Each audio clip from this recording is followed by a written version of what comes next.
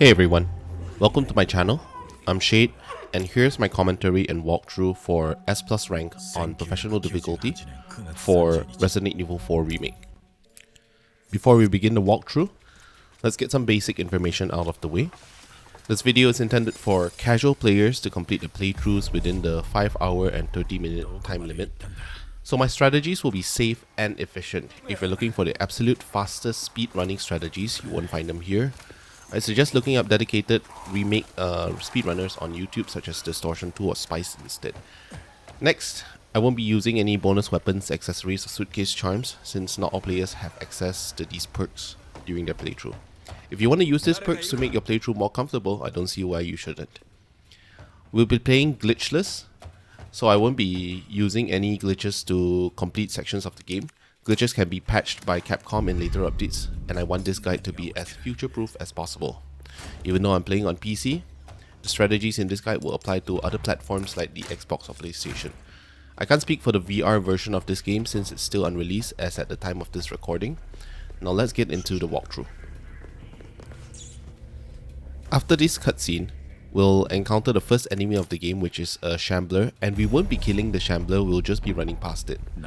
Shamblers can lunge twice, so I recommend weaving through either the first or second lunge. Second lunge would be much safer.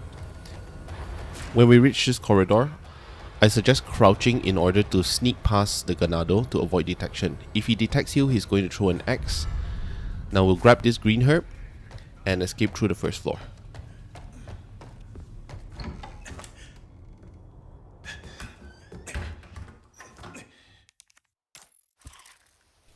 After leaving the forest lodge, we'll be heading towards the village for the first major encounter of the game. So in professional mode, enemies have roughly 2 to 3 times the health of standard difficulty. So Leon is going to be quite weak at the beginning. Aside from that, enemies usually spawn in greater numbers, so directly fighting enemies is not going to be an option. On our way to the village, we're going to pick up several items to make our fight easier. We're going to stockpile some handgun ammo. We're going to grab a flashbang later. And we are going to avoid fighting enemies so we can conserve as much ammo as possible. Now a key strategy that I'll be using throughout this walkthrough is to avoid fights whenever possible. We can progress through most of the game without having to kill all enemies. There will be certain enemies which you must kill in order to proceed, but those are few and far between. Fighting enemies is going to take up your time and ammo and make it much more difficult for us to reach the 5.5 hour time limit otherwise. Now we're going to head into the village, and after you get through the village doors, we'll be running straight to the center of the village, but we're going to turn right.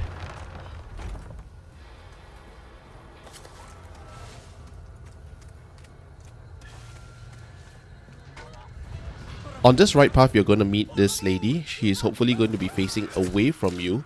If you enter the village a little bit later, she might already have spotted you, in which case just run. Our job here is to get to the first house to collect a guaranteed hand grenade. Our objective is to kill 15 Ganados to trigger the ringing of the church bell and end the fight. This can seem quite unfair and almost impossible with just a pistol, so we'll be using the hand grenade, shotgun and the environment to our advantage. If enemies grab you like this, try and get out of them with your knife.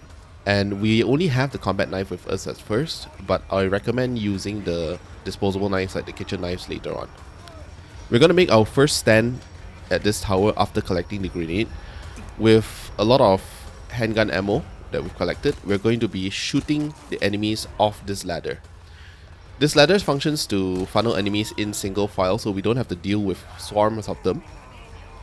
Between the headshots and the fall damage, we want to kill 6 to 7 Ganados in order to trigger the cutscene where Dr. Salvador arrives. While we are at the top of the tower, please do not run around because the floor can cave in and send you downstairs, which is not what we want. Stay by the ladder entrance and shoot enemies one by one till you kill 6 to 7 of them. You'll know when the cutscene starts playing. And a little bit of ammo and reload management is required here, because you don't want to reload when enemies are too far up the ladder, since you won't be able to kill them before they reach the top. If enemies reach your level, they can grab you and kill you, so that will be quite messy and we'll have to restart the playthrough otherwise.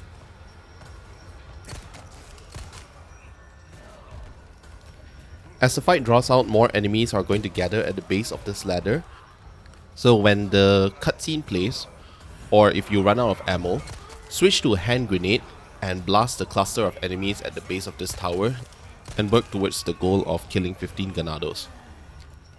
When Dr. Salvador spawns shortly, we're going to hold up in the house with the shotgun and pick up another hand grenade there for a few extra kills. Make sure that the enemies are not blocking your path, because your grenade can bounce off of them. Knock them down or kill them first, and once the coast is clear, fire away.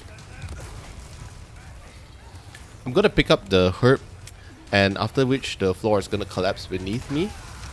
And this is a little scary because Dr. Salvador actually made his way here already. Use a flashbang in order to stun enemies at this tower to escape more safely. You'll barricade yourself in after this cutscene. And first we'll want to move the shelf to block the window. This will allow enemies to group up around this window, and then we're going to toss a grenade in the midst of them to score a few more kills. No matter what you do, do not fight Dr. Salvador. We can't kill him, he has way too much health and we don't do enough damage. Get your shotgun shells off the bed and kick this ladder. This will delay enemies further, and if an enemy is climbing out of this window, just blast him. Switch to the hand grenade and lob it in the midst of the enemies. This should score you the kills necessary to end the fight. Once the bell rings, we're home free and enemies will stop pursuing or attacking us.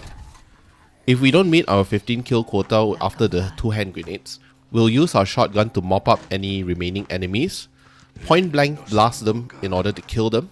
They'll have a high chance of decapitating or tearing off their limbs. And that's it.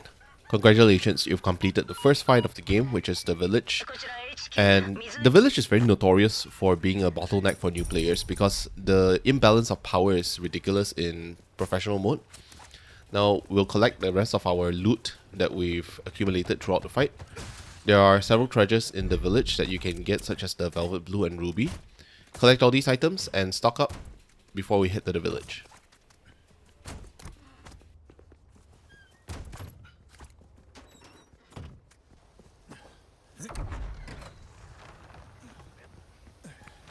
During the early chapters of the game, we're going to be meticulously gathering treasures and supplies. Our goal for the village is to buy and substantially upgrade the bolt action rifle by chapter 4. Follow the path in my video to loot the farm efficiently, and we're also going to complete the first medallion quest. Throughout my playthrough, I'll be completing a majority of quests, except for hunt quests, where we have to kill mini bosses, because those are too dangerous to tackle. We are going to complete the first medallion quest in the farm to save up for some spinels so we can buy a powerful upgrade by chapter 7 or 8. Now in the playthrough, I'm facing a pitchfork wielding Ganado. I'm going to call them pitchforkers from here on. On the topic of pitchforkers, they can be quite dangerous because they have a charging attack that's quite accurate and difficult to block. If they ever start charging at you, just use your shotgun or pistol to stun them in their tracks and then knock them down. We're also not saving in chapter 1. Chapter 1 is quite short and quite easy, so I don't recommend saving here. We'll save later in chapter 2 before the valley because things can get quite dangerous and nasty before we enter the valley. Over here you'll encounter the first brute of the game. Brutes are quite dangerous. They're scary because they're very fast and they hit really hard. We're not going to face the brute just like we're not going to face Dr. Salvador's. We're going to just run from him. Climb up the barn, and now we're going to unlock the gate after collecting the wooden cog. Run into the gatehouse, affix the wooden cog, and then pull the lever. But we won't be leaving just yet.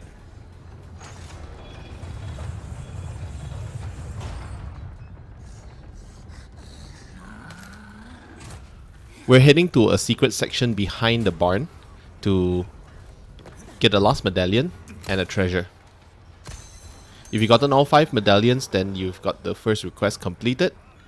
Collect this flagon, and we're gonna escape back into the barn and turn left here. It's always a good idea to keep your shotgun armed and loaded, so when enemies get in your way, you can just knock them down. You most likely won't kill them, but you can stun them very effectively. And the shotgun is a very powerful crowd control tool. Crowd control is very important in professional difficulty because we don't need to kill enemies. We just need to clear the way so that we don't get cornered and killed. And in the spirit of transparency, this is also not a no-death playthrough. Since we're making frequent saves, it's okay to die and restart at certain checkpoints. God knows I've died hundreds of times in the production of this playthrough. And over here, if you get hit by the brute, you can see how painful it is. Always keep your health above 50% when the brute is around, because the brute can one-shot you if you're in the yellow or red health. Also, of course, you need to heal when you're in red health because Leon's gonna run a bit slower and his aiming is gonna be poor when you're in critical health. Run down this path, but hug the left side so that the pitchforker won't charge us.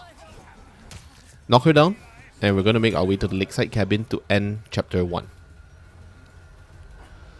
Also, another basic tip is that if you happen to die, don't reload your game from the death screen because that's going to roll over the in-game timer from when you died. It's always better to quit to the main menu and reload from there instead. That way your time will reset to exactly when your last checkpoint was. You're going to be surrounded by enemies running down this clearing, but just avoid them if possible. If you get hit, it's fine. Just keep some recovery items to bring yourself back up to medium health. Once you enter this lodge, you're quite safe, except for a trip warrior coming right up.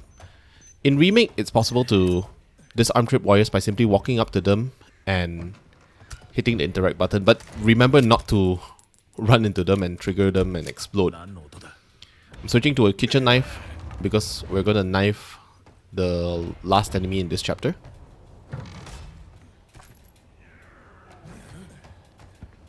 And there you go.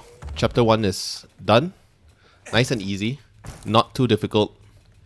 The hard part is going to come in chapter 2 because there's the Dynamite Valley.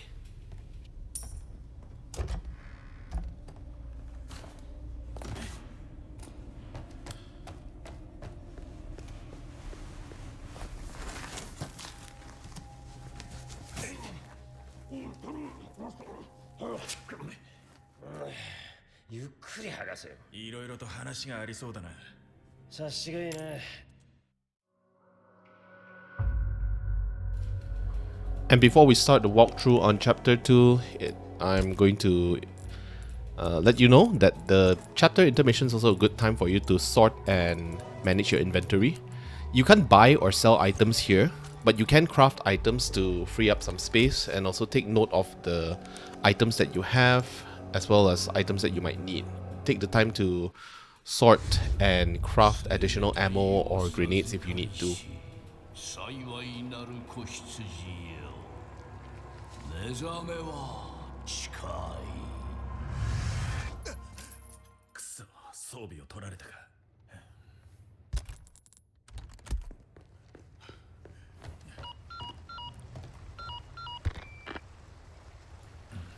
We're gonna start with some knife heavy action in chapter 2 before we retrieve our inventory. Now I'm gonna explain my knife usage strategy. I always prioritize using kitchen knives and boot knives, which are the disposable knives, over the combat knife or fighting knife, because we're gonna use the repairable knives as a backup, and kitchen knives and combat knives take up space in your inventory, so use them up in order to clear space in your inventory regularly. Now this first guy isn't too tanky. It only takes about 4 or 5 steps to get him. And the second request of the game is here, where we have to kill 3 rats for the pest control request. I knifed this trap to make sure that I don't run into it later when I'm on the way back.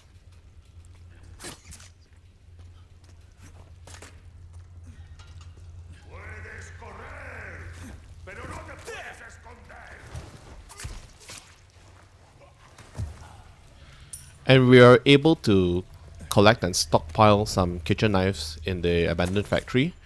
Just keep them with you, but always equip the kitchen knives before using your combat knife. Your combat knife is your backup. And also, by using the kitchen knives, we can prevent the durability of the combat knife from going down, and we'll minimize the amount of repairs that we'll have to do. Run back towards the rolling shutters and collect your inventory.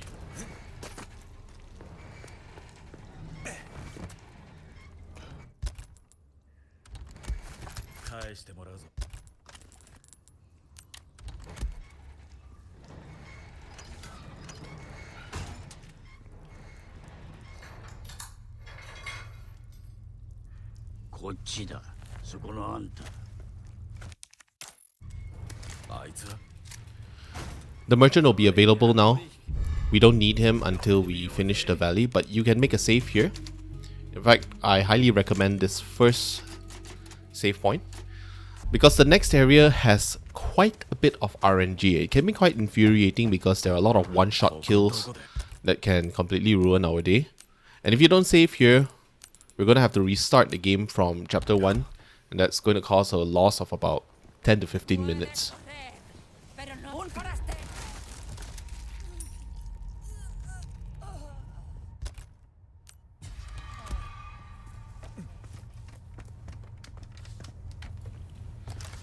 The shotgun will be our primary weapon as we run through the valley. As we run through the valley, we're going to get swarmed by many ganados, as well as running through a hail of dynamite. Keep your shotgun loaded at all times.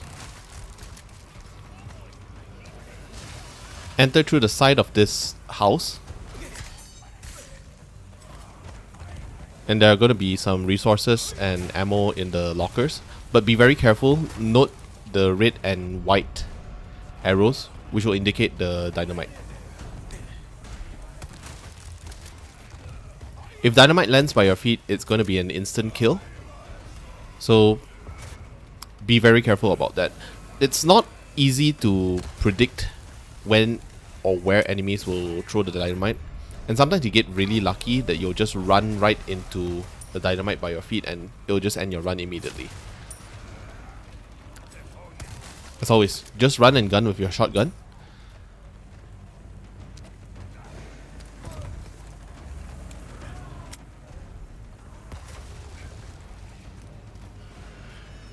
There's a treasure at the top of this slope.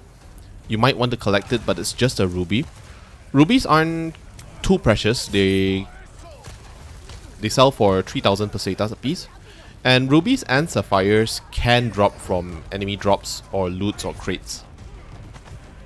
So if you feel unsafe and don't want to pick this one up, it's fine.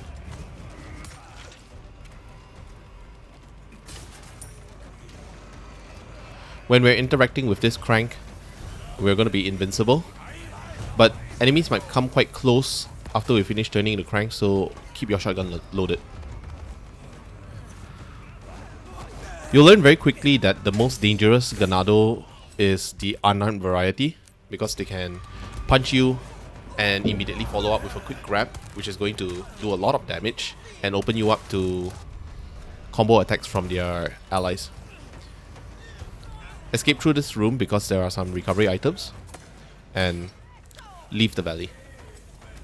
Remember, we're just here to get the small key, the hexagonal emblem, and the treasure if you want to, and then just leave. When we get back to the merchant, it's way past their leash point, so you're safe here. We're gonna interact with the merchant to buy our first batch of items. And at this point, we want to raise 22,000 pesetas to buy a case upgrade, the bolt action rifle, and we can get a free scope in chapter 2 only. Don't bother upgrading anything at this point, it's not necessary. In professional, I also make it a habit to offload my excess handgun ammo. I try not to keep more than 40 ammo with me at any one time because The default attaché case is the silver case, which raises the likelihood of getting handgun ammo from crates and random loot drops.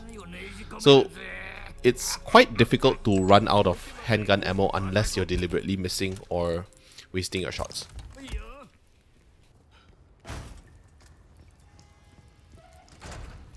We're opting to use the small key here to get the Elegant Mask. The Elegant Mask is a 3-slot treasure which can be moderately valuable. We try not to combine the mask with sapphires and rubies because those are pretty low value treasures. We prefer to use the yellow diamond and get 3 of a kind combinations because that increases the multipliers.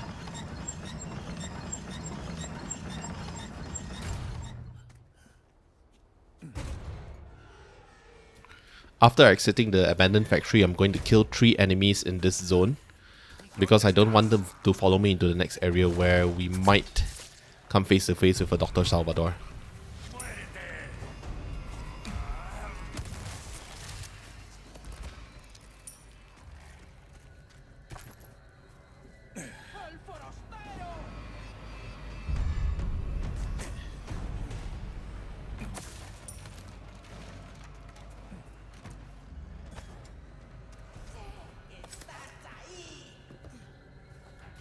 Also, side note, enemies can get caught in their own bear traps.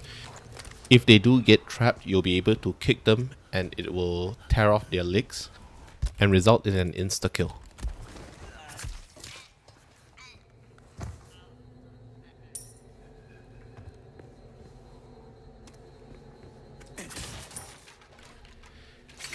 If Leon gets snared in bear traps, it's not going to do any damage to him, but if enemies are around you, they'll be able to attack you since you won't be able to block or counter.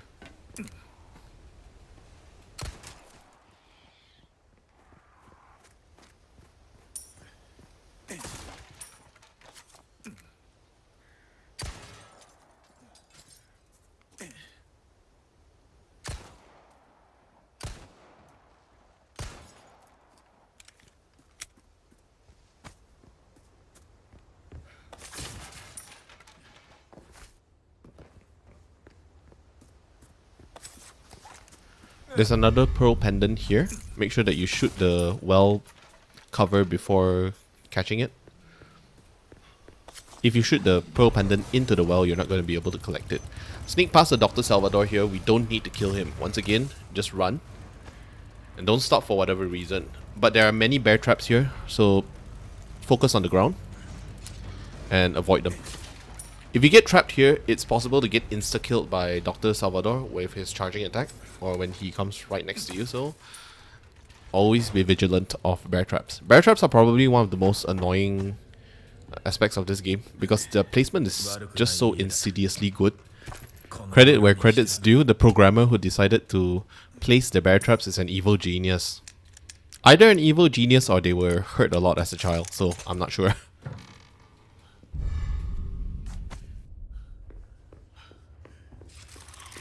When we return to the living room, a shambler is going to appear. This is the dude that we ignored in the toilet. He's supposed to be in the toilet downstairs. But as usual, let him lunge twice and run past him. He won't be here after the chapter ends when we backtrack, so don't need to kill him.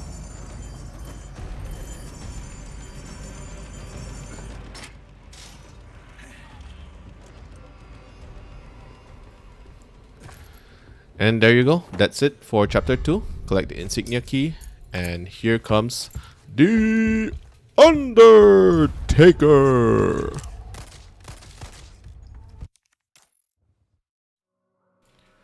Also, it never really occurred to me that Mendez is Resident Evil 4's version of Mr. X.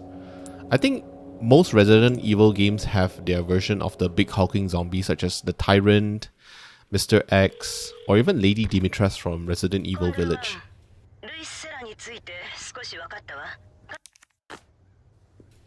There are actually a couple of treasures above this bedroom that you can access in Chapter 5 with Ashley, but we won't be revisiting the area because of the Savage Mud.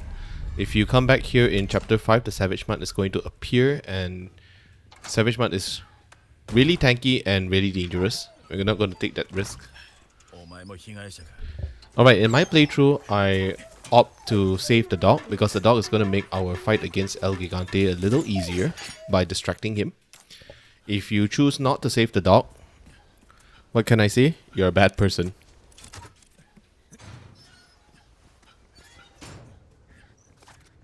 With the insignia key now, we can go back to the village and go through the insignia doors to head to the church. Since we'll be coming back here in chapter 5, I won't be looting the village. We'll be able to collect the balance of the items that we've left behind when we head towards the cabin. After the tower explodes and collapses, we'll be heading into this room. There's a tripwire immediately to your left. Be careful not to trigger it. Run inside and wait for a couple of seconds before you shoot the tripwire. You can't duck under this one.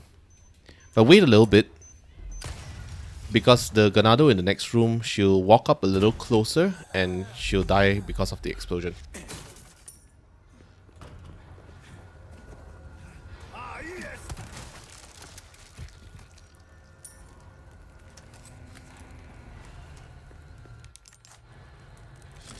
There are a bunch of supplies and pickups in this room.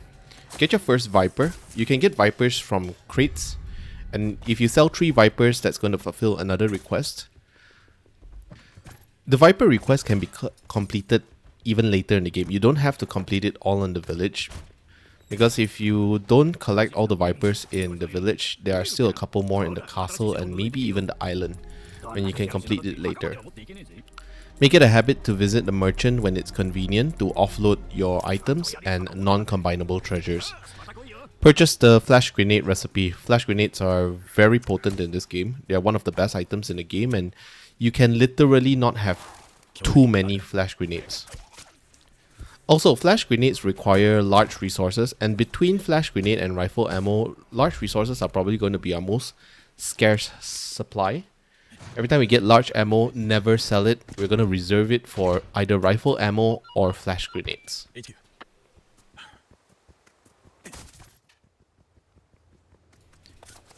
There's an elegant headdress behind the church, and even though we'll be back here later in chapter 5, I'm going to run back here for a few seconds to collect it, because I want to sell it by chapter 4.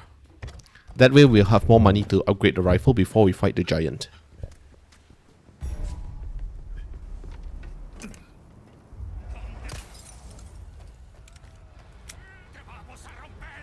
The second Viper is in this room. And you might take a little bit of a risk by going into this house, because enemies will be able to corner you. But just clear the way and run on the top level. Careful of getting speared here. And enemies aren't too aggressive on this platform. However, it's always better to be safe than sorry. So shotgun them out of the way. When we jump off this platform, there might be 2 more enemies that will appear in this corridor. However, in my playthrough, they don't appear. If they do appear, just shotgun them and just run past this tripwire.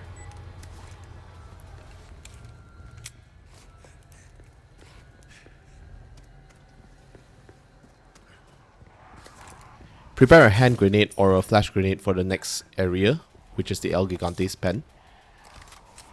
We're gonna flashbang or explode the crows in order to collect a lot of treasure. And there's also 2 dogs in this area.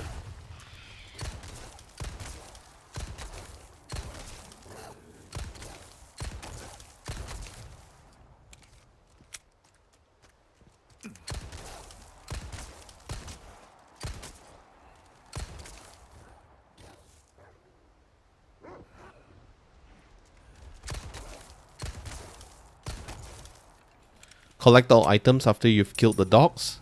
There'll be a treasure lantern suspended above, as well as the first medallion for the next request.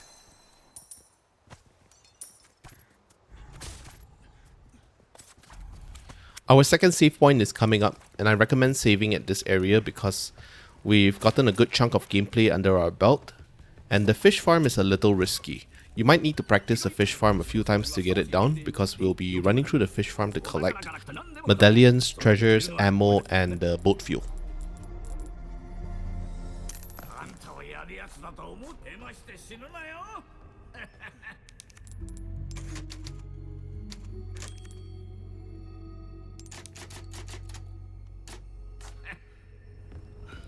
If you've made it this far into the video, I'd appreciate if you like the video and subscribe to my channel.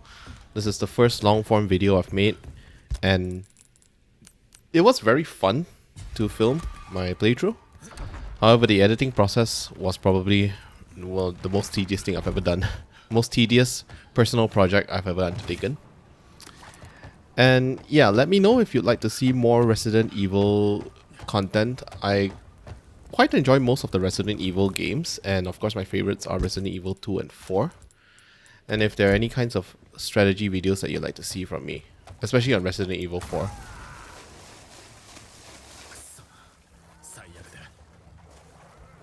After we drop into the fish farm, we'll hide behind this fence to wait for the brute to walk past us, and we can use a knife finisher on him. This will kill him instantly and make our run through the fish farm a lot safer and easier.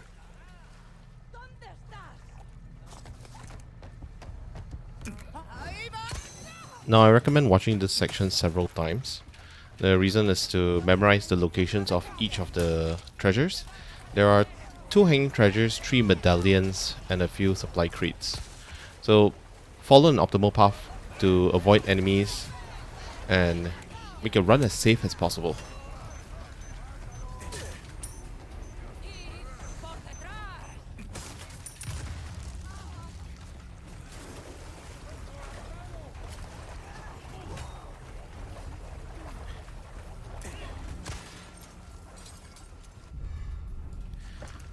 We'll be able to revisit the fish farm in chapter 4 before El Gigante, and if you do so, then there will be no enemies here and you'll be free to loot the area completely safely. If you're not willing to take the risk in chapter 3 to save a little bit of time, you can always come back here in chapter 4.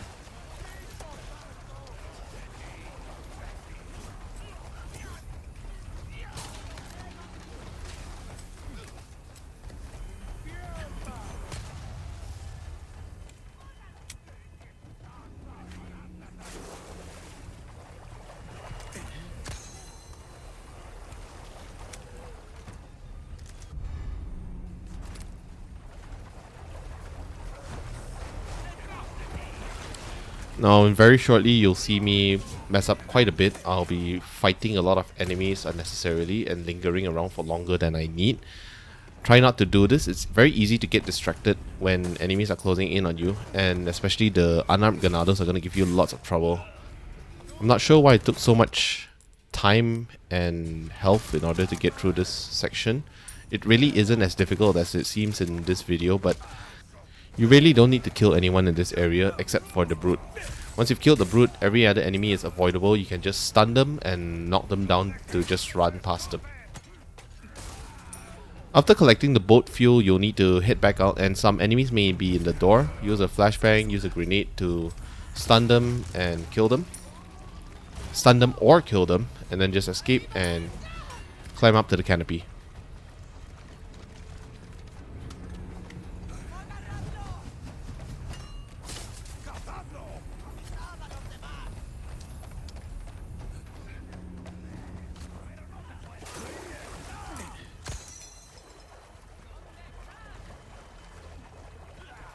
We'll leave the fish farm with 3 medallions shot, including the first one in the El Gigante pen, which leaves the last one, which we'll take down in the docks very shortly, and that will complete the second medallion quest.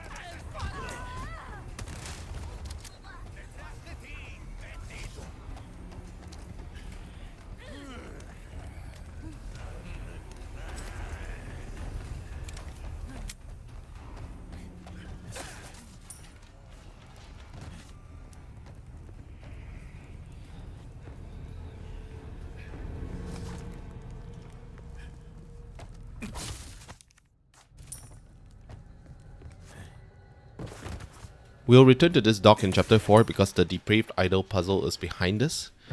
If you've missed any items in the shelves, in the crates, you can always come back here to collect them in chapter 4.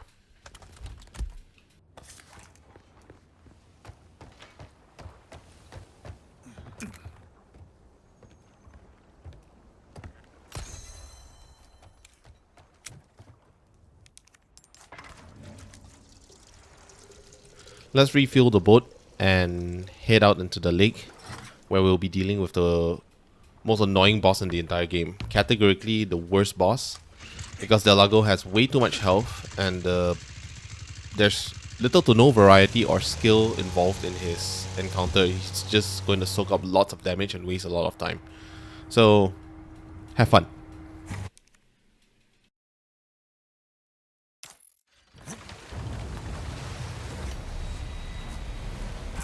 The opening stretch of the Delago fight is probably the most vulnerable period, where you'll be able to get in a lot of strikes with your harpoons. I recommend steering the boat to the right, and then we'll be able to broadside the fella, because it's a bit hard to aim if he's directly at his tail. When he submerges, he's going to open his mouth, and we'll need to swing left to spear him directly in the mouth. They'll do a lot more damage, and I've noticed that whenever I miss my critical shots in the mouth, Delago takes a lot longer to kill. I can't confirm this right now, but I feel that Delago regenerates health if you don't hit him with spears for a long enough period of time.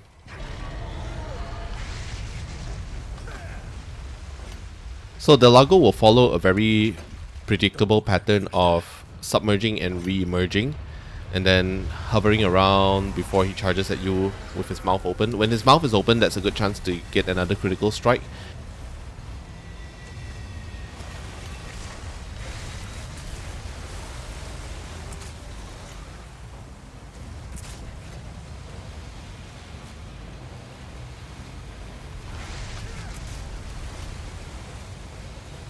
There's not much to say about this boss fight. It's just a ridiculously long boss fight, and missing shots can be very frustrating because he seems to take another cycle or two if you miss too many shots, and that can take upwards of 3 to 4 minutes.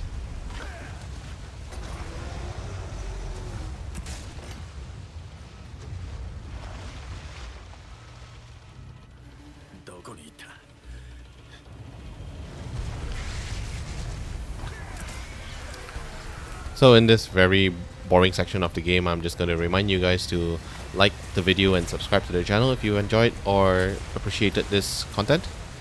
Tell me what else you'd like to see in the future, especially regarding Resident Evil 4. I'm quite well versed with this game, and I'm willing to share a lot of other tips about this game. This professional guide is pretty comprehensive already. It encompasses a large portion of what I know about this game. But if you'd like to see some tricks for mercenaries or maybe some weapon reviews, let me know. I'd be glad to try those, because Resident Evil 4 has been an absolute pleasure to deep dive into. Haha, deep dive. Yeah, Delago is killing me right now, killing me with boredom. And I hope I hope the same doesn't happen for you. He has much less health in standard. In standard, it usually takes 2 to 3 cycles to get him down, but in professional, it's ridiculous. It might take 5 to 6 cycles to kill him.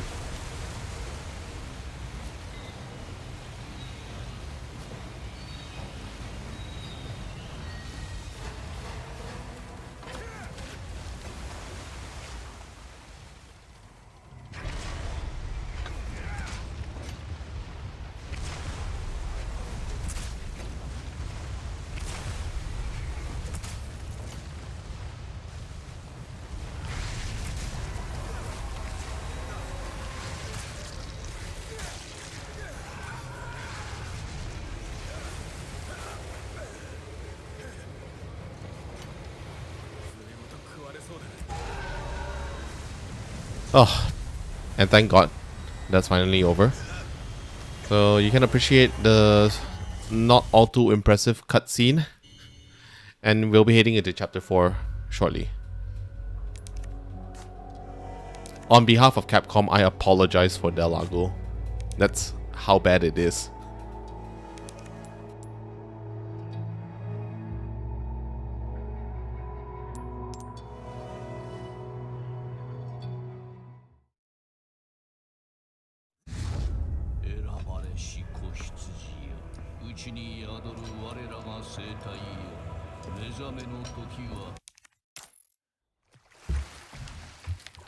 Okay, starting from chapter 4 onwards, plagas will start to spawn from normal enemies. So you're probably going to be under a lot more pressure in the terms of ammo and resource management. But remember, you won't need to kill a majority of enemies, you basically need to stun them. And plagas are especially vulnerable to flashbangs and rifles, both of which we're going to be using very heavily. So try not to let yourselves be distracted by plagas. And always fight plagas from a distance. Plagas are most dangerous when you're in melee range, as are most enemies.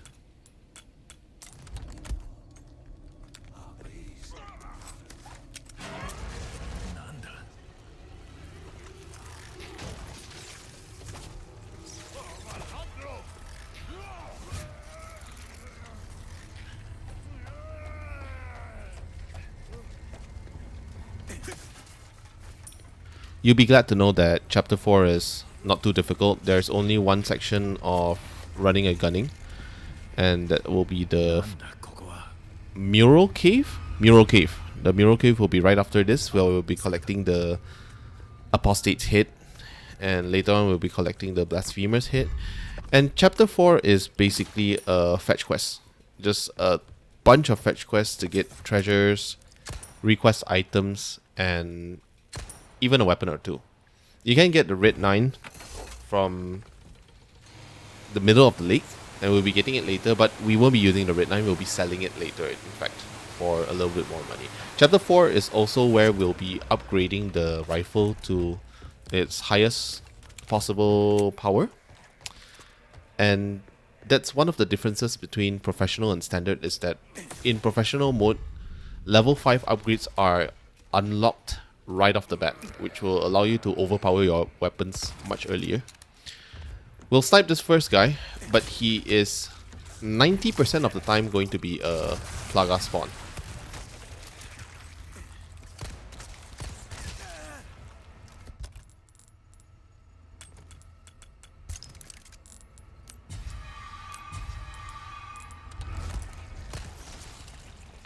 Try not to take too long with this enemy because a couple of his colleagues will be behind him. I say colleagues. Will be behind him and they'll be running up to you. And there'll be a dynamiter. The dynamiter might get in your way, or he might do that. He might help you clear the path. And plagas are quite tanky in professional mode, so take your time and use a hard-hitting shot. Maybe you want to use a rifle shot to take them down. Again, don't linger too long in this area. We're just going to run through it.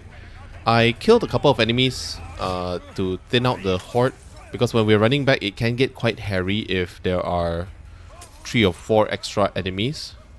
But in any case, reserve a flash grenade or 2 for this section, because we won't kill enemies, we'll just stun them and just run past them. Go towards the end of the cave, the back of the cave by the left side, and climb the ladder at the top. The Apostate's Head puzzle should be right in front of you. I've got the solution on screen as usual, and imagine the 8 buttons to be the cardinal directions, and that will be north, east, northwest, and south for the first puzzle. Once we're done with that, we'll be heading straight back out, but down a different route because there's a treasure lantern and some yellow herbs and crates at the side of the cave. Enemies will usually converge here, in which case your flash grenade will be useful. Toss a flash grenade, stun most of them, and just open the iron grate and out you go. That's it.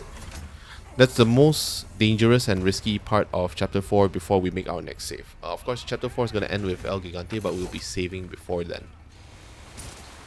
The rest of this chapter will be fetch quests, go around the various shoals and shores.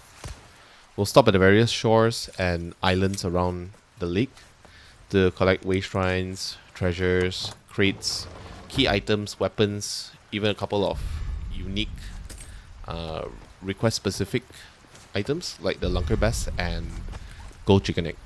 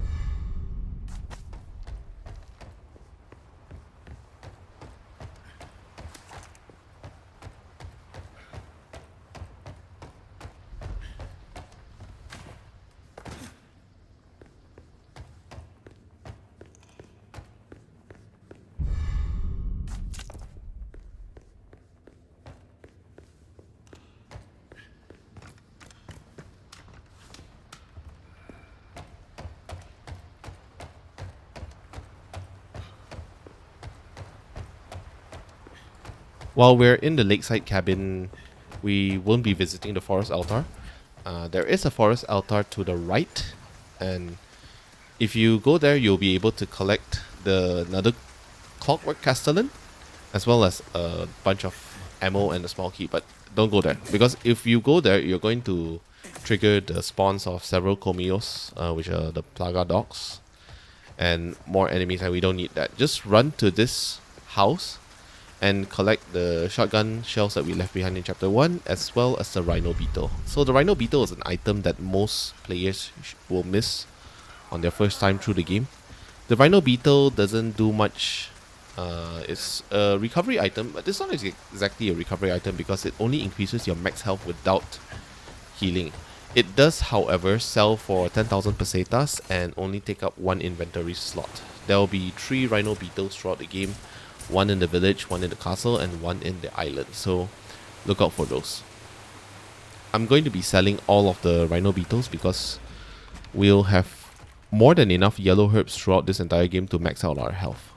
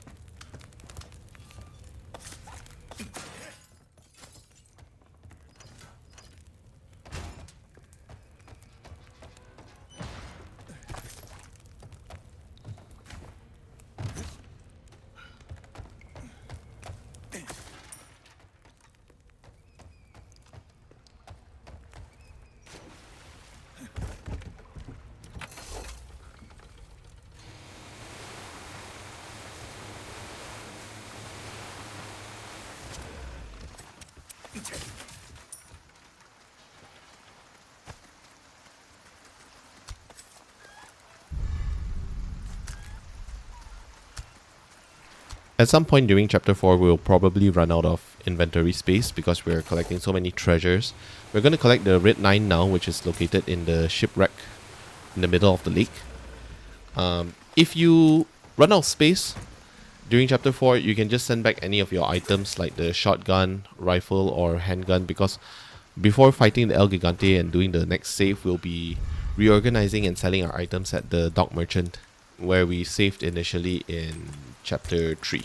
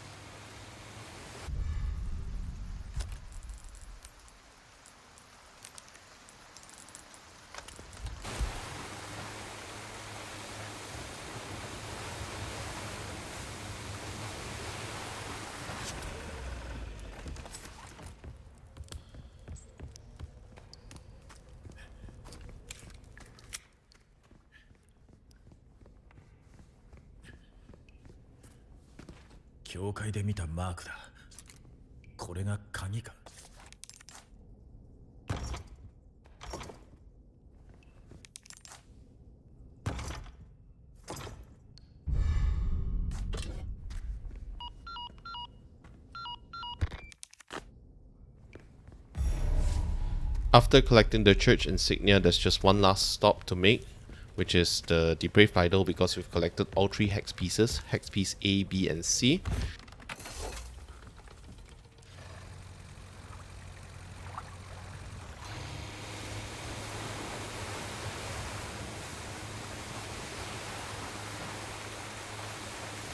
The depraved idol puzzle is one of the few puzzles in the game where there will be different solutions depending on if you're playing professional and hardcore mode or standard and assisted mode.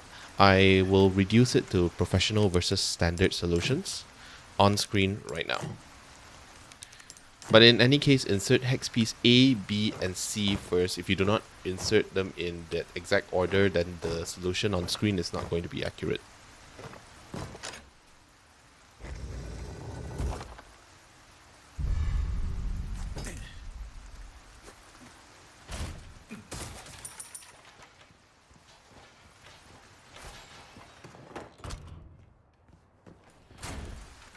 And another reminder for players who skipped collecting all the treasures in the fish farm earlier, if you want to go back, then now is the time. It's going to be safe because there are no enemies there and you can take your time or go in with minimal risk.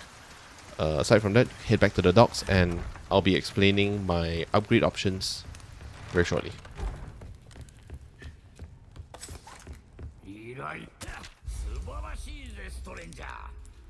With the load of treasure that we've collected in the last 2 to 3 chapters, we'll be selling off all of them. So any treasures that are non-combinable, you can immediately sell. We'll be selling the Red 9, Lunker Bass and Gold Chicken Egg as well to make a hefty sum of money. I'm aiming to raise between 135,000 pesetas up to 165,000 pesetas. And the reason is because we'll want to try to max our rifle as much as possible. With a high-powered rifle, we'll be able to tackle El Gigante very easily. I try not to touch my slottable treasures and gems until I really need the extra money. I usually sell rubies and sapphires uncombined, but always reserve your yellow diamonds, alexandrite, emeralds, and red barrels, which are the 4 more expensive gemstones. Always save them for combinations into slottable treasures. You want to slot them as optimally as you can, following the weapon combination, gem combination chart that's in the key item menu. Right here, I'm going to upgrade the rifle to 4224 stats, and if I have any excess cash, I'll pump an extra point into either power or fire rate. But pumping extra points into ammo capacity and reload speed isn't bad as well, because a clip of 9 is much more comfortable than a clip of 7. 7's a little bit small sometimes and you'll need to reload more often otherwise. Make your save here and be prepared for the boss fight, which isn't terribly difficult now that we've got a crazy overpowered rifle.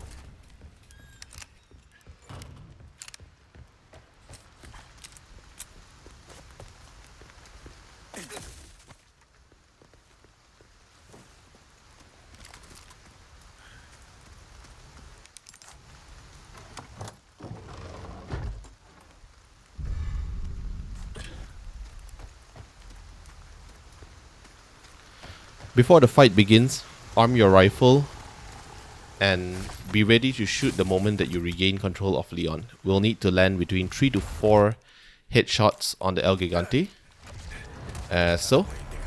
And when he hits a certain amount of damage, he'll start screaming and the Plaga will appear from his back. The Plaga will appear in quite a predictable position above his back, so you can actually pre-aim above his head. Direct hit to the Plaga will do a lot of damage, and then the dog will appear. The best boy is going to distract the El Gigante, which will allow you to strike him in the head more without the fear of retaliation. Just keep rinsing and repeating until the El Gigante kneels and you can take pot shots at his Plaga. The reason why this is so effective is because the rifles do triple damage against weak spots, and the Giant's weak spots are his head and Plaga. So considering the high amount of firepower that the rifle has, it's actually killing him really fast. Now during this cutscene, the dog is going to distract El Gigante one last time, and El Gigante will be hit by the rock slide, which will open up another kneel. And that's basically the gist of the El Gigante boss fight.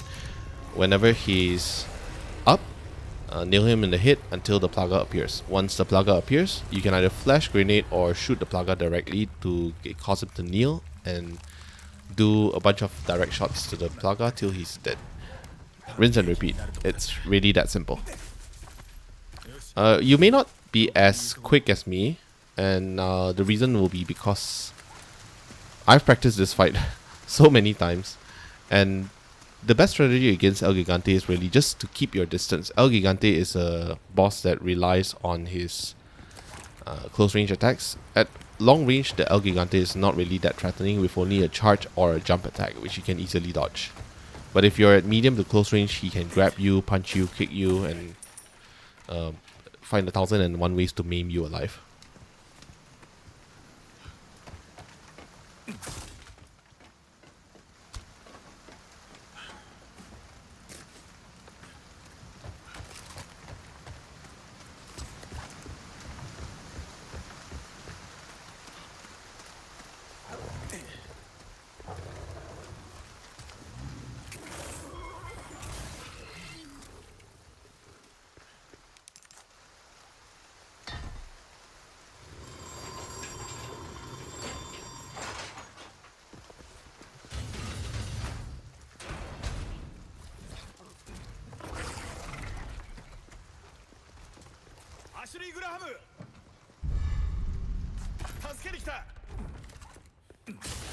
As always, if you run out of inventory space collecting supplies from the church, you can always send back a weapon or two to the storage. For the upcoming section, we'll only need the shotgun. You can store your handgun or rifle in order to make more space.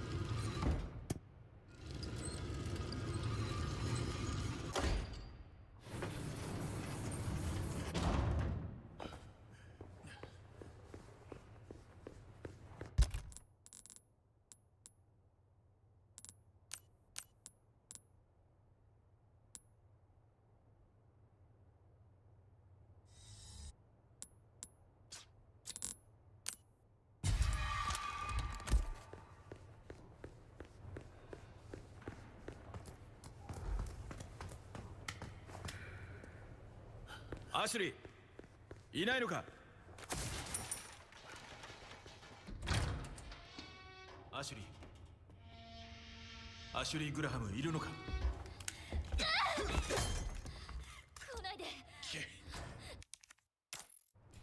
So congratulations on reaching the end of chapter 4. We'll be starting chapter 5 immediately. We're not making a save here, we'll be making a save only before the cabin. We'll still have a ways to go.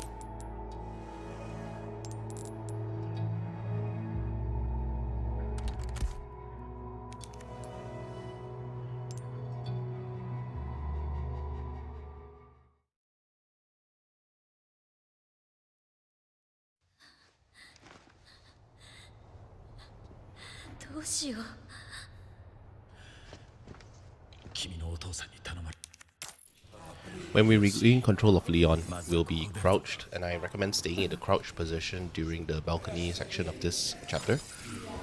While you're on this balcony, enemies can spot you down below, and if they get alerted, they're going to send enemies to the front of the church to try and detect you as you escape the church. So always stay crouched and stay far away from the railing so that enemies don't spot you. And then after collecting the yellow diamond, we'll run to the opposite side of the balcony to escape, to climb up to the attic and then down the back.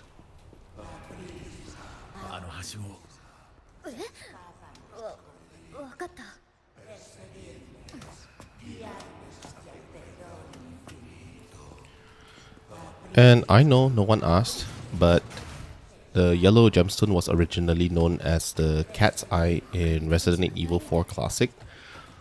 That was a bit of an unnecessary change because the Cat's Eye is such a great name. And gem experts will tell me that the Cat's Eye and Yellow Diamond are completely distinct diamonds. I don't care. Capcom, why did you change that? That was unnecessary. Do better.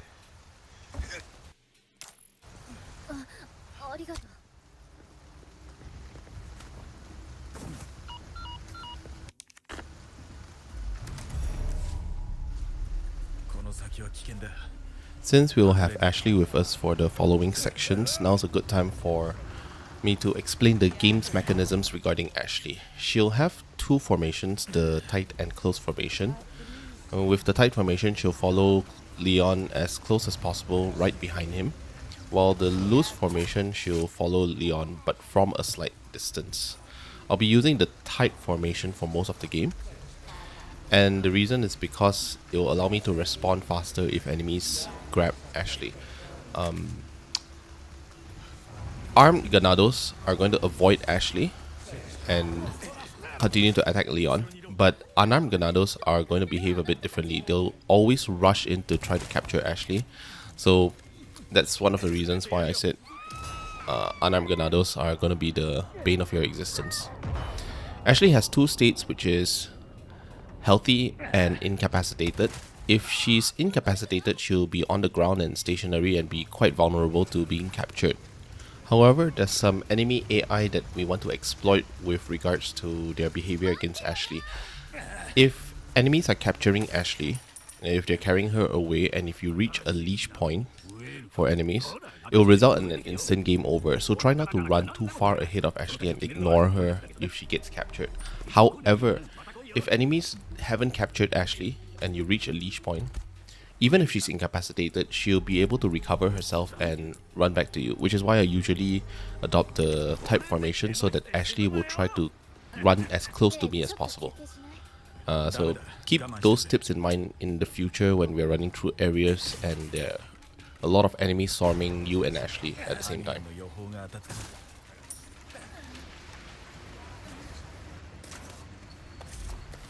There are two general strategies for crossing the village to get to the farm here. The first is to go underground, which tends to be a bit safer. However, enemies can still get alerted underground and summon their friends as well as a brute to your location, so be careful of that. Don't get detected even underground.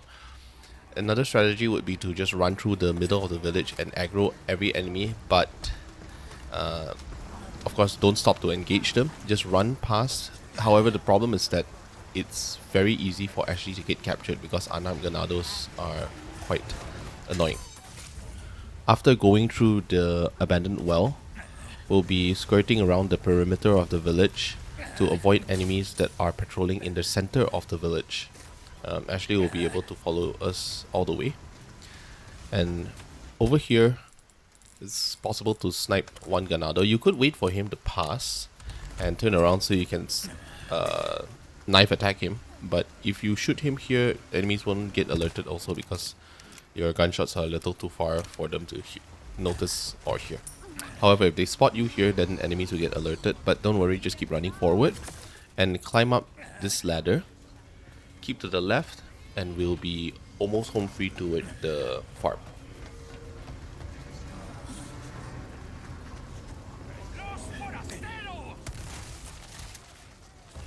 There's a high likelihood of plaga spawns from both of these fellas.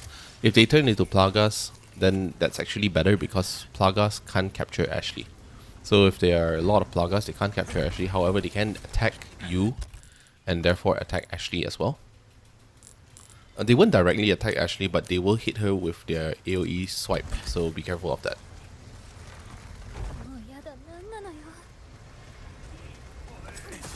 We're almost at our next save point, which is in the gatehouse before the cabin. So a stealth approach is usually better here. Wait for the enemies to come. You can notice the enemy coming towards you by observing the torch light bloom. The bloom from the flame will indicate that they're closer. And when he turns around, just knife him and knife this other fella to the right.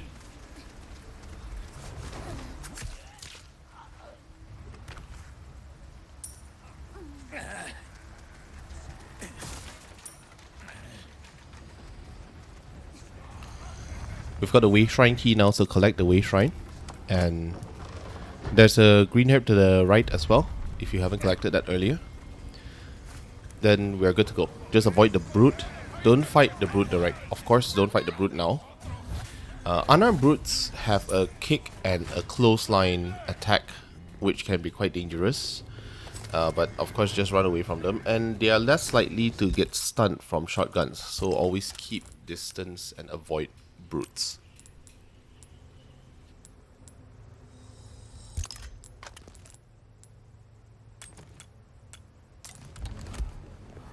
Welcome. ちょっと珍しいものが手に入ったぜ。いつもこうならいいな。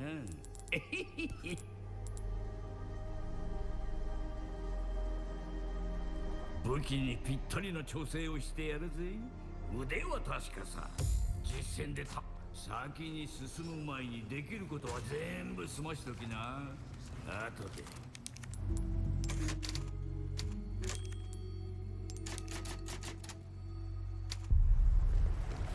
So yet again, I want to remind everyone to use the disposable knives before using your combat knife, because you'll be able to clear your inventory and reduce the amount of times you need to repair your regular knife. head toward the cabin and I'll break down the entire cabin fight to make it a lot more approachable. The cabin fight is something that's very frustrating if you don't understand how it works, so let's start now. The cabin fight is divided into 3 phases, where I'll name phase 1, 2 and 3. And in phase 1, enemies will enter through the ground floor. Phase 2, enemies will enter through the first floor, and in phase 3, we'll have to fight and kill a brute. So in phase 1, enemies will be entering through 3 windows, where the phase will end when we kill 17 ganados or barricade 3 windows. With each window that you barricade, enemies will stop coming through that window and enter through the remaining windows that are left open. To barricade a window, we'll need wooden boards, and I picked up a wooden board from the table on the ground floor earlier, and wooden boards can also drop from enemies after killing them. We'll need a lot of rifle ammo and a couple of flashbangs for safety. We'll also use the shotgun for crowd control, and the pistol will be useless here because it does way too little damage.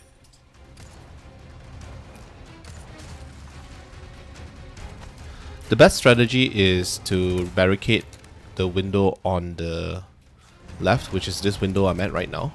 And the reason is because the other 2 windows will be open, but they'll be on the opposite side of the wall. Therefore, we have a little bit of safe space to back ourselves against. We won't get surrounded. However, enemies do enter quite quickly, and if you don't kill them efficiently, they will start to swarm you. And just like that, if you manage to headshot an enemy but they don't die, because your rifle is quite powerful at this point, and if they don't instantly die or get their hits exploded, then you're likely going to face a plaga. Enemies can also fall down through the fireplace, which is to my left, but that will not be too frequent. If enemies start swarming you too much like this, always run away and use a flashbang if there are too many plagas around. Flashbangs will instantly kill all plagas.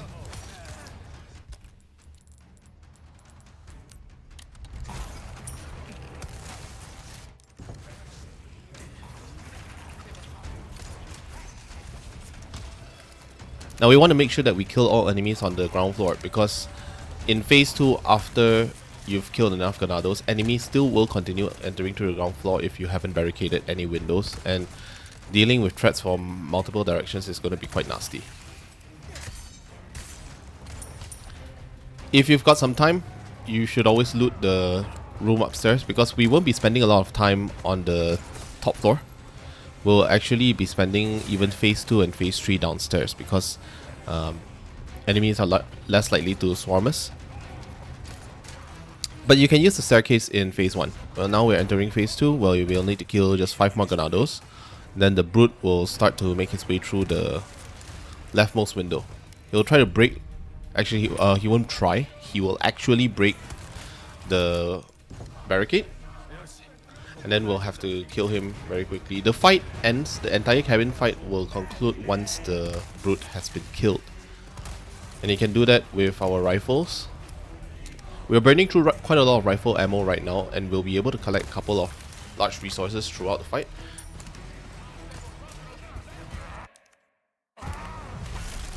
When the cutscene plays and the brute enters the room, you'll have a few seconds to shoot him or attack him while he's still not actively hunting you down. You can kick him, and once you kick a brute against a wall, you'll be able to do a knife stab to their neck. It may not kill them, but it will do significant damage. After that, we'll just keep headshotting. I got very lucky here because I managed to kill him right before he hit me. And as I said before, keep your health above 50% when fighting a brute. Now, what I did here was quite risky, be very careful. After a while, Ashley will find a way out and we'll end the cabin fight. Once this cutscene plays, then it's the end of the chapter and we're going to proceed to chapter 6. And that's the cabin fight. The most challenging and nail-biting section of the village, in my opinion.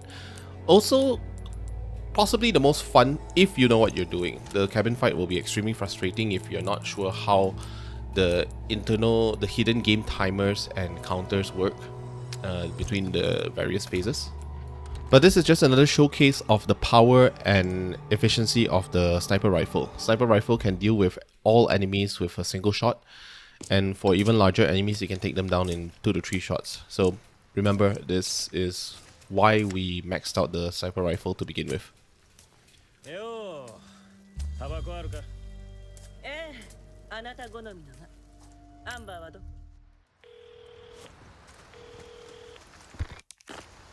行こう。私どうなっちゃうのかな。今は無事に帰ることだけ考えるんだ。そうね。We'll be making our next save in a few minutes. We won't be making a save here. At least I won't be making a save here. But if you want to adjust your save points, I would recommend saving here instead if you don't want to repeat the cabin. Because there is a possibility we might fail the next short section. But we are just running through the gorge. どんな物も大歓迎だぜ。 At this point, the Riot Gun should be made available for purchase. Try and trade in your shotgun for your Riot Gun. The loot and treasures that you collected in the last cabin fight should be enough to afford that upgrade. The reason why I use the Riot Gun over the basic shotgun is because it's a strict upgrade because it has fire, it has a better fire rate, it has a smaller spread, meaning that it's more accurate, and it's actually even useful for enemies at medium ranges. The shotgun has a pretty wide spread, whereas the Riot Gun has a pretty thin spread or narrow spread. Enter the gorge and we'll knife 2 enemies first.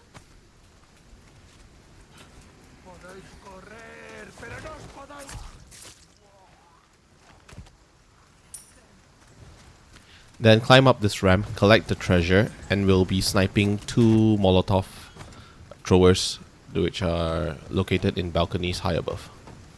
You want to make sure you kill these 2 because fire can cause us to slow down and not run as fast. Some headshots would be good here. And once enemies are alerted,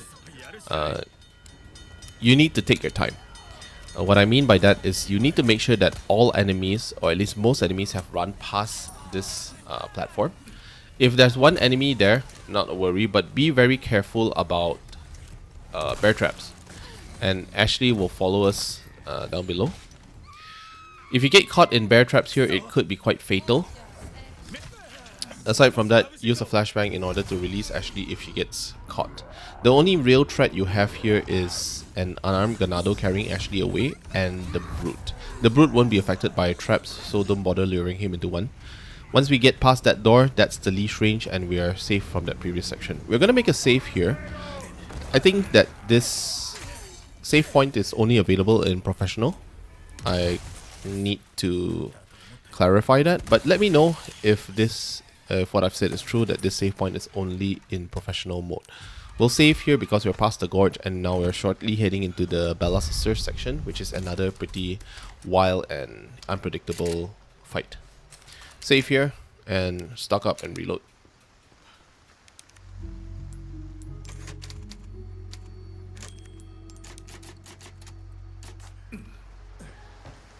Ashley, 平気か？ありがと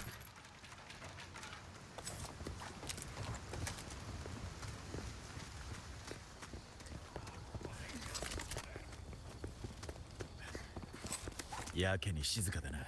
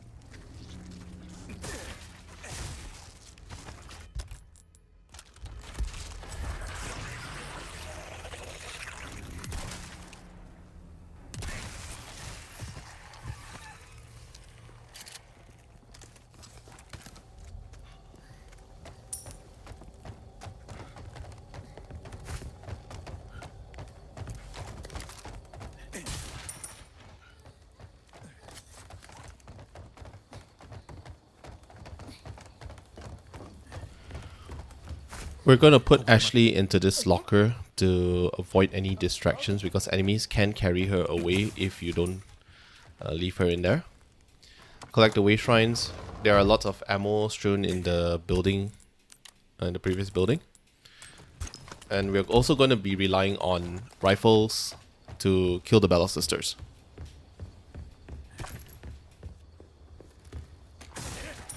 Make sure you enter the house below from the outside, and it's because we want to cut open the locks so that we'll be able to escape. If not, if we enter through the broken stairwell, we'll be trapped inside with the Bella Sisters until Ganados enter, and that's a little bit too dangerous and late. Interact with the crank to initiate the Bella fight.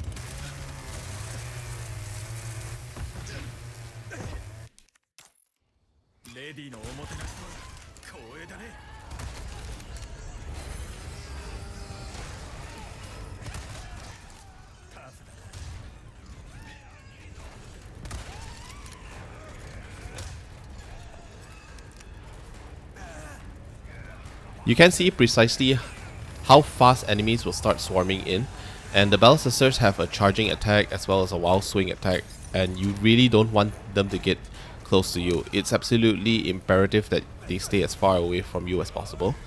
Use range weapons and try and slow them down. Fire tends to slow enemies down, so you can knock the molotovs out of an enemy's hands to create a kind of puddle or pool of fire that will prevent them from moving too fast through it. They will also take some light damage from it. And I think the Bella Sister dies here from fire damage. Yeah, she does. Aside from that, you really don't want to fight the Bella Sisters up close and personal. Try and space them out if possible, meaning that you try to stagger them so that they don't both charge at you at the same time. Now what I've done here is really risky. You see, I almost came close to dying there. Don't do that. But she was already low enough, so collect the checkpoint crank.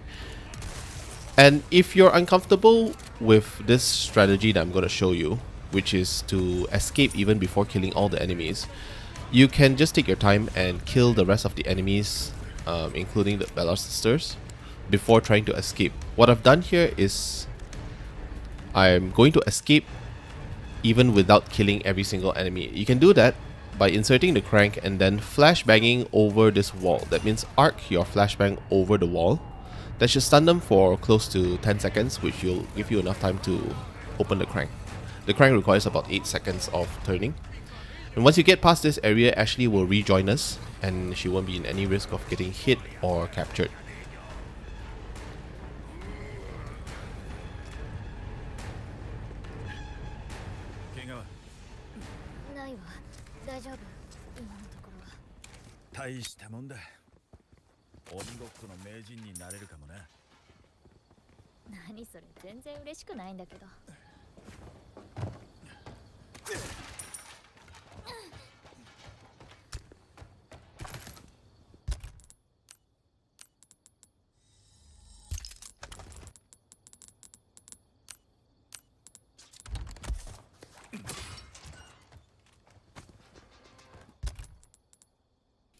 For the upcoming area, which is the Mendez chase, we're gonna need a shotgun, pistol, and flash grenades. Flash grenades are the most important item here because if Ashley gets captured by Mendez, it's going to be an instant game over. You won't even have time to react. So make sure that Mendez never gets to her. A major risk you could run into here is that when enemies are throwing axes, they could hit Ashley because she's right behind you. So just be very careful about that. Try to run right and left to weave through the axes. Enemies here have reduced health, meaning if you hit them with a direct shotgun blast or several pistol shots, they should die immediately. But it's a pretty short section, but can get quite frantic, especially if Ashley gets incapacitated. So that's why I said keep the flash grenade on hand. And that's it for the chase. We're going to go into the slaughterhouse fight now, which is the final boss fight of the village against Mendez.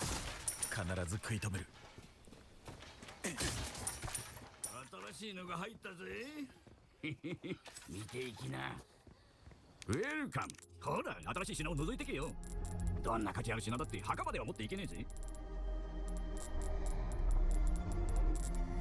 いつもクーネル出まして死ぬなよ。ウェルカム。新しいの入ってるぜ。お気に入り実戦で試し。また来いよ。I usually make a save here because even though the Mendez fight is pretty predictable, I don't want to risk having to go through the Battle Sisters again, because I feel that the Battle Sisters is probably more challenging than the final boss fight itself. Enter the slaughterhouse and we'll initiate a cutscene. And you want to fight Mendez on the top floor. You never want to fight him downstairs because he has several grab attacks that are very wide and hard to avoid. Mendez has several attacks here. I'll list the attacks down on the screen.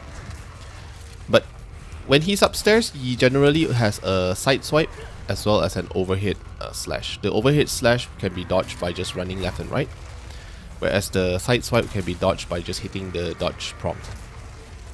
We're gonna try to kneel him because the rifle is going to make short work of him in his first phase.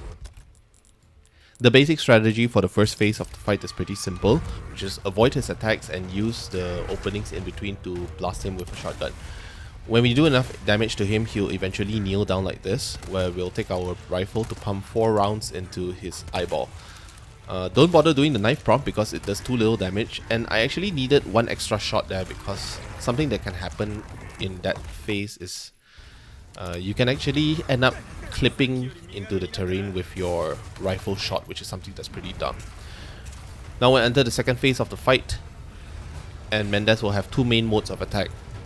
Ranged attacks and melee attacks. Ranged attacks will be done when he's at the back of the slaughterhouse, and the weapon of choice here will be the rifle.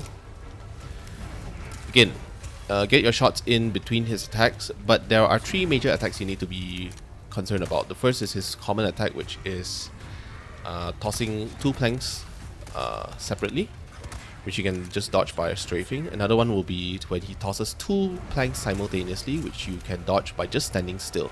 His third attack is his most dangerous and powerful attack, which is the flaming barrel attack, but he'll usually telegraph this attack by screaming "burn" in his flame. So when he raises 2 barrels above his head, get your pistol or rifle out and blast the barrels out of his hand, which will do slight damage to him. Then he'll switch to his melee mode now, and he'll either do some slashing or slamming attacks, which can be dodged either by left or right, or by pressing the evade prompt. Another alternative is that when he does that wide sweeping slash, you can just jump downstairs, but don't linger here, come up immediately. And always try to fight him upstairs. It's never a good idea to fight him downstairs. And just use your shotgun to blast him when you can.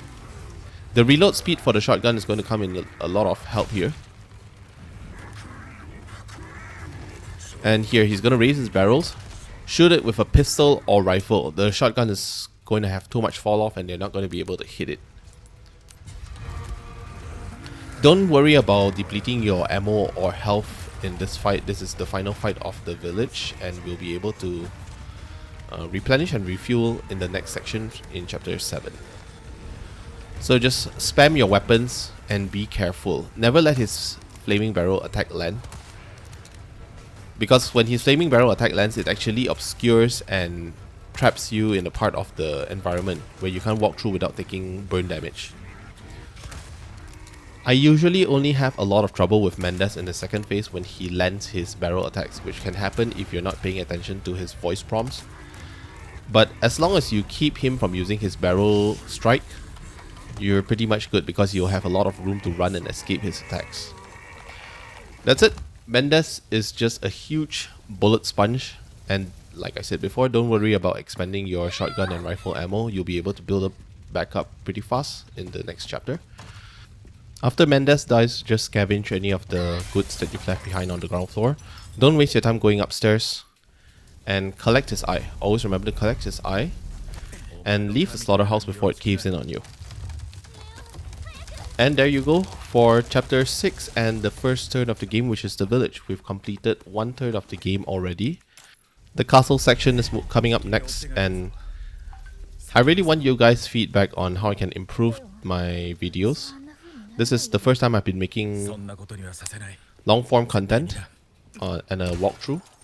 And I really want to showcase that Resident Evil 4 isn't a terribly difficult game even at its most challenging mode.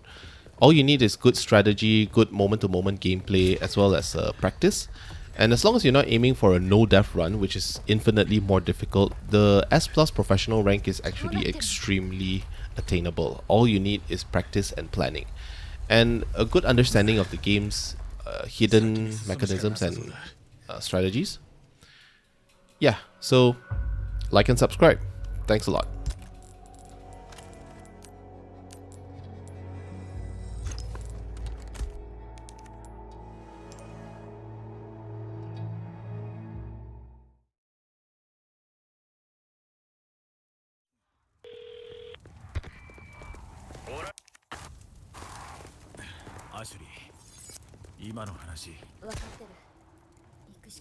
By chapter 7, the Blacktail should be made available, so I'm going to replace my Silver Ghost with the Blacktail, and along with the Riot Gun and Bolt Action Rifle, these 3 weapons will be my endgame arsenal. I won't be buying any more weapons aside from these, and we're going to try to upgrade the Bolt Action Rifle and Blacktail to its maximum first. Something else we've been building towards for the last 6 chapters is 30 spinels. By the end of chapter 7, we should have 30 spinels, and we'll use those spinels in order to buy the exclusive upgrade ticket. So if you follow my playthrough correctly, you should have 28 to 30 spinels.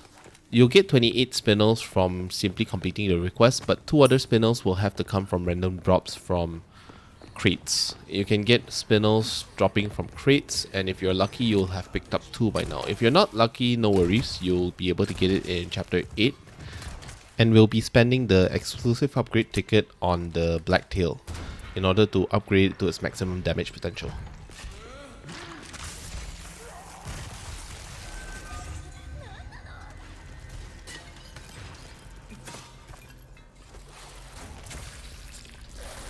This section is a very good showcase of my earlier tip, where you don't actually need to pick Ashley up if she gets attacked by Plagas, and the reason is because Plagas can't carry her away. You see, she's actually picked herself up, she's no longer incapacitated, and she'll just follow us from here, where just now she fell down because of the Mandibula's spitting attack. So we're going to the next section, and we're going to start collecting our medallions. The first medallion is down here, and we are going to raise the catapult from this staircase. You don't need to actually go upstairs in order to drop it, you can actually shoot it from here. We get the second medallion here, and get ready because we're going to climb upstairs towards the cannon, and we're going to use the cannon to destroy all other enemies, but getting there is the first issue.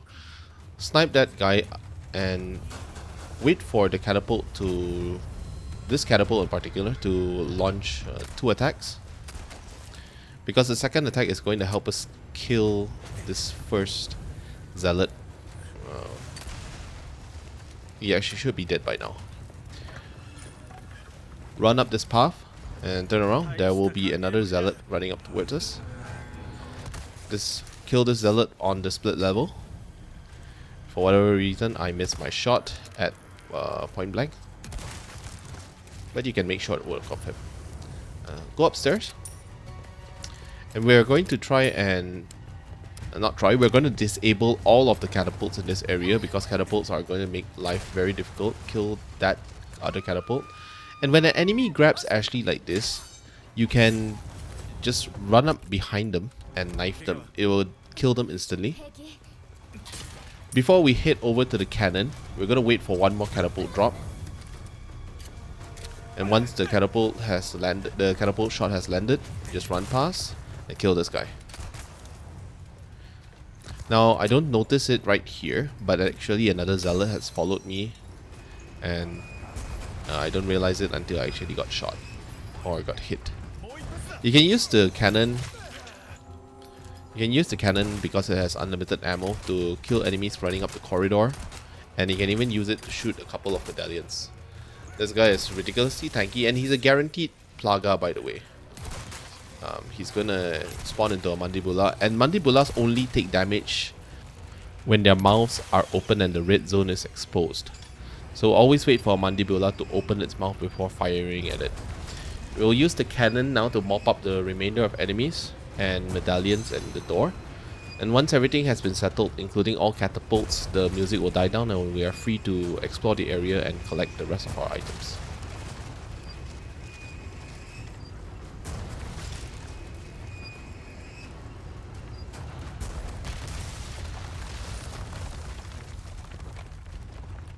いたぞ急げ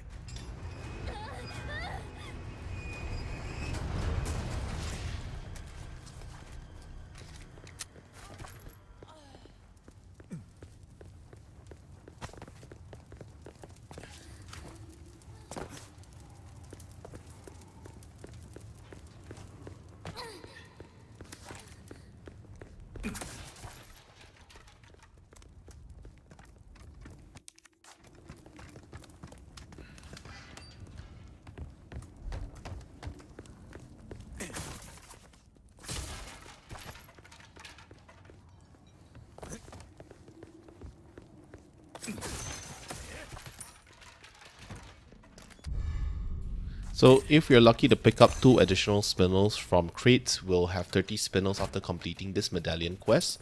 We'll be able to buy the upgrade ticket at the next merchant, which is coming up quite soon.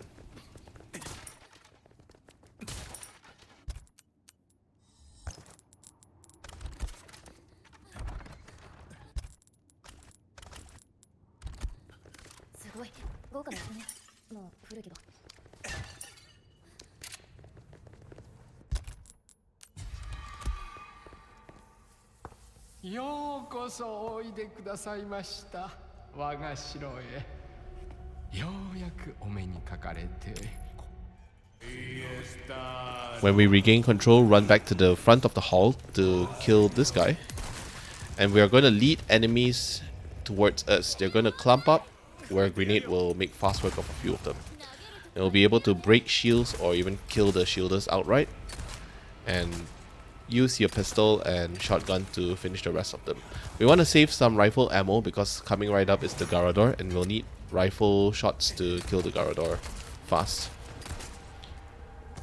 This section will also be able to showcase the Blacktail's power, and the reason why I choose to get the Blacktail before Chapter 7 is because Zealots will have increased health compared to the Village Ganados, and our pistols won't really cut it anymore. Also, the castle section will be notorious because of the sheer number of Zealots we'll have to fight. There are many sections where a bunch of Zealots, maybe upwards of 10 Zealots, will charge you at once, and we'll need to kill them. And maybe using our heavy weapons like shotguns and rifles might not be the best idea due to the scarcity of ammo. After Ashley opens the door, we'll be heading towards the Garador section. But before that, just collect all the treasures in the entrance hall before heading downstairs.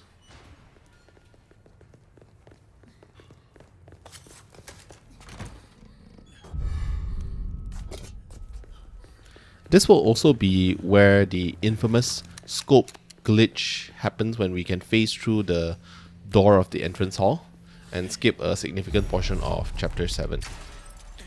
But we won't be using any glitches, as you know. Plus, I think that glitch has already been removed from the game because it was making it possible to skip significant sections of Chapter 7, Chapter 13, and I'm not sure if there are other places where the scope glitch has pretty much broken the game. But I think Capcom has already patched that particular glitch. There are still many glitches in the game that are being used by speedrunners to breeze through the game in insane amounts of time. But of course, this is a no glitch run through, so don't worry about that. Plus, glitches are a little hard to execute.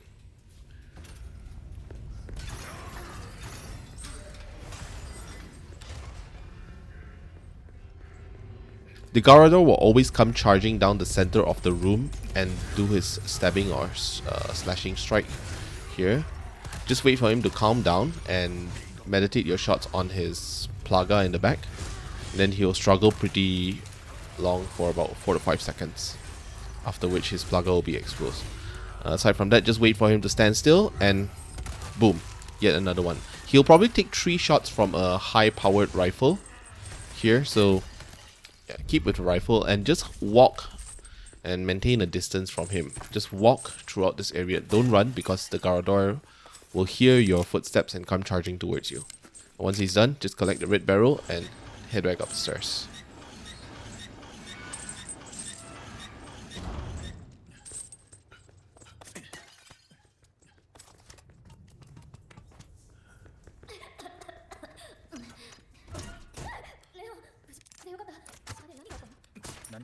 動物が一匹いただけだ。大丈夫か？平気よ今のところ。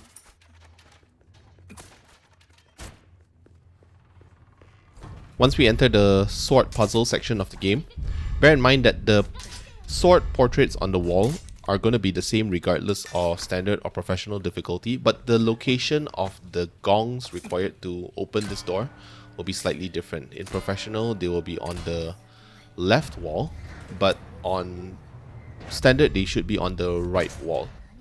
Anyway, collect the swords and follow the solution that's on the screen. 実戦では使えない。 正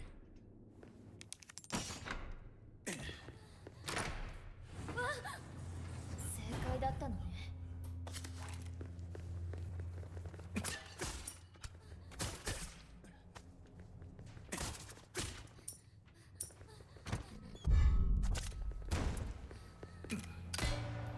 待って、ここって最初に来た部屋じゃない。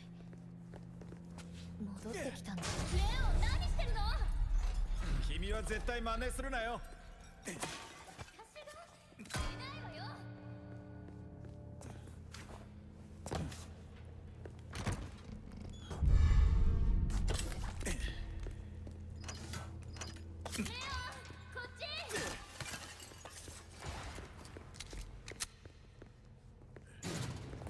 悪いな。 どこ行くの？ さすがだな。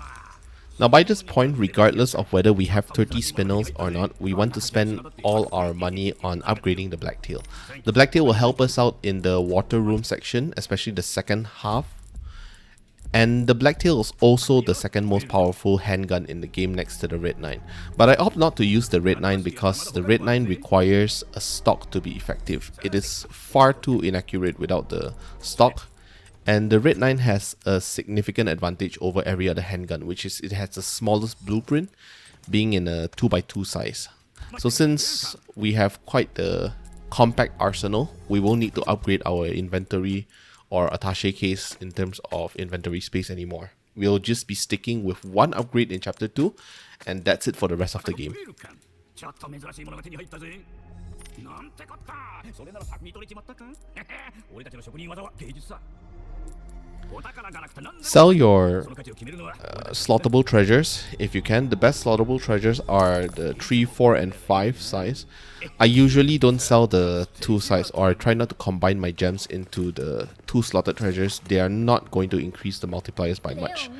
The 3 slotted treasures will be able to combine for 1.4 times if you get 3 of a kind. So putting 3 yellow diamonds into the elegant mask is a really decent strategy.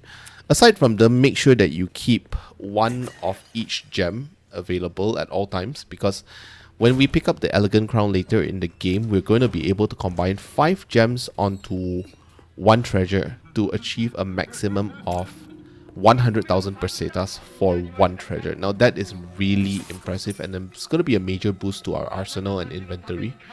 We're going to spend that money on either rocket launchers or expensive upgrades. So make the next save here before the water hall. Always save here because water hall is cancer. And yeah, get ready for water hall. I'll walk you through water hall very meticulously also.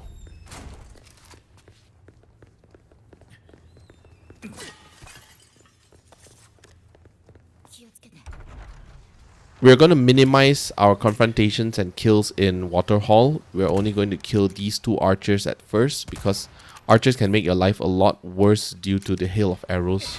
They'll lob at you while we're just running through the area. Aside from that, you won't need to kill these guys coming down this corridor. Just run past them and they'll run ahead of you with no risk whatsoever. Climb downstairs. We're going to collect the halo wheel, and we're going to use the shotgun in order to stun most enemies. And between the shotgun and the flash grenade, the enemies shouldn't give you a lot of trouble.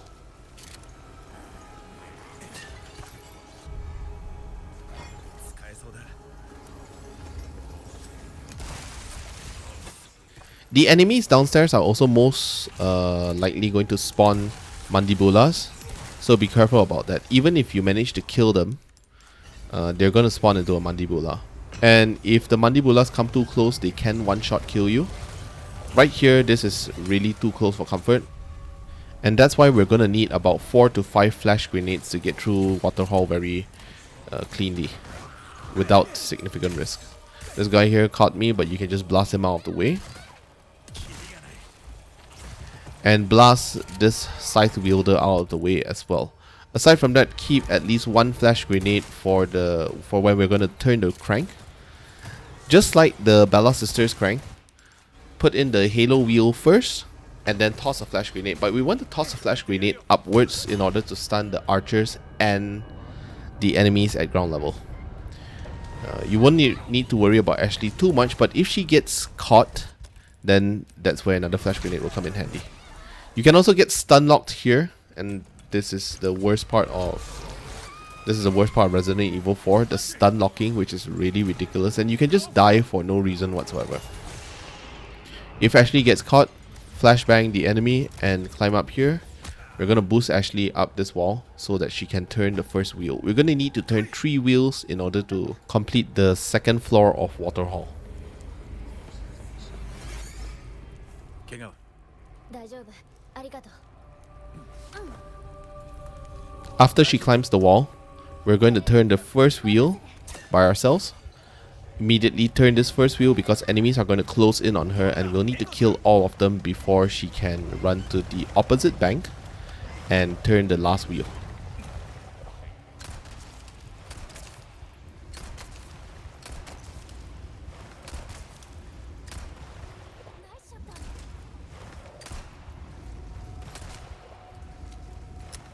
Once this last guy dies, 2 more enemies will spawn from the left side and 1 from the right side. Use a sniper rifle to make short work of them. 2 waves of enemies will spawn on your level to try and kill you, and they'll distract you from trying to keep Ashley safe. Enemies on Ashley's level will continue to spawn until they abduct Ashley or she finishes turning the wheel. The enemies that will spawn next to you are mostly shielders and that can make it very annoying to deal with. Just use some grenades, but remember to keep 2 grenades for the battlements. And then just finish them off, just kill them. And then you can focus on trying to keep Ashley safe. Each time the enemies pick Ashley up, the wheel actually resets and she'll need to turn it from the beginning again, which is really annoying. But if you manage this area well, you'll be able to allow Ashley to turn the second wheel without any interruptions whatsoever, and the Waterhall will be done after this. Once Ashley finishes turning the wheel, she'll climb down and join us, and we'll just head towards the exit and end chapter 7.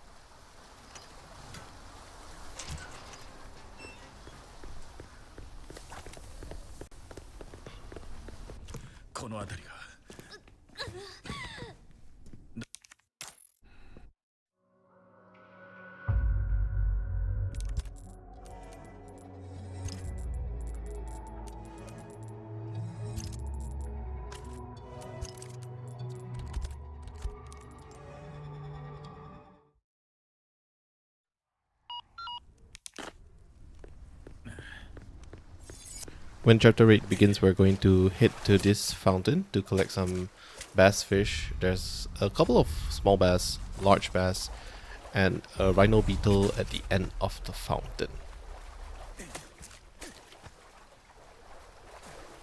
So that's the second rhino beetle for the game.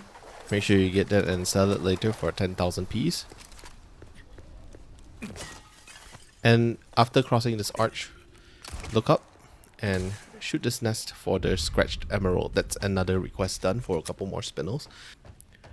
After completing this request, we'll have enough spinels to purchase our exclusive upgrade ticket.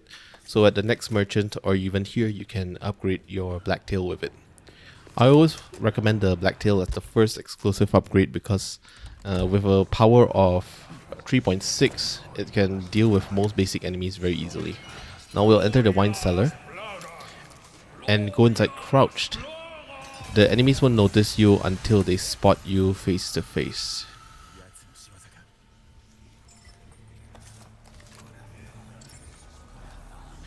My priority in here is to kill the red zealot, Mr. Gloria, and collect a yellow diamond.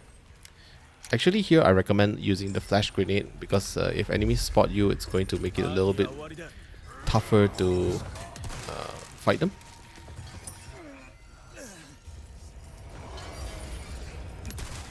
But I recommend shotguns here. 4 to 5 shotgun blasts should be enough to kill the zealot. And if you can get him into a knifed position, that will be good as well. After that, we'll collect the mirror with pearls and rubies from the center of this room. And this is optional. You can get the yellow diamond by dropping the chandelier, but that will require you to go to the opposite balcony where that archer is standing. And if you feel that that's too risky, then simply collect the crimson lantern and just get out. Now don't do that, don't jump into an unarmed ganado. They will grab you instantly even before you recover from your landing. And this area is not too difficult, just be careful not to take too much damage and die. You always use a flash grenade if you get surrounded. And there are plenty of barrels here that can help you with some crowd control. Aside from that, you can jump off almost every ledge in this room, collect the crimson lantern and head out. The only real risk that you'll run into in this room is getting grabbed too often and getting attacked with a load of projectiles such as the arrows and axes. So once you get out here, you're pretty much safe. Just hook up the crimson lantern and just run out. Don't need to kill anybody else.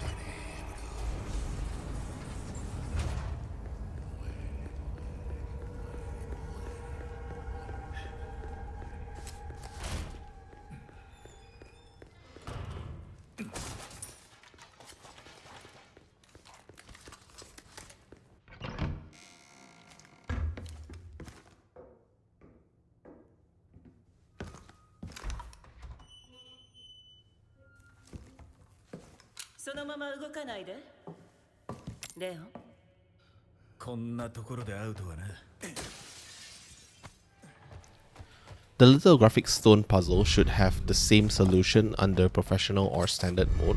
The only difference between the two modes is the location of the stones. So the lithographic stones will be a little harder to find under professional because they'll be hidden behind some stuff. Anyway, just follow the guide.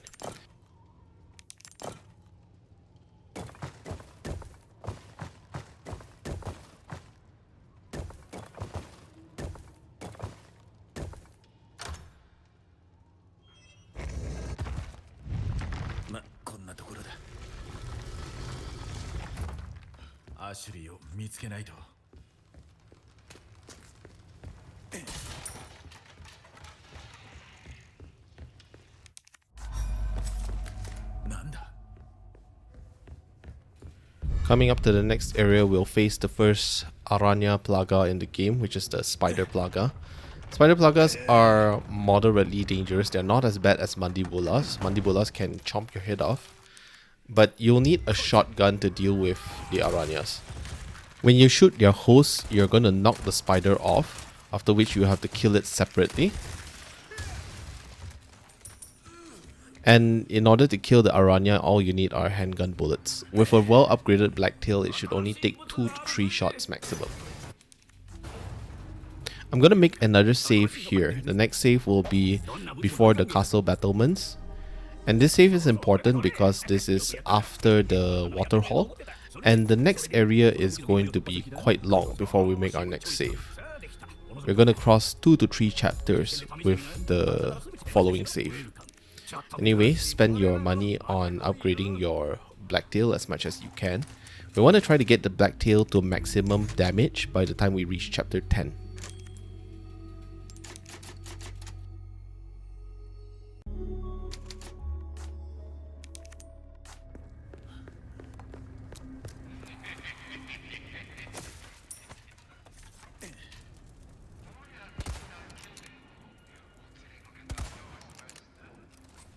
When we reach this tower, we want to try and take out 2 of these archers. There are 3 archers upstairs, but you only need to take the rightmost 2, because these are the ones that have the clearest aim on you when you cross this drawbridge. Aside from that, kill all the enemies in your path. You could use a grenade to knock them out of the way, but we are going to save our grenade for the following skip. I recommend saving 2 grenades, and if you miss the skip, it's always just a quick reload to the castle battlement save previously.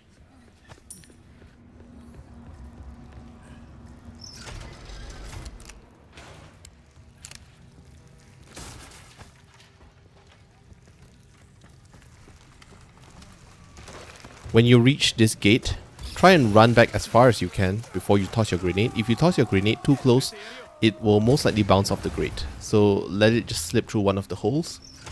And then switch this to sun. It's very important to keep that door to sun mode because that will allow us to skip the next section also. Kill the enemies, and there's one Aranya and host here.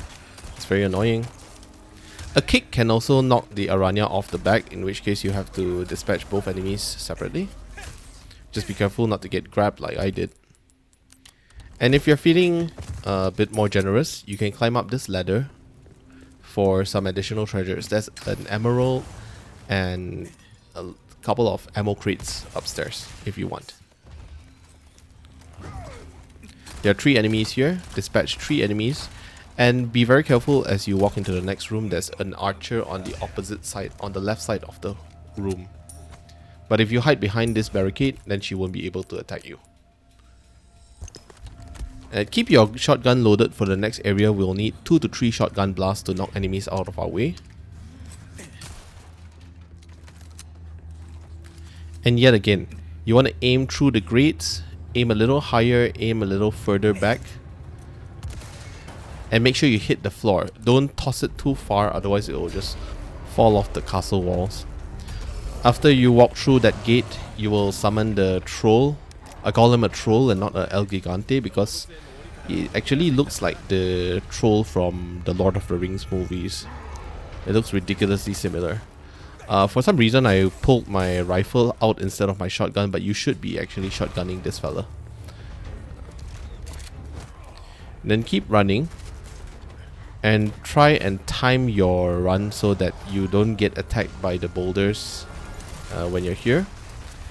Shotgun this guy. He usually goes down in a single blast.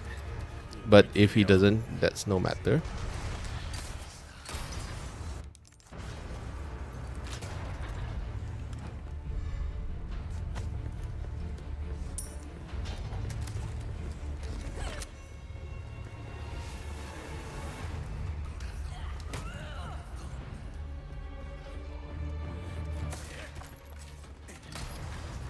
After releasing both counterweights, the cannon should become available at the roof. But we're gonna hide behind the cannon for 1 salvo. And after this, just hit F and drag the cannon. This cannon is a little slower to drag. So drag the cannon and aim it over the troll. Kill him with it.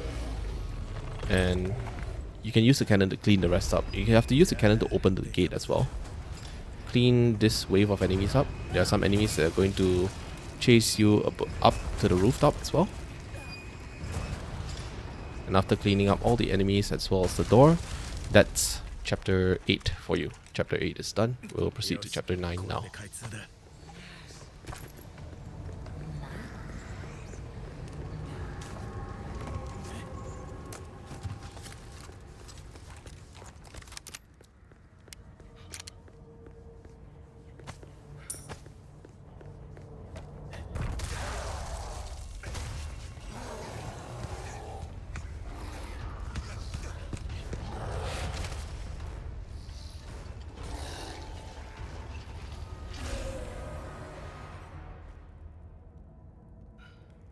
悪いな、遊んでる暇はないんだ。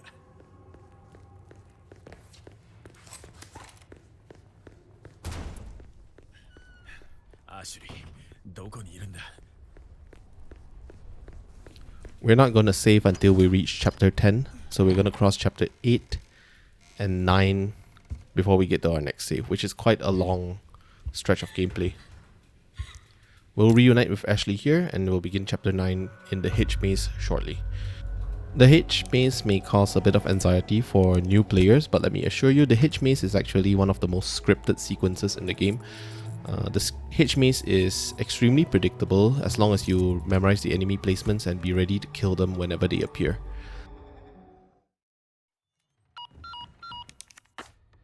勝手なやつだ。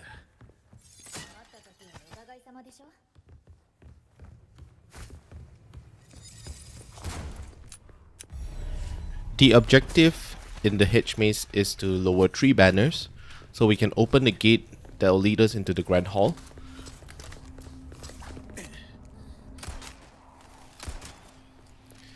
The first lever is actually right next to us here, but we won't be climbing up to it yet. We'll only lower it after we complete the other 2 levers. The reason being, if we complete lowering all 3 levers, it will summon some Plaga's dogs, and it will make our escape a lot more difficult. So we'll only lower that last one towards the end.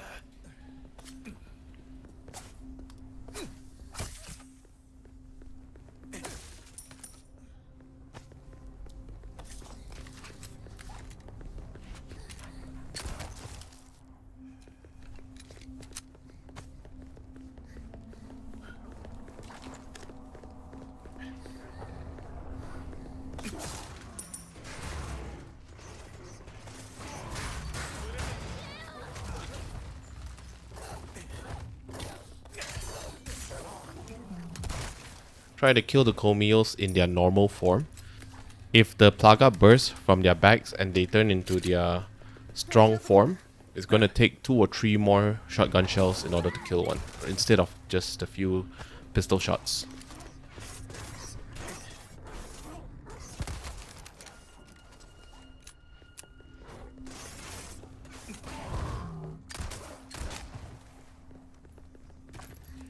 Every Comials that we've faced so far is telegraphed. It is a scripted event, and there are no random spawns of Comials throughout this area.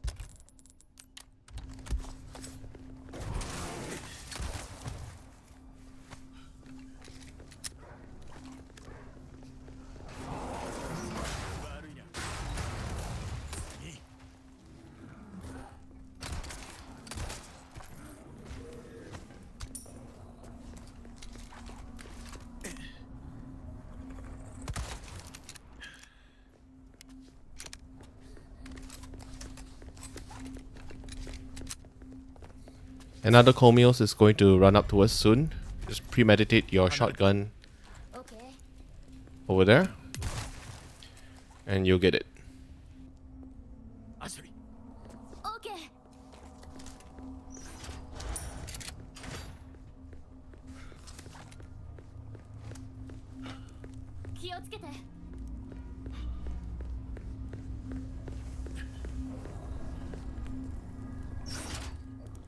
Make sure you've got all your weapons fully loaded for this next area. We're gonna need to kill 3 or 4 zealots before we escape the H maze.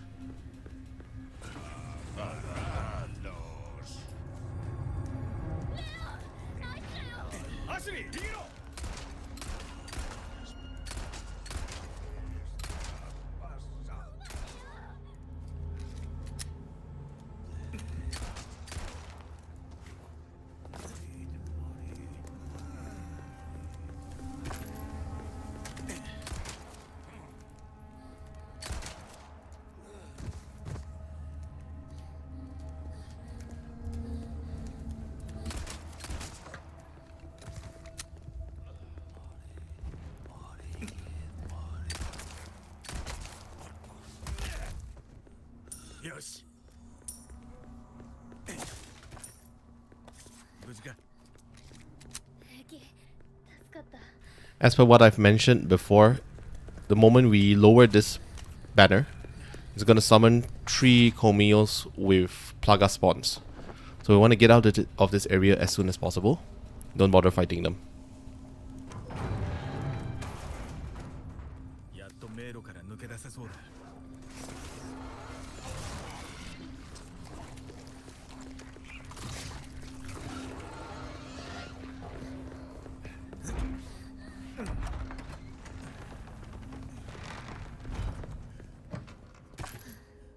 Now we've reached the Grand Hall. There's actually a medallion above this cabinet, which I missed. I'll come back to it later.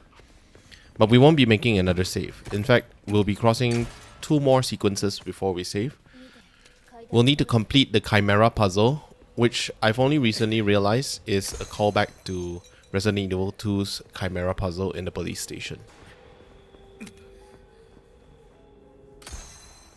The first stop will be the goat hit, which is in this hallway to my left. There's a skip here that requires a flash grenade that was discovered pretty early in the game by the community. Prepare and throw your flash grenade from halfway across the hall. Don't get more than halfway through this bridge, otherwise the cutscene will play and you'll be locked downstairs. If you do this exactly as I've shown, the enemies won't lower you even after recovering from a stun, and enemies will also spawn from the ceiling here. So you can use the bolt action rifle's penetrative rounds in order to score some efficient shots before they come round the front. We're going to fight them from this platform. After collecting the goat's head, several more enemies will spawn, and we'll use our weapons in order to kill all of them before proceeding and looting this entire room. 危ない。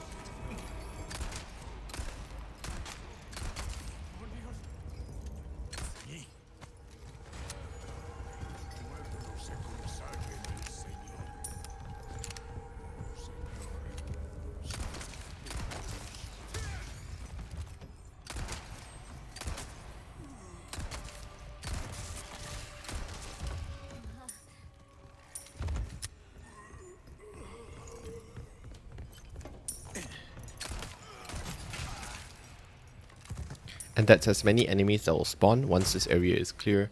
We can scavenge around for certain treasures, as well as the red barrel that dropped from the red zealot that we killed earlier. After completing this area, head back to the Grand Hall. We'll be going after the Armaduras for the Lion's Head next.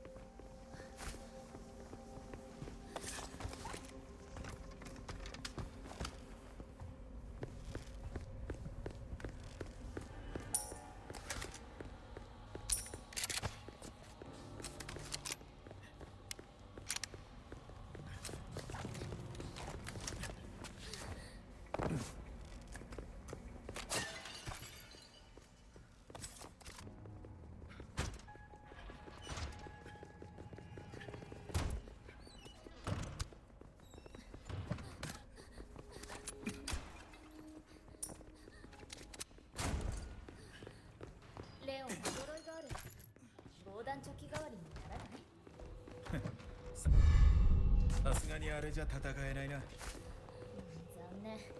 似合いそうなのにね。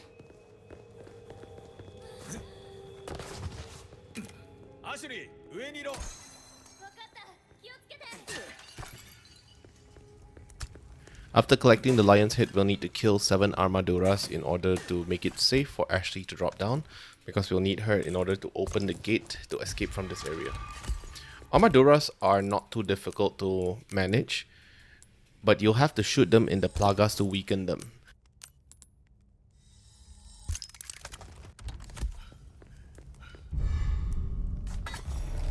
Space is going to be a bit of concern in this arena, as you might get surrounded, especially during the last wave. For the first wave, just stand on the opposite side of the room and shoot the plagas where it hurts. And once their plagas are exposed, a bolt action rifle shot should be able to kill it instantly. Also, Ashley can throw up to 3 lanterns throughout this entire battle that will freeze the plagas in their place so that we can either get easy shots or kicks onto them. Plagas, as always, are vulnerable to flash grenades, so if you have 2 or more plagas exposed, a flash grenade could be quite efficient to kill both of them at the same time. The second wave will spawn from the wall opposite of the first wall. And now some of the plagas are actually behind the armaduras. They will spawn out of the back of their necks.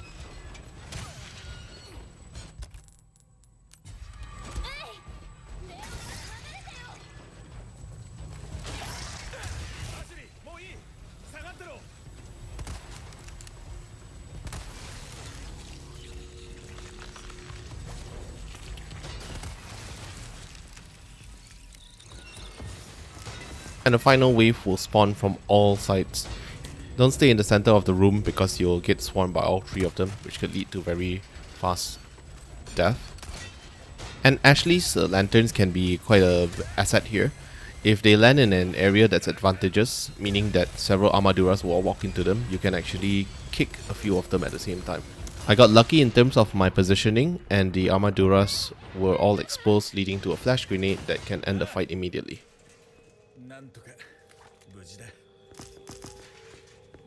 Armaduras will also typically drop spinels, but since we've already gotten our exclusive upgrade ticket, we won't be hoarding spinels for another major upgrade. The most that we'll buy from the spinel shop is just treasures and gems in order to earn more money.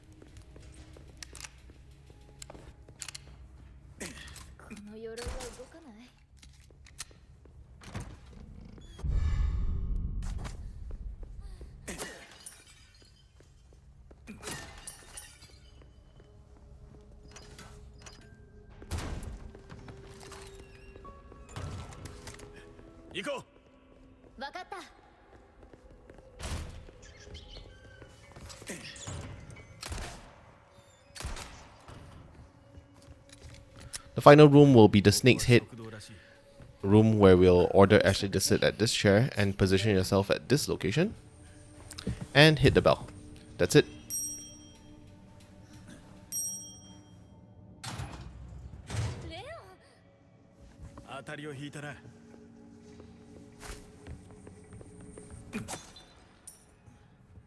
The final medallion and another rat will also be in this room, so get those before we leave. And don't forget to pick up the serpent's head because it's very easy to forget. I missed the first medallion. I'm going to collect it now before I end chapter 9.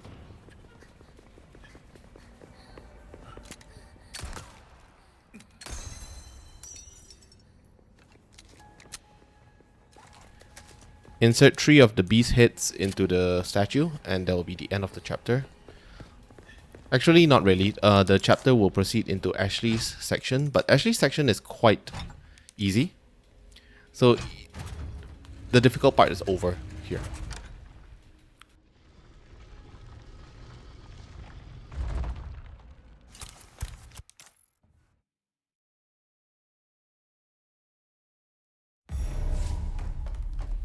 We're going to use a shortcut for Ashley's section. We won't be collecting any treasures.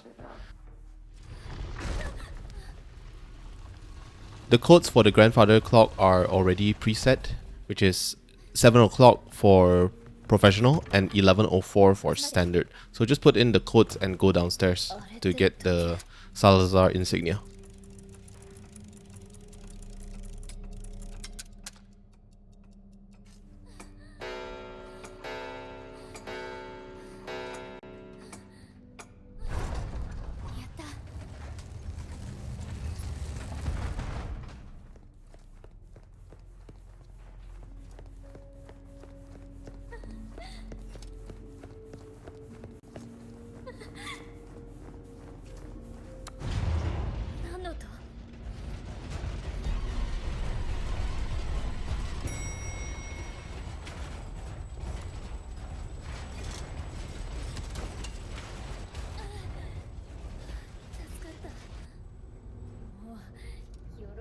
大っ嫌い。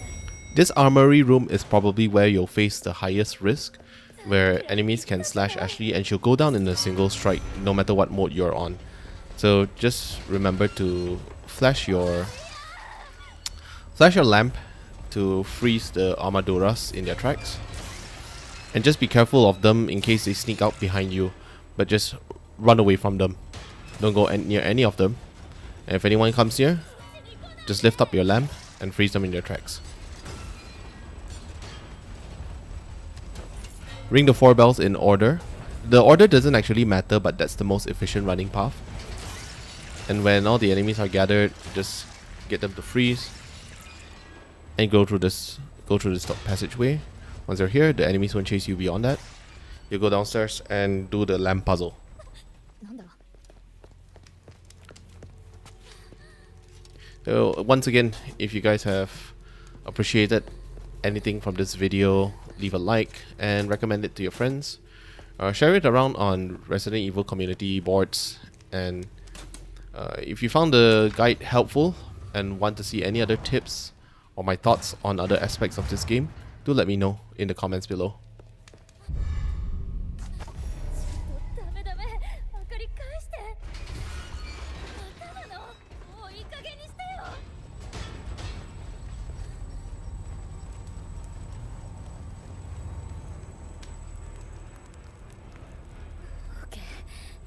The journey back is quite straightforward. There's also a risk of dying here, but if you just run straight and not directly into any armaduras, you'll be good.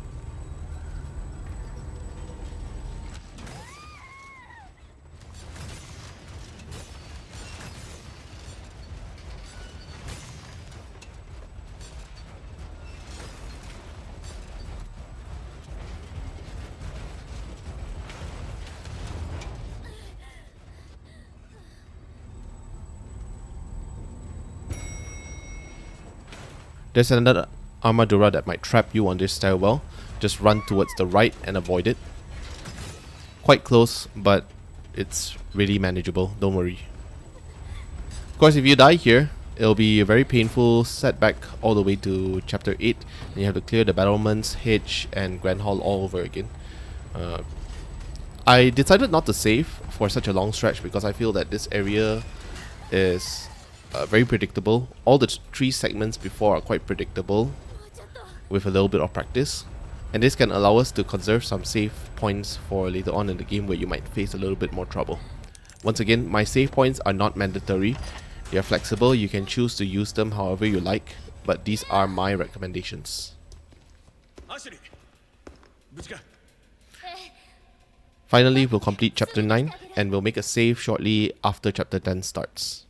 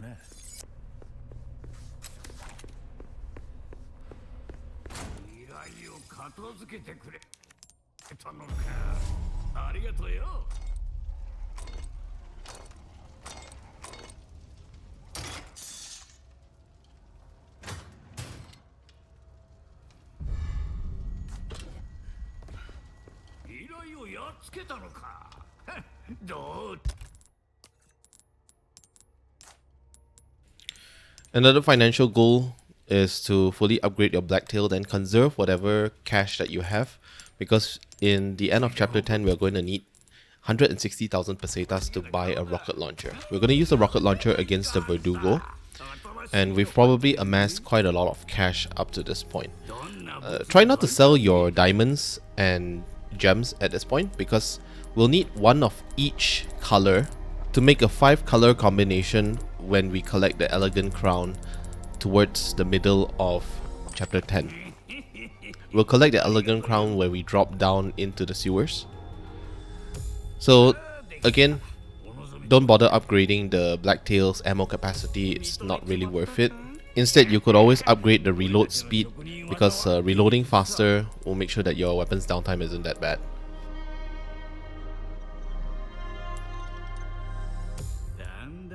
I cannot stress how essential a fully powered Blacktail is for Chapter 10, because you're going to be fighting upwards of 20 Novistadors, and those guys are really irritating. You want to make sure you're able to kill them within 1 or 2 pistol shots. On the bright side, Novistadors have a high chance of dropping Sapphires, so we'll probably be able to make a lot of money back if the loot drops in our favors.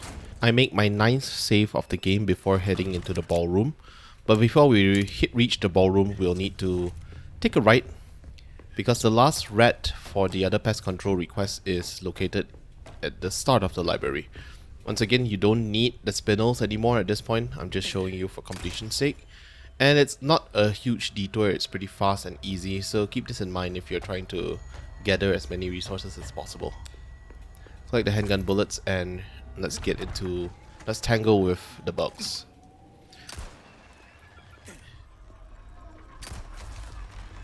Novistadors' weak points are their head and their hearts, but you can only hit their hearts once they are standing or once they are on their backs. So you can shoot them in the heads, and with the 3.6 power of the Blacktail, you should be able to deal with them in 2 to 3 shots. 4 shots at maximum. And there are going to be a lot of them. You'll be fighting upwards of 20 Novistadors in the next area. So pistol ammo is going to drain really fast. Don't worry about it. If you run out of pistol ammo, it's likely you'll get some back just from killing the Novistadors.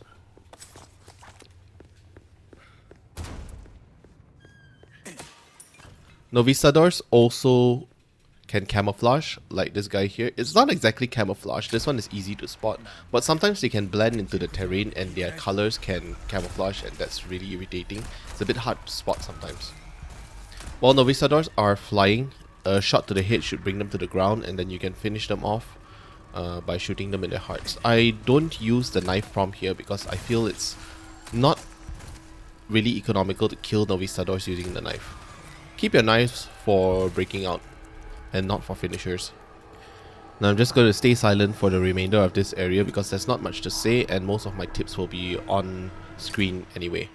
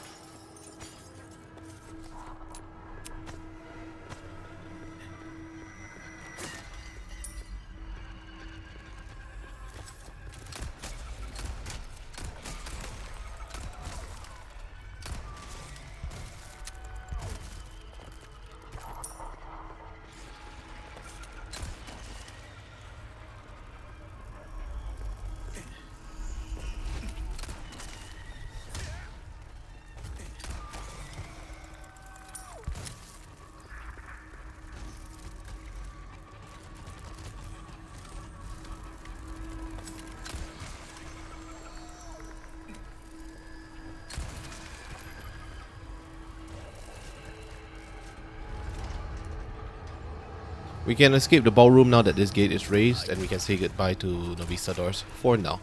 There are going to be more Novistadors later in the sewers, but I don't think that's going to be as harsh as this entire gauntlet.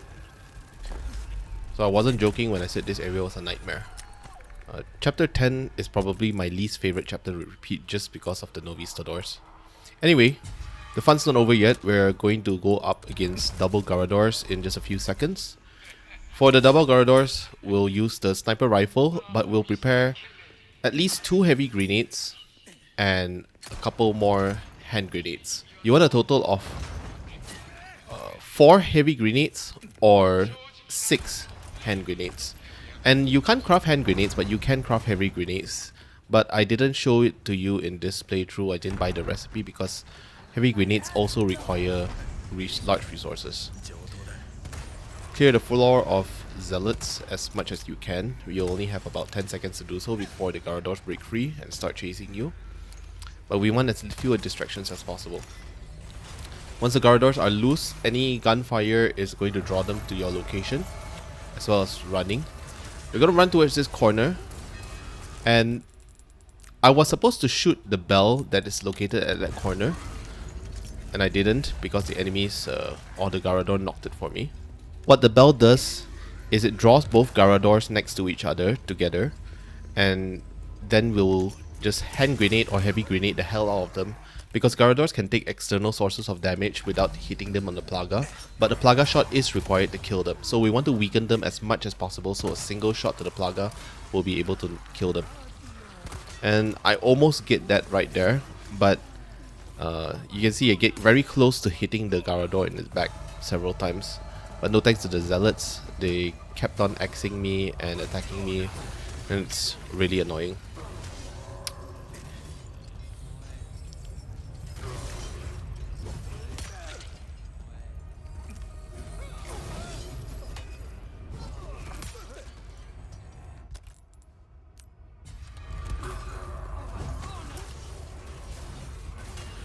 Now you can see from my gameplay that the Garador isn't precisely the biggest challenge in this room. It's the sheer number of zealots that they spawn in that will either axe or grab you to death.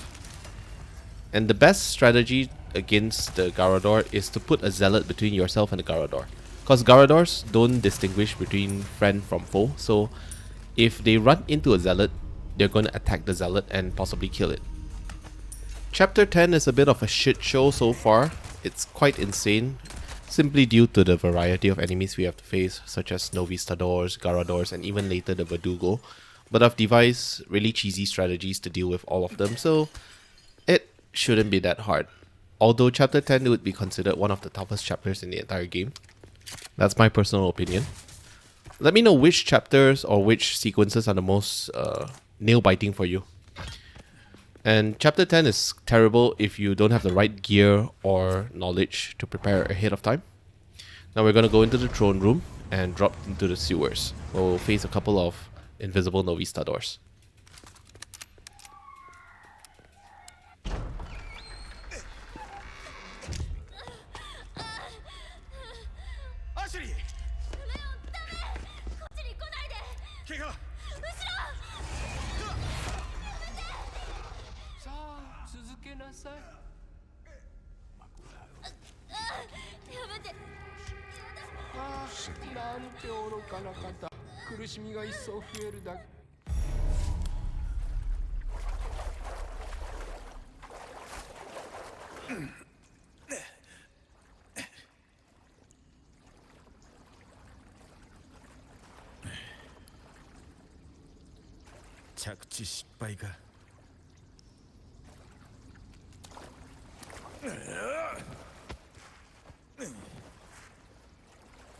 The sewers aren't terribly difficult.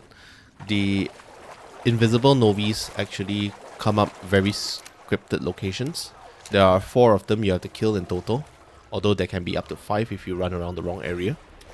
After getting through this tunnel, the first Novi would be towards our left, and you'll notice them due to the green glow of their eyes.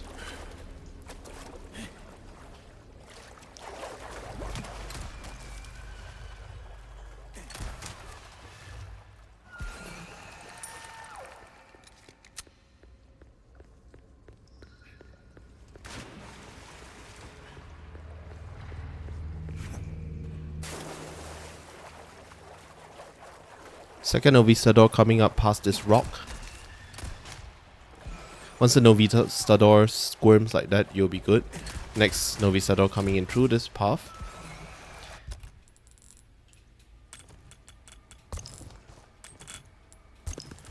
And the final Novi will be coming up this corner. That's it. No more enemies for the remainder of Chapter 4, just the boss. Collect the Elegant Crown here, the most valuable treasure in the game. You can combine 5 treasures into it, 5 gems into it, of different colors, to achieve the maximum multiplier of 2 times. That will allow you to sell it for 100,000 pesetas. With the 100,000 pesetas and any other treasures that we've collected along the way, you want to raise 160,000 pesetas in order to buy the rocket launcher for the Verdugo. The Verdugo is not going to be a challenge at all. We won't even be saving before the Verdugo. And you won't need any other weapon except the rocket launcher for the Verdugo. So it's normally a very difficult boss. Verdugo is probably one of the most challenging bosses in the game. But with the rocket launcher, we're going to make it really easy on ourselves. Plus, the amount of time and effort saved is definitely worth it. 依頼をやっつけたのか。どうりで誇らしげな顔だ。あんたならやってくれると思ってた。ほら、新しい品を覗いてけよ。また来い。よ。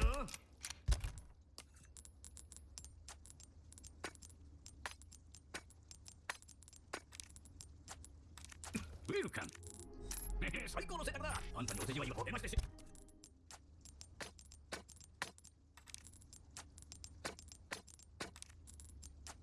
Welcome.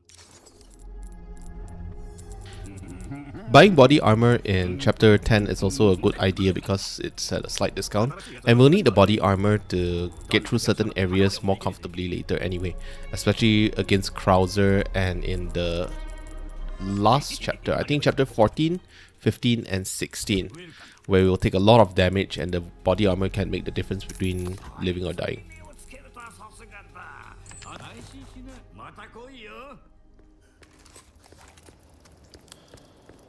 After securing the rocket launcher, our next financial goal will be to store 80,000 pesetas in order to fully upgrade our combat knife. The fully upgraded combat knife will be essential when fighting Krauser and making the Krauser fight a lot faster and easier, especially the first Krauser encounter.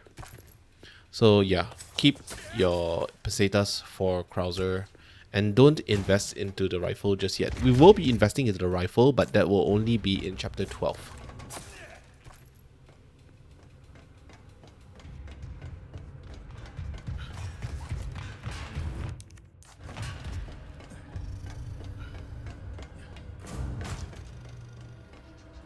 Verdugo is going to sneak attack us twice as we run towards the end of this area when we're going to activate the power. The first one will come up here where you can use an E prompt to dodge, and the second one will be inside this room.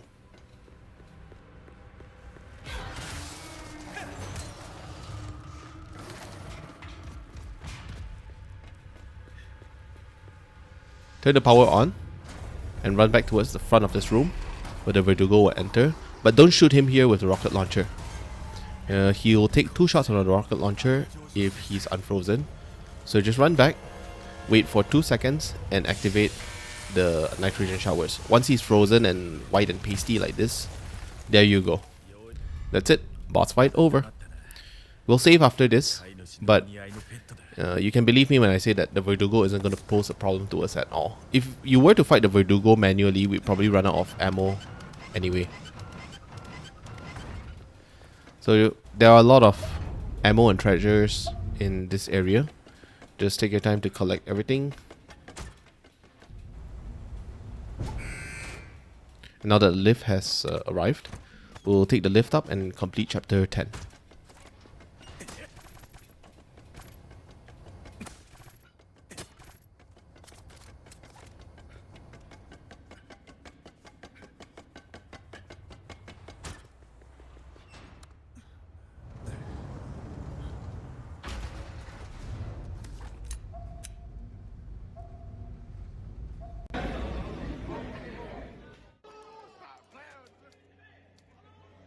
Chapter 10 is the only time that I save in a chapter intermission, because there oddly isn't a typewriter here by the merchant when chapter 11 begins. So after killing the Verdugo, we want to save for the 10th time.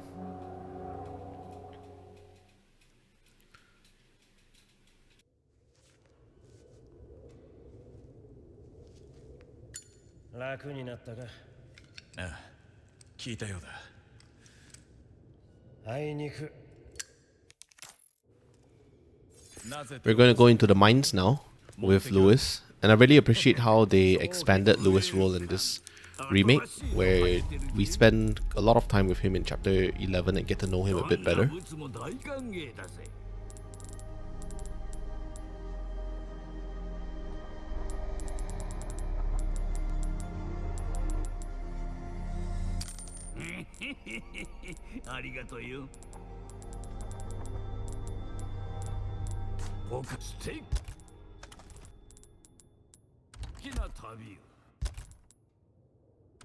The main supply we'll rely on in chapter 10 is the flash grenade. That's why I've stockpiled up to 7 flash grenades here, and there literally cannot be enough flash grenades in this game.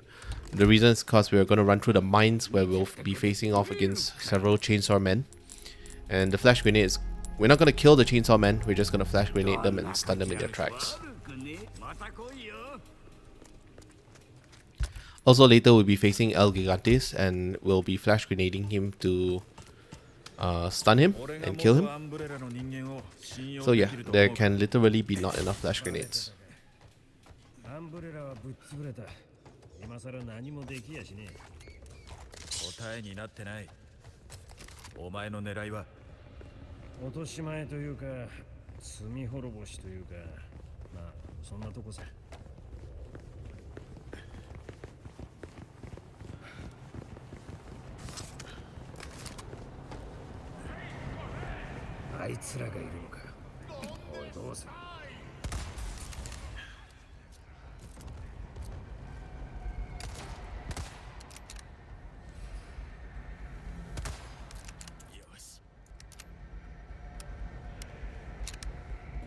Before jumping off the ledge into the mine, we're going to try and thin out the crowd by killing 1 or 2 Ganados. It's not necessary per se, but it can make your time running through it a little easier. It will get less swarmed. And after jumping down, we want to just keep running and gunning, don't ever stop, because the chainsaw man is going to jump down from the ledge and he's going to run after us. There are 2 chainsaw people in this mines section. One will be the chainsaw man that's chasing us right now, and there'll be another. Strangely enough, the chainsaw man didn't spawn during this playthrough. He'll spawn later, but once you get through this doorway, you want to immediately toss out a flash grenade to stun the lady. Run downstairs and get out of here as soon as you can. And we want to run up this stairs right now. The chainsaw man actually only spawned here, but our job is not to kill them, it's just to slow them as much as possible. I'm just going to stun them as much as I can and hold them off for about 10 to 20 seconds, because the bridge will lower and now we'll just run out of this place. Shotgun these 2 fellas out of your way, and there's 1 more fella to your left. This is a really grabby fella. Grab the dynamite and get out. That's it. Grab the dynamite, flash grenades, and get out. We got really close there for a second. We're gonna flashbang just one last time, because there's a treasure to my right here. I'm gonna collect it and just get out.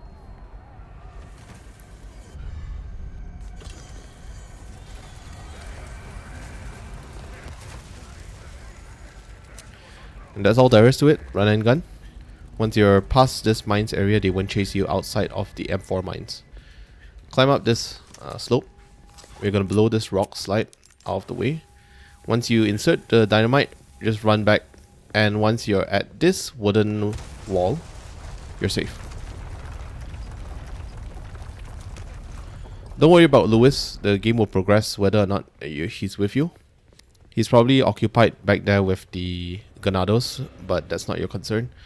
we're just going to prepare for the El Gigante fight next. And it's the double El Gigante fight. We'll need to kill the unarmored one first, followed by the armored one.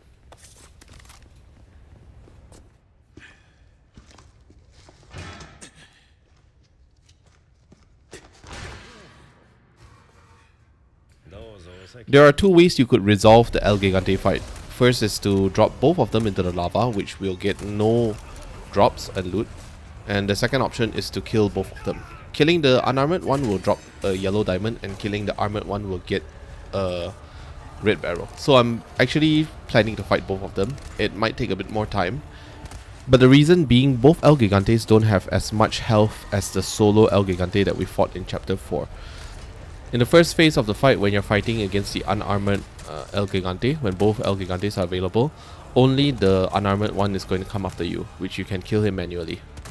Just shoot him, just like always. Kneel him and blast him in the plaga, kneel him, blast him in the plaga until he goes down. Then during the second phase of the fight, where it's against the armored El Gigante, then he'll start running after Leon.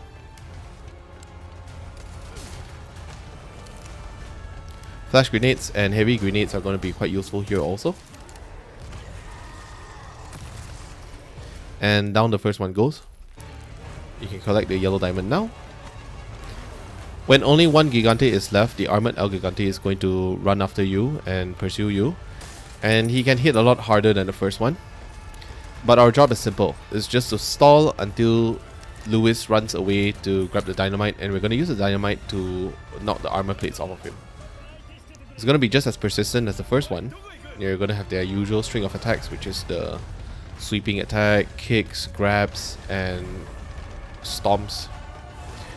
So as always, just keep your distance, keep him in your sights, and avoid the attacks that he's going to launch against you. Just keep running, and I'm going to run and pull him towards this pillar here. And if I'm lucky, Lewis will arrive any moment soon. If Lewis arrives, as the El Gigante is next to that pillar, he's going to immediately hitch the dynamite on. Otherwise, we'll have to bring him towards him. And yeah, he's automatically hitching the dynamite on. And he'll go after Lewis for a little while. If you have the dynamite inside, just blow it up, knock him down, and blast away the plaga. If he stands up, then just use a flash grenade to kneel him. You're not going to be able to kneel him by just damaging him, because his armor plates are going to prevent any direct damage to his body. And there you go. 3 plaga shots is all you need in order to kill the second Gigante, and you'll earn a red barrel for your efforts.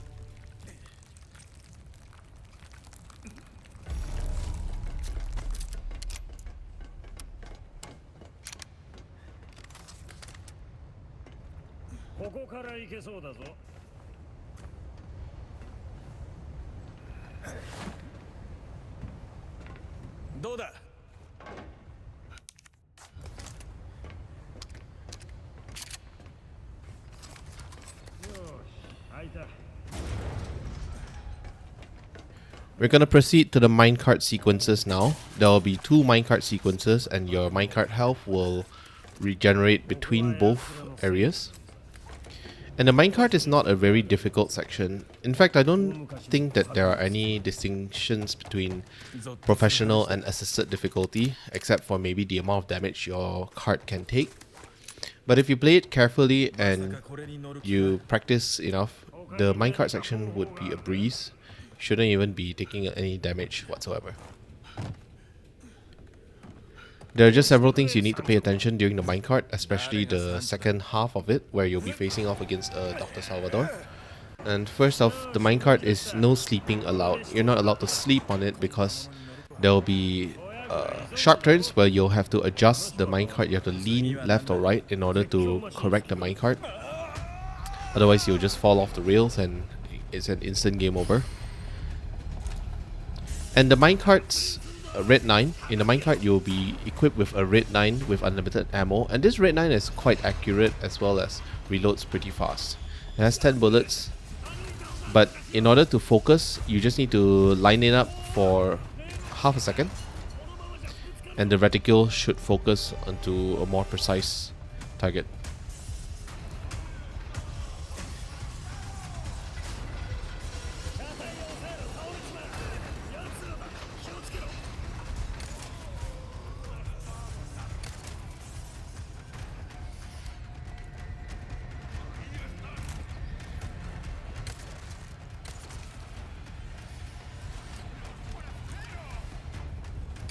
All you really need to watch out for are the planks and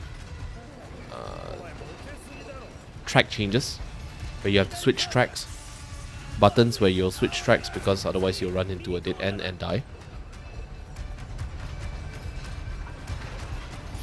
But the first section shouldn't take too long and will end after defeating another bunch of enemies. Final wave of enemies here.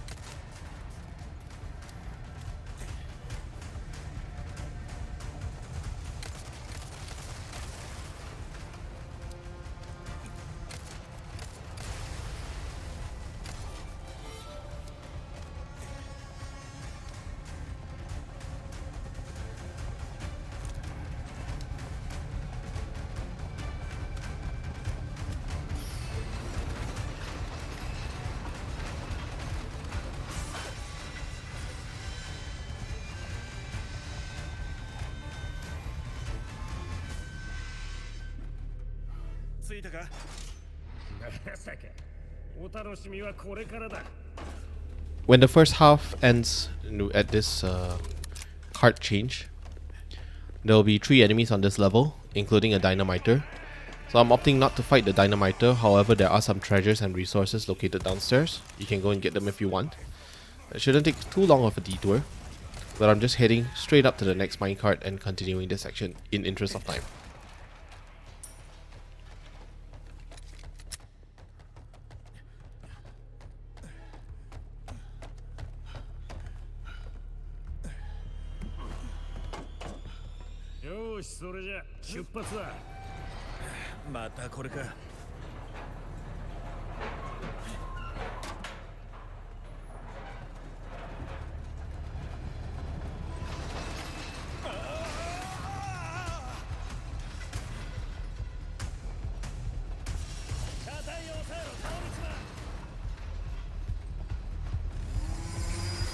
A Dr. Salvador will come in during the second half of the minecart section, and he'll only start becoming a threat towards the middle or end, where he'll be able to chainsaw our cart and instantly kill us. If you get any chance to hit the Dr. Salvador before that, just shoot him because the damage carries over between sections and his appearances. Also, if you're not able to hit the enemies directly on their body, you can hit the carts. It will take 4 to 5 shots, but you'll be able to break the carts. This applies for all enemies except for the Dr. Salvador, where his cart will be much more tanky, of course. Now after we get through this bend, we're going to go outside into the open, and there will be a chance for you to shoot a barrel that can kill or do severe damage to the Dr. Salvador. Those barrels right there. I got really lucky with a first shot. I'm usually never this lucky, and I almost never am able to get those barrels in this section. But if you're lucky, you can get them, and it will soften up the Dr. Salvador by more than 50% for the next section, when we encounter him during the last segment of this minecart ride. Now here is where the Dr. Salvador starts becoming an active threat. Whenever he's around, I took him out really fast due to the barrels earlier, but if not, you'll just have to shoot him on his body constantly to keep him from revving up and slashing your minecart. Just keep shooting him until he dies. And also don't take unnecessary fire from these enemies' crossbows. And that's it. The minecart is really only difficult in terms of the Dr. Salvador encounter. But aside from that, it's all a matter of just paying attention and shooting the right targets at the right time to change tracks, to kill crossbowmen, as well as to hit planks. And that's it. That should be done for the minecart section. We're continuing on to the hive segment of chapter 11 now.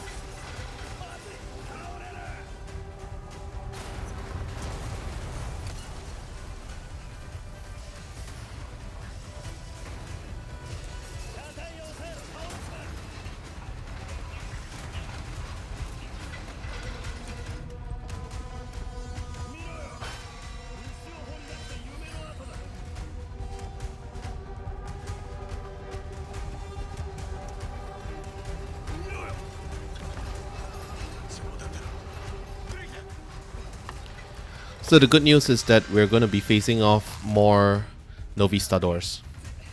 And the bad news is that there are going to be more Novistadors. I say good news because Novistadors are a good source of income due to their sapphires. So you might pick up a few more sapphires here. And when you reach this area after the minecart section, just take out 3 of the hives. Destroying the hives will prevent Novistadors from spawning and harassing you, and the only ones you'll have to deal with are those that are already on the map. So jump down this platform, and there will be a bunch of hidden Novistadors. You can spot them all out here from my playthrough. But an alternative that I didn't mention was to use your biosensor scope. Actually, you only get a biosensor scope later in chapter 12, when we start fighting regenerators. But you can use the biosensor scope during a replay of this section to spot Novistadors. Anyway, the Novistadors will be camouflaged on walls and on the floors next to rocks.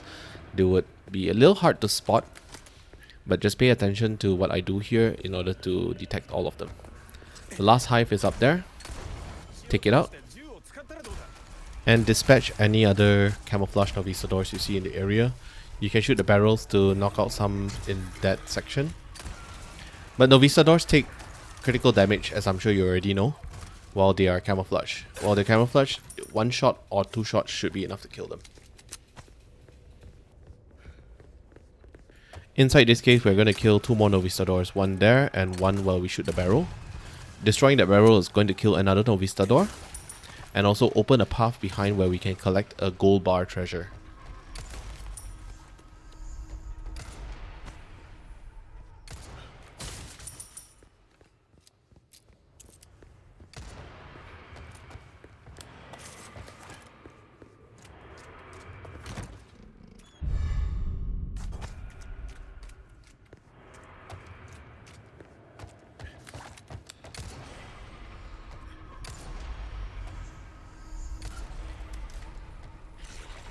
Just don't get cocky when it comes to Novistadors. I got a little cocky here and tried to fight too many of them.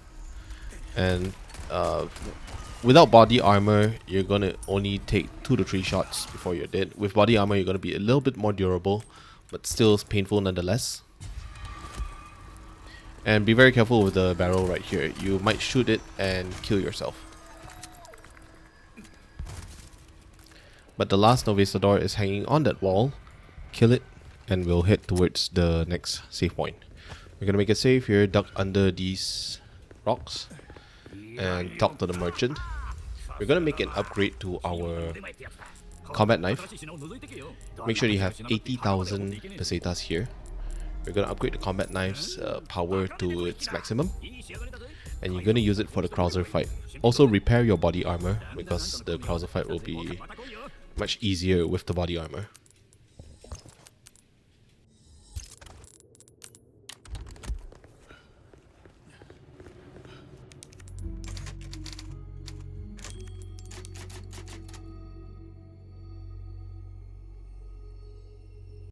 Before we get to the lift, make sure you switch to your combat knife, because habitually you're probably going to be on your boot or kitchen knife now. Make sure your combat knife is equipped for the fight, otherwise your upgrades will be pointless.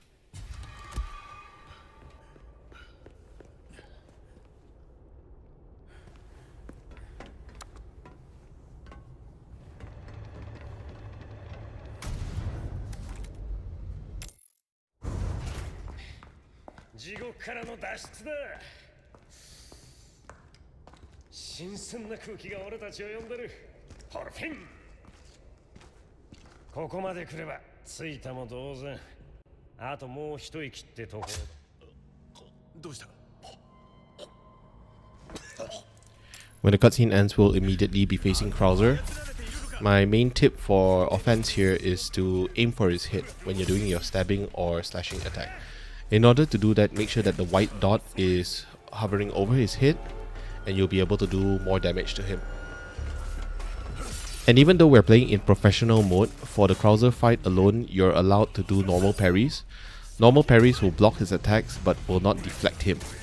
Perfect parries, on the other hand, will open him up to counter attacks and kicks that you can activate with the E button. And whenever he vaults over Leon that way, he's going to do either one of two attacks, which is rushing in for a knife combo, or he's going to do a tackle.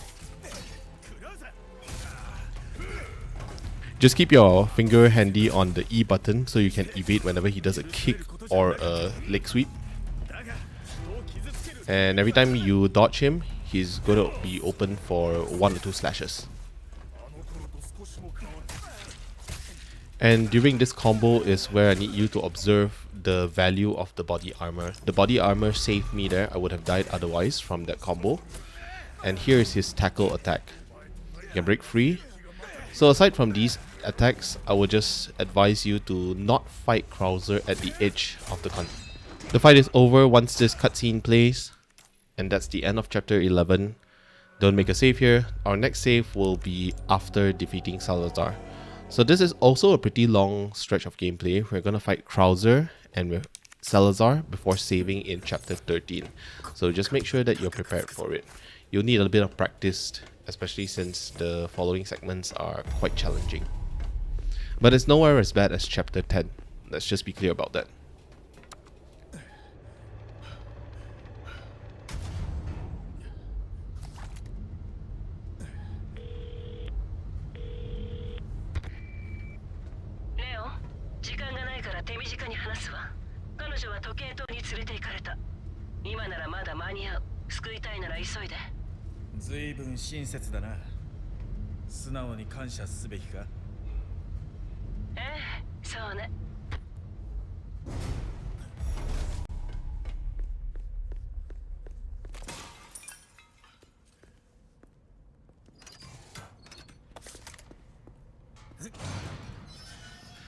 Our next destination is the throne room before we head to the clock tower to save Ashley.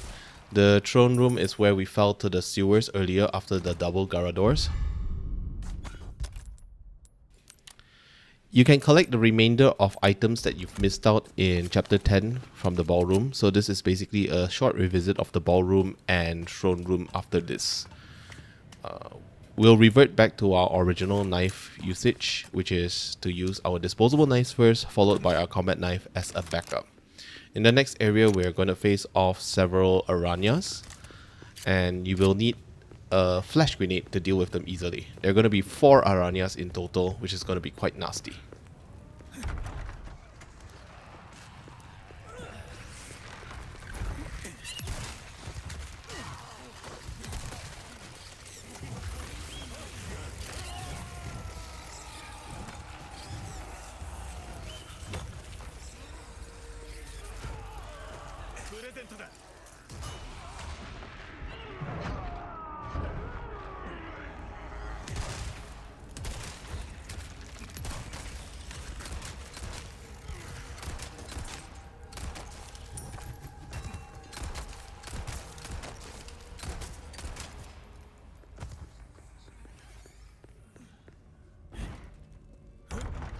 The throne room's where we're going to collect the gold chicken egg. An alternative to this strategy, if you didn't sell your gold chicken egg earlier in the game, you might not need to come here. However, getting 2 gold chicken eggs actually automatically kills Salazar.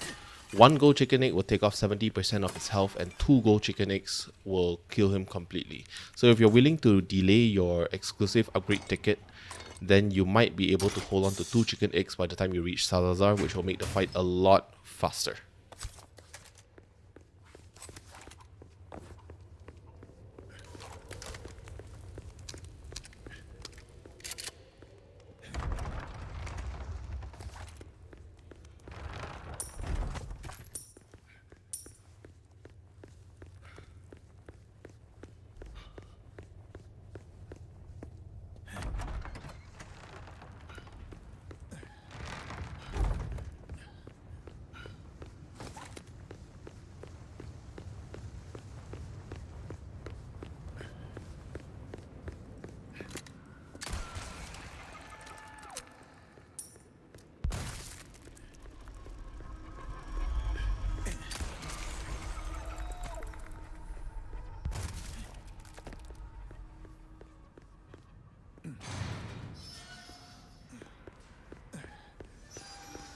During this merchant's visit, I'm going to sell off my combat knife.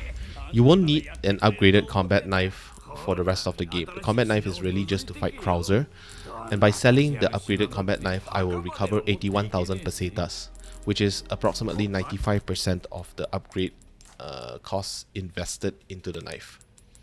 I'm going to divert these funds into the bolt action rifle to try and bring the bolt action rifle to its exclusive upgrade.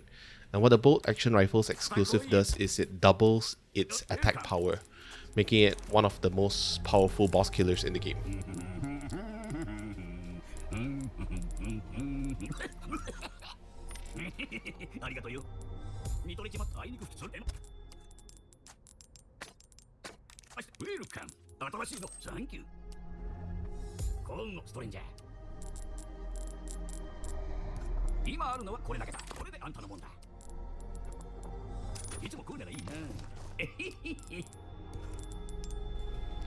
And once you're done at the merchant, just head over to the gondola and we'll start the clock tower sequence.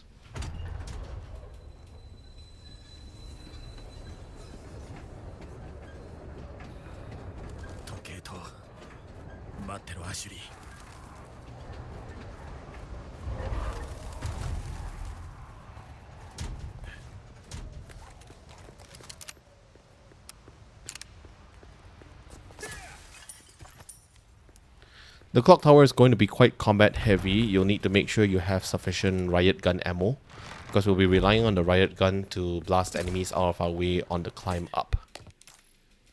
Also, by this point, we'll have two fully upgraded weapons, which is the bolt action rifle and Blacktail. The Blacktail's fully upgraded as far as damage is concerned.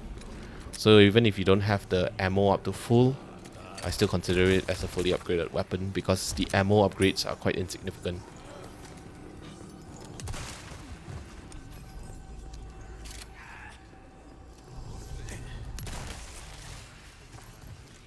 Before we get to the top of this stairwell, shoot the Salazar statue in the back of the head for its dynamite, and it will disable the flamethrower. So the flamethrower won't activate once you've done that.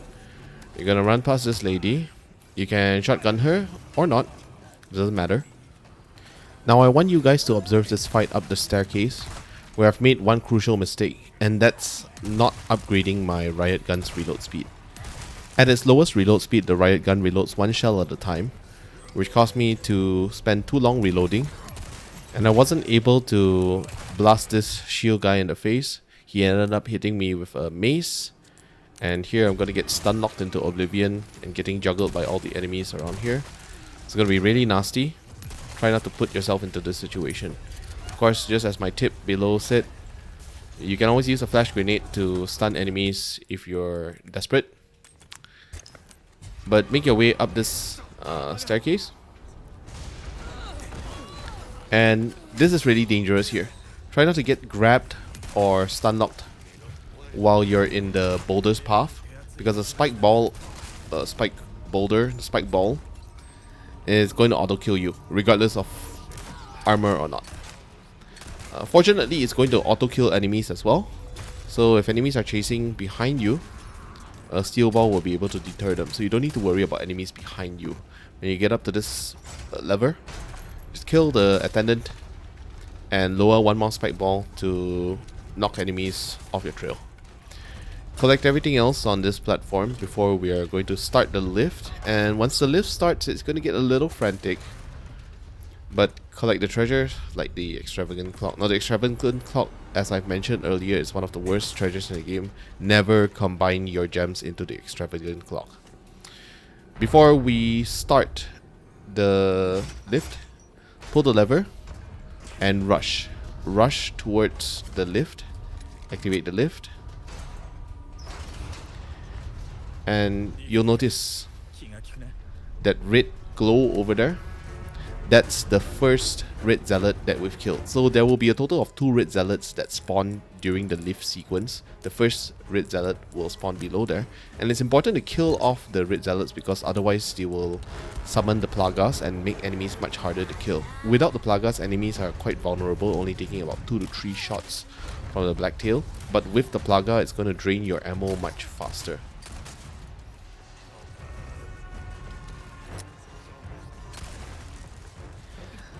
Now my general pattern here might look a little erratic, as in I just keep turning the camera around and keep spinning, and it might look a little distracting, but the truth is I'm really just looking out for enemies that are climbing up, and I'm keeping myself moving in case of any crossbowmen, because crossbows are going to hit you if you stay still, and I'm keeping myself moving to avoid crossbows, except for that one.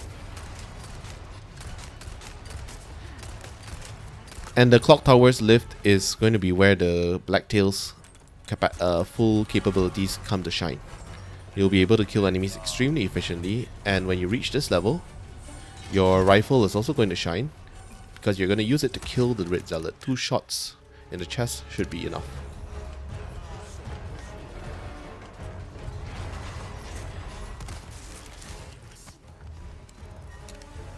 If enemies land on the lift is going to stop momentarily until all enemies are killed or gone.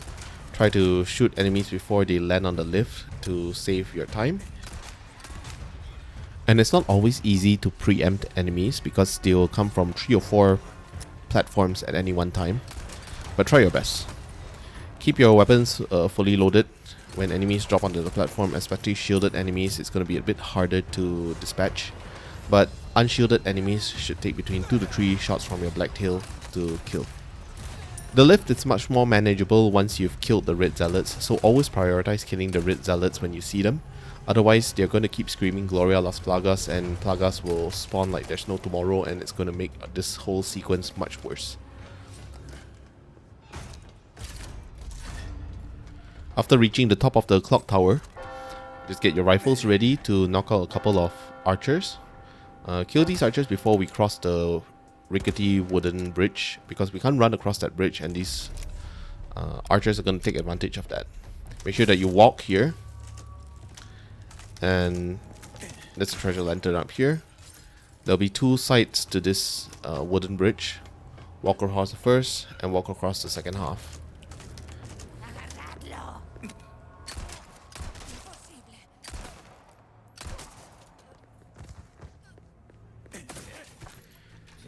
Before heading into the boss fight, take a short detour into the Merchant's Cove and upgrade your rifle to its maximum damage, including exclusive, if you haven't already, but make sure not to save here.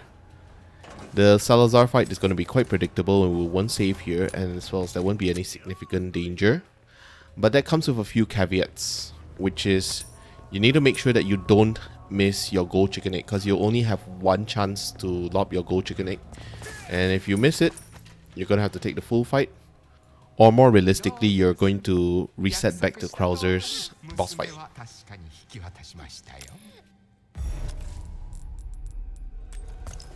When the fight begins, equip your gold chicken egg. Make sure you don't use your gold chicken egg. Using a gold chicken egg will mean you eat it, and it's very easy to mess that up.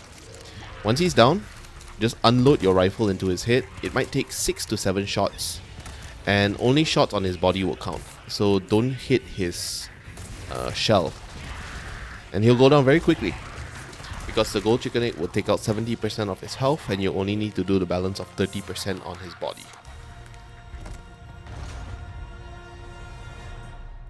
Now this may be an unpopular opinion, but the Salazar fight is the 2nd worst boss in my opinion from Delago. The reason is because his vulnerability windows, his health is way too obnoxious, and he drops these little shitty mines and all over the battlefield that will explode once you step over them, and these are the attacks that tend to kill you instead of just his normal attacks. Aside from that, his attacks are way too widespread, and whenever Leon gets hit by any one of his attacks, he gets stunned for 2 or 3 centuries, and it's really ridiculous. So I really hate the Salazar fight. If you ask me to compare this against the original, I think that this fight is a strict downgrade. And that's enough opinions out of me. Let's just end chapter 12 by going down the lift and heading to the speedboat. Just be careful, because there are 2 Armaduras coming up, and these Armaduras are exclusively in professional mode, which means the developers put these Armaduras in to frustrate players and to trap them after a fight that's most likely taken out most of their ammo. So just be careful in this next area. We'll be approaching 2 armaduras. You'll have to avoid them. I don't think I avoid them here. I think I ended up getting it hit by one of them. Yeah. You see? That was nearly fatal, and this nearly cost me an entire stretch of the game, making me have to reset to before Krauser. So yeah, just be careful. There's another one coming up, but this one's much easier to avoid. Just stick to your right, and well, you don't need to kill them, but I decided to kill him just, you know, to get another spinel. Not sure what for. I don't really need spinels at this point anymore. But after you have escaped both those armaduras, just end the chapter by interacting with the speedboat. And we'll be heading off to the island, so congratulations, you've finished 2/3 of the game. The last third of the game is actually not very long. The island is by far the shortest portion of the game. And there are quite a few skips that we're going to do to make your island visit a lot more pleasant and speedy.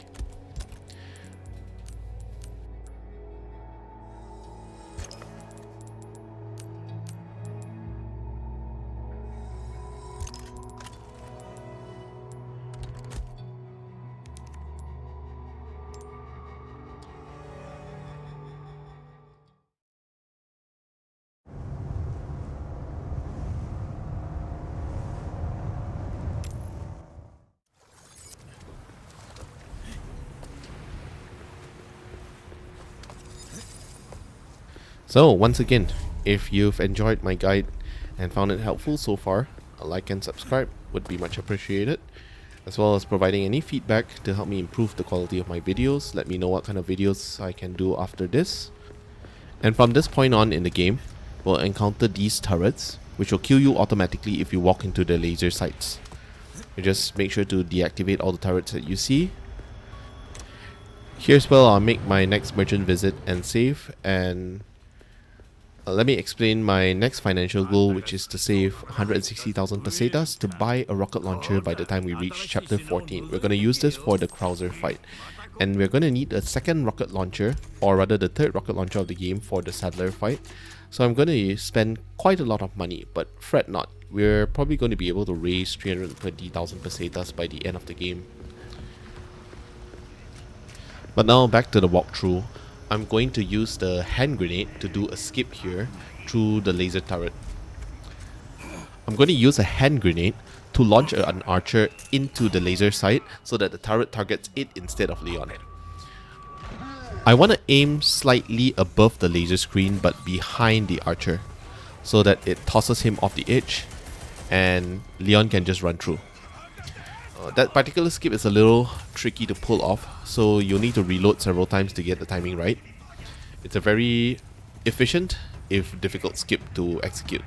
So don't worry if you need to reload several times if you fail. But it will allow you to shave 2 to 3 minutes off your playtime at the very least. We'll be doing a similar skip in chapter 16 where we push an enemy through the laser sight so that we can run through. After the rocket launcher soldier targets you, you want to run up either the left or right path depending on where the shielded enemies run. Just avoid the path where shielded enemies are walking through.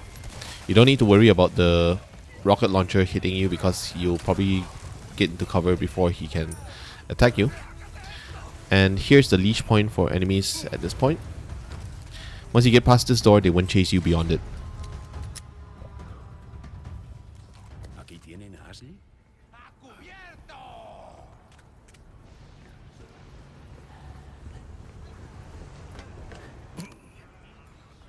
I'm going to kill the enemies in this area, or at least disable them, so they can run in to safely grab the Elegant Crown.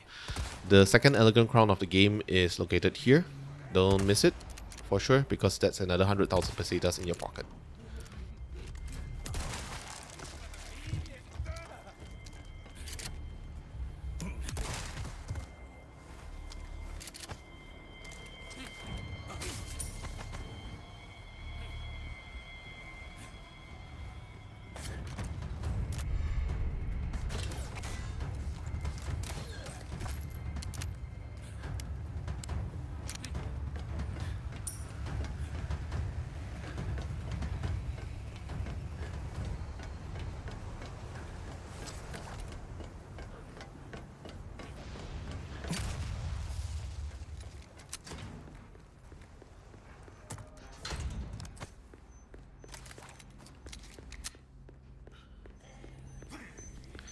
duck under this tripwire and stab this guy. You don't strictly need to kill him, but I kill him as a precaution so that he doesn't grab me when I'm on the way out of this control room.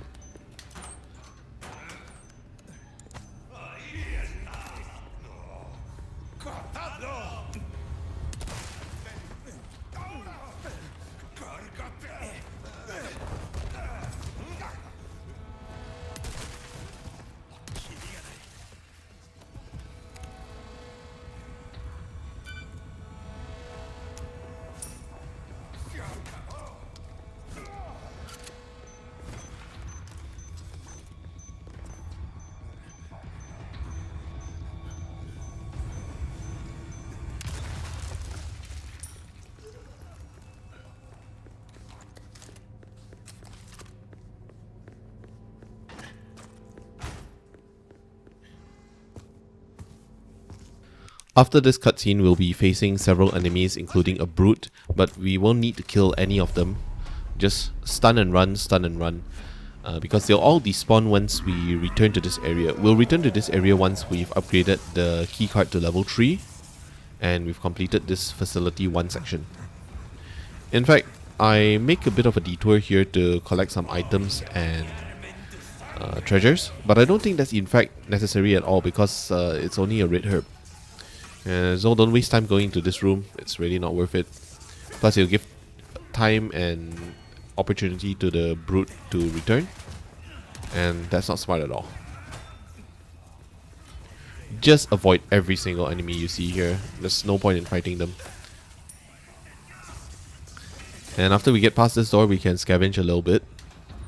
But again, don't linger because enemies will still be able to chase you here. But once you get past this point, it will leash the enemies to the previous zone.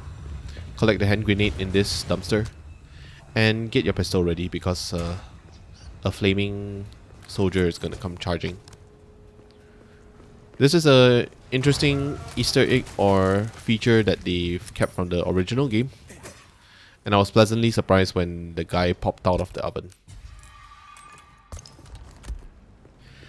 This room has a merchant, but we won't need to make any more upgrades as far as our core weapons and damage are concerned. However, just make sure that you have sufficient shotgun shells because we're going to need shotgun shells quite extensively for this room to disable the regenerators. We won't be able to outrightly kill the regenerators before we get a bioscope. We're only going to blast their feet out under them to disable their movement and allow us to run past them. Regenerators are one of the most iconic enemies in Resident Evil 4 and probably the whole series. Their creep factor is through the roof and they're incredibly resilient, especially if you don't know the correct way to kill them using the bioscope. I remembered my first encounter with a regenerator when I was younger, playing the classic version of this game. And I remembered putting the game down for a week out of sheer terror. That's how good the regenerator design is. And I'm quite glad that Capcom maintained and in fact improved the regenerator in this edition of the game. Good job, Capcom.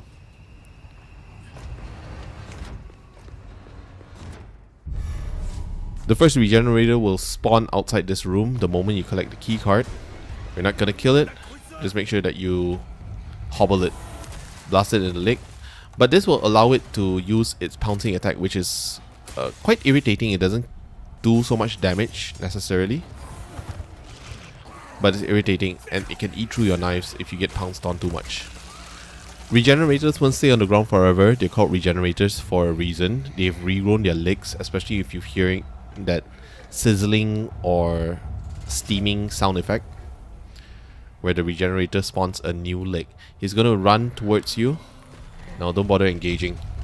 As long as you run away from the regenerator, he shouldn't generally be able to catch up to you. And we're heading towards the freezer room now for the second regenerator and keycard upgrade.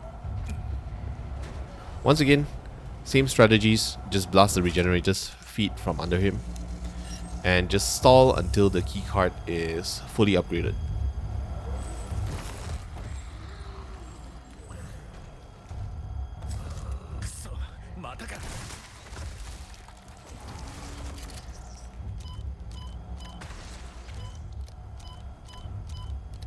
The keycard upgrade timer doesn't run as you're doing this puzzle, obviously, so you can't really avoid the regenerator's pursuit by just doing the puzzle. Anyway, we'll get the LE5, and the LE5 is the second machine gun and submachine gun in this game. We're gonna send it to the storage and sell it probably later. When the regenerator re-enters, blast his feet again, and just wait till the meter is full and try to avoid getting pounced on. Which I didn't.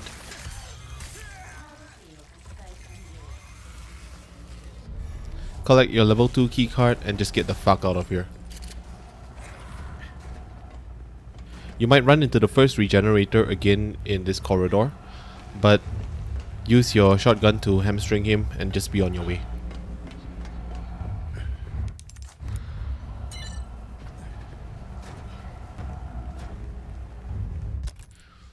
You'll be safe from the 2 regenerators once you walk into this room, since they are leashed to the laboratory. As we get to this staircase, we'll encounter 2 Ganados in this room and 1 more in the next room. You can go in guns blazing, or use a stealth approach to sneak attack both of them here, and sneak into the next room to get the 3rd Ganado. Make sure you kill all 3 of them before proceeding to the incubation lab.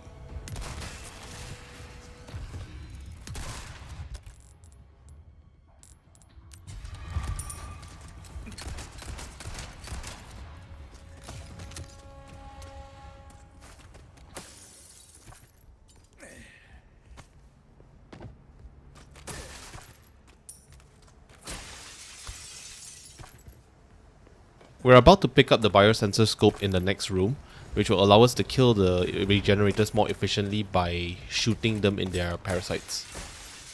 Clear all the items in this room, and there will be a total of 4 regenerators in the 4 tanks. Even though you only need to kill 1 regenerator, which is the one containing the wrench, you'll need between 15 to 20 rifle shots to be safe. So if you don't have the supplies, then you have no choice but to avoid the regenerators. However, if you can kill the regenerators, it's going to be much safer. Later on, Ganados are going to join the fight during the keycard calibration sequence, and there will be a couple of dynamiters, and explosions can destroy these tanks and release the regenerators at the worst time. When the regenerators are in the tank, they are stationary, so you can take the extra effort and time to line up 2 parasites in a single shot. That way you'll be able to save 1 additional bullet per regenerator. And after killing all 3 of them, we'll get 1 Alexandrite and 2 rubies for our efforts. Not a bad trade considering it's only 9 extra bullets.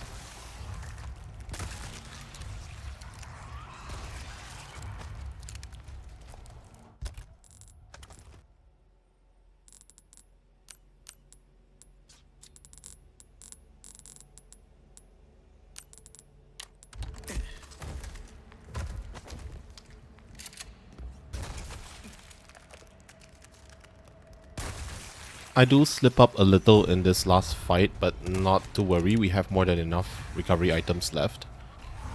You can take 1 or 2 hits, it's not a problem.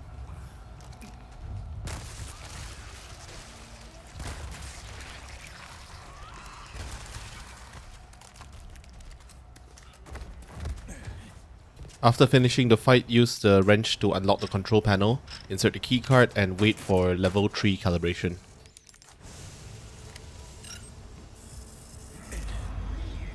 After you start the calibration, Ganados will enter the room, including 2 dynamiters. The first dynamiter is in my sight, the other one is towards the right, behind the wall, and he'll stay there until you approach him. That guy's a little sneaky and he might lob a dynamite right in your face. We're not gonna kill all of them, we're just gonna slow them down and take them down if we need to. But the enemies are quite powerful because there will be a high chance of Plaga spawns. After the control panel beeps twice, you can collect your keycard and just run out of here. Don't need to kill any of them, it's going to be a waste of time. I've actually died 2 to 3 times here before due to overcommitting in this fight. And the second dynamiter will actually be standing in front of this gate. Here. He won't run forward until the first dynamiter is dead because dynamiters don't like to stand too close to each other. It's too much of a risk. But after you crossing that last control panel, we're in the clear since enemies won't chase us into this room. We can go rescue Ashley now and finish the chapter. Congratulations, we'll move into chapter 14 shortly.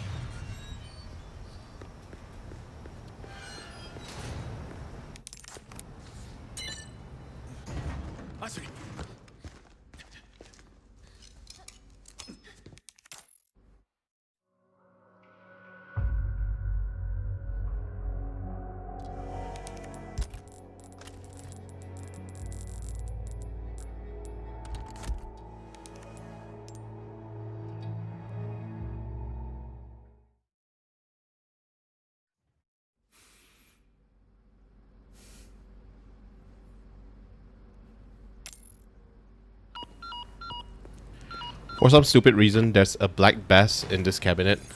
Whatever the reason for. I just eat the black bass and collect the rest of the items around the room. There's another crystal ore here. Crystal ore is a new kind of treasure that you'll only discover on the island. There's another crystal ore after chapter 14 as well. We'll collect that one later.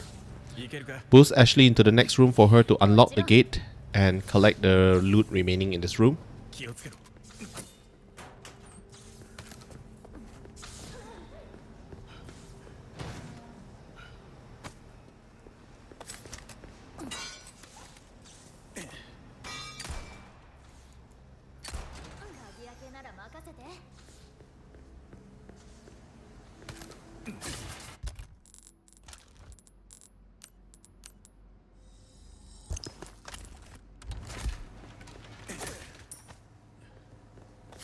This would be a good place to save since a merchant is here and you can upgrade your weapons and upkeep your inventory. But I'm not going to save here. Instead, I'm going to save in about 5 minutes time before the waste disposal sequence.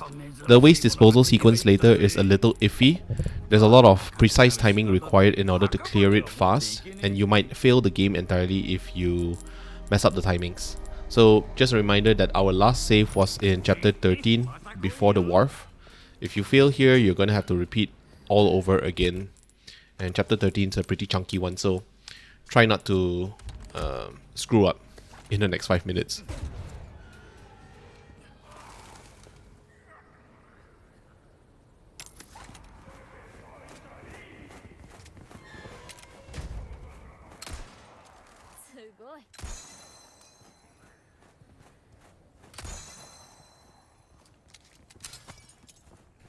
The 5th medallion quest of the game is in this yard. We already shot 2 medallions down. There are 3 more in the yard below. You can observe my playthrough to see where the placements are.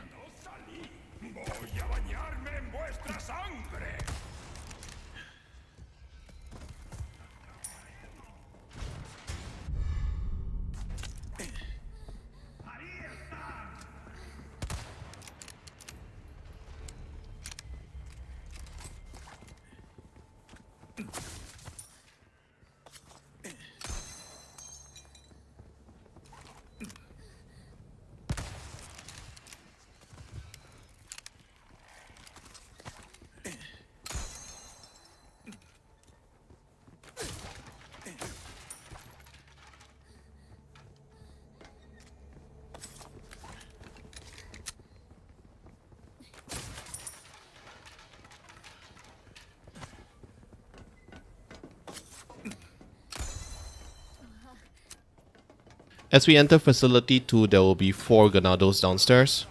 Don't go and pursue them. Just run upstairs and send Ashley to hold down the lever.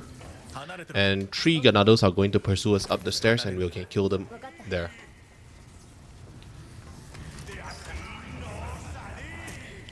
The last Ganado will be staying behind and he'll only aggro once you walk into the corridor. In terms of weapon strength, we're pretty much at our maximum. You don't need a Riot Gun to kill enemies. We're gonna do it very efficiently with the pistol and bolt action rifle.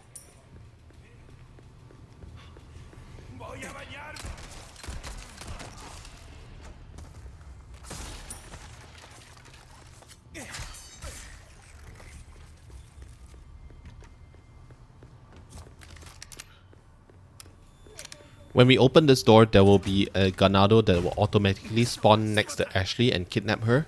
There will be 2 more that will spawn through this door, and you can kill them first and wait for the other Ganado to drop down. He's going to be carrying Ashley. And you can stay here immediately to stab him in the back and immediately kill him. You need to be very careful about this particular one because for some reason he only needs about 5 seconds to carry Ashley away. So if you're not careful, you might game over here without even realizing it. And I don't know which secret door he's going to use to bring Ashley through, but he actually goes into that corner right there and it just turns into a game over. It's ridiculous.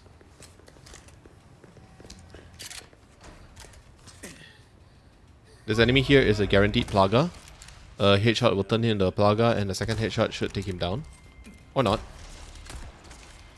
After killing this enemy, head upstairs with a flash grenade in hand. We're going to stun the enemies upstairs. And the save point will be right in the next room. Run past all of them. Or knife them, just for kicks. And we're going to make a save here before the waste disposal section. I've discovered that this is a pretty good save point to make because the waste disposal sequence will require some very precise timing. Especially during the power restoration sequence where we have to restore the power and activate the power puzzle.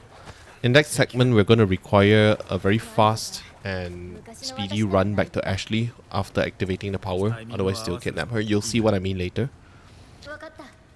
The synchronized puzzles in professional move much faster than those in standard. Pull the lever roughly half a second before you want the lever to stop. Put Ashley in this locker and recall her later after killing the regenerator / Iron Maiden. In professional difficulty, every regenerator that we face from here on out is going to eventually turn into an Iron Maiden. So keep your rifle, ammo and biosensor scope ready at all times.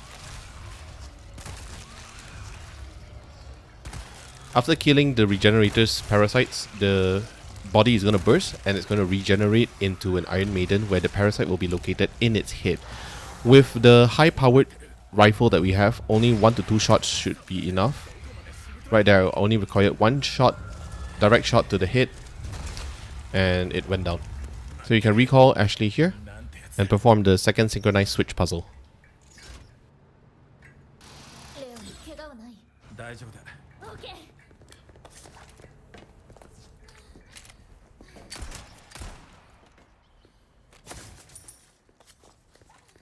This section is especially tricky.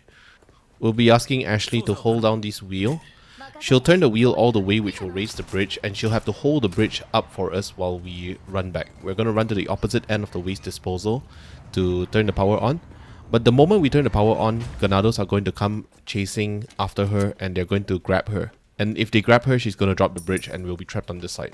To make things a little bit more complicated, there's another regenerator, but we won't be killing the regenerator. Instead, we'll be using a flash grenade to stun the enemies long enough that we can make it across the bridge without much trouble. But it will require some precise timing and placement of our flash grenade. So finish off the rats in this section. They're a little hard to spot because of how dark it is.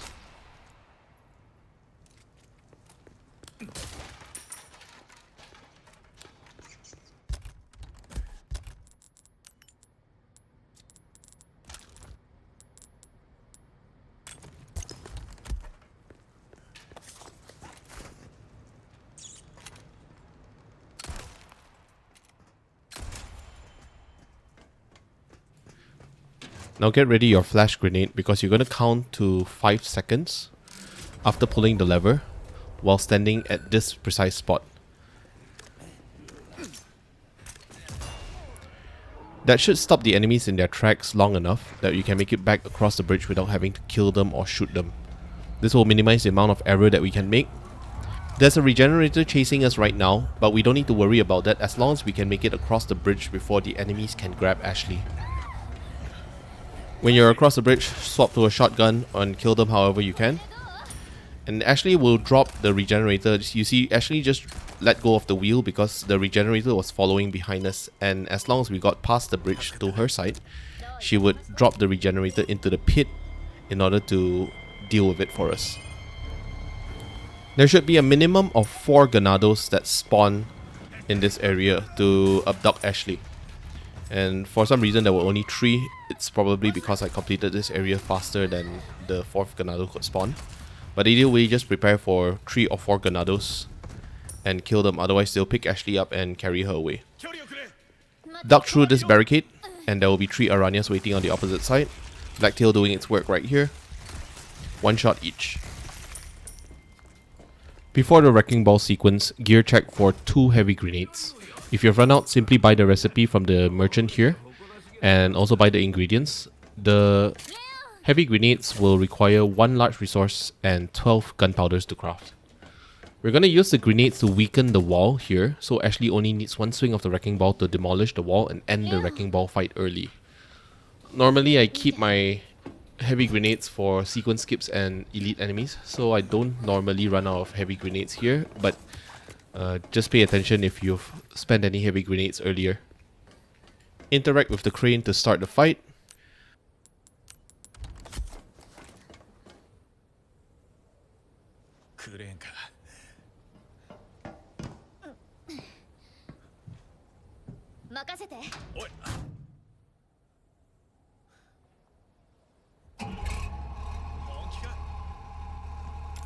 Now the crossbowman that spawns in front of us is pretty fast, and he might shoot you if you don't immediately duck to the left. I didn't do this in my playthrough, but you should toss out a flash grenade before we start grenading the wall. This is to keep enemies from stun locking or killing you. 2 heavy grenades are sufficient, but if you're unsure if they actually took effect, you should probably toss out an extra hand grenade just to be sure. This should allow Ashley to break the wall with only 1 swing. Once the wall is broken here, let's just run through it and summon the lift in order to save time. The lift will take a little while to get to us, but we'll kill all the enemies that stream through the hole in the wall in the meantime. Enemies will hit pretty hard by this point in the game, so be extra careful if you're running around without body armor like I am doing in this playthrough. Try to maintain body armor the way that you maintain knives, which is to just make a habit of repairing them every time you visit the merchant. For some reason, that Aranya just decided to peace out and leave the fight altogether. And no more Ganados will spawn anymore after the wall is broken. Normally, if you let the fight drag on, more enemies are going to spawn in waves, and eventually you'll find yourself coming up against a brute and a wave of Aranyas as well, which is quite terrifying. But by breaking the wall using the heavy grenades, we actually bypass all of that nonsense. The grenade skip is just much safer and faster. There's no reason why you shouldn't use the grenade skip.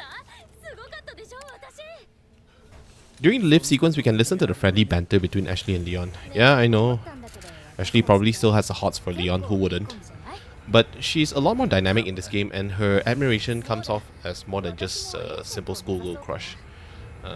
Leon obviously appreciates the company a lot more than in Classic, and original Ashley was a lot whinier and much less likable.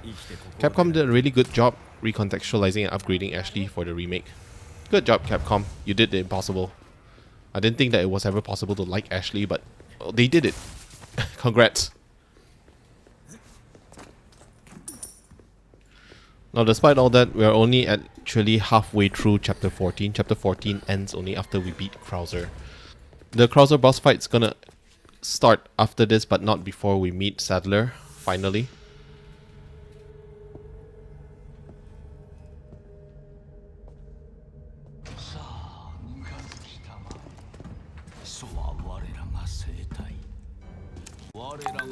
And just as I was singing praises for Ashley's rewrite and redesign, I feel like Capcom really screwed the pooch when it came to Sadler.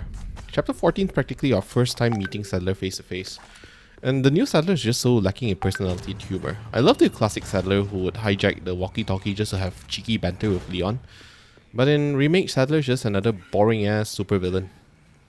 I mean, don't get me wrong, I think he looks great. His look is more imposing and menacing than ever, but I think Capcom lost any points that they might have gained from his new look based on his shitty and bland character writing.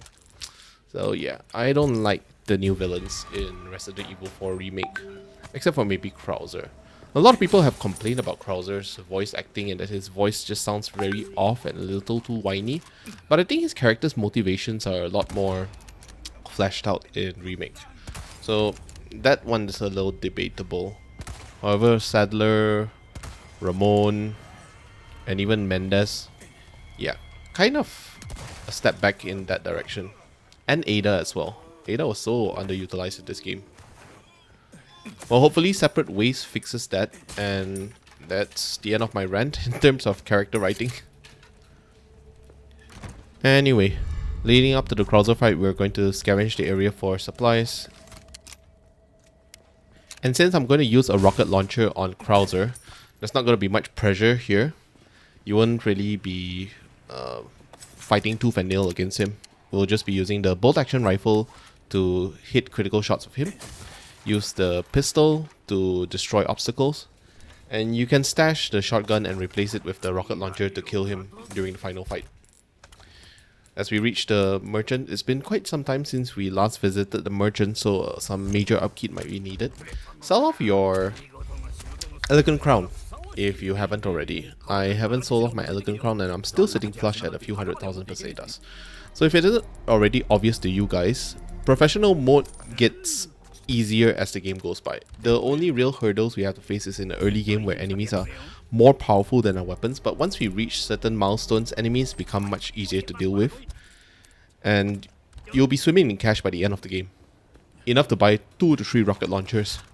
So I wasn't kidding when I said that money isn't going to be an issue long term.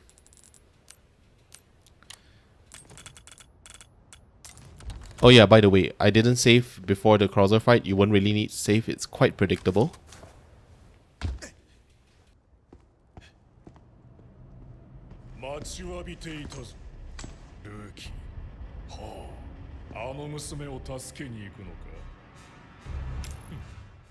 Anyway, I kind of screwed up the first sequence here. You're supposed to hit Krauser twice in the head with a bolt action rifle, but I kept missing my shots. And when he hits the ground, you don't actually need to use the bolt action rifle anymore. It's going to be too slow, and the pistol isn't going to do anything to him. Instead, just use the heavy grenade to dish additional damage to him, and he'll eventually leave. This first fight dragged on a little too long because I was fumbling around and not landing damage on Krauser where it counted. Anyway, he should go down eventually, and once he flashes, he'll escape. Collect the Rhinoceros Beetle conveniently just behind us. And the next stop is to raise the pizza door. No prizes for guessing why I call it the pizza door.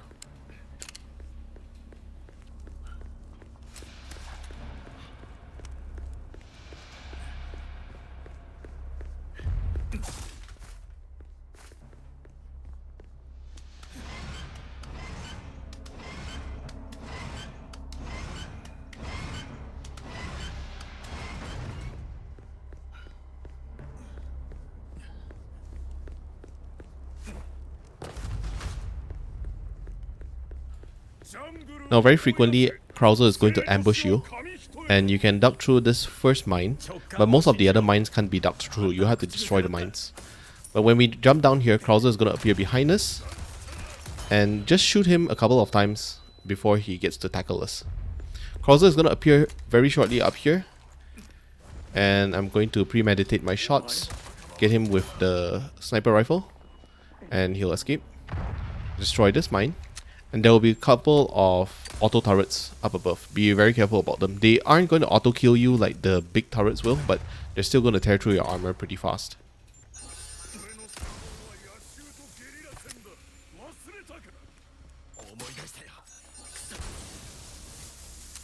Before we exit this circular corridor, just stay back and let him fire his arrow. Stay back for just a second and his arrow will miss.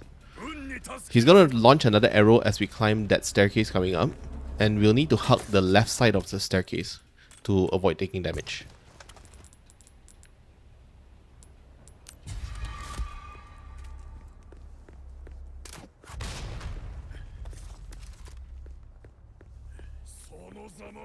Now he's going to aim his arrows at us, and we're going to try to snipe him and deter him if possible. I missed that snipe, but a direct hit to his head, one direct shot from the rifle to his head should be enough to make him run away.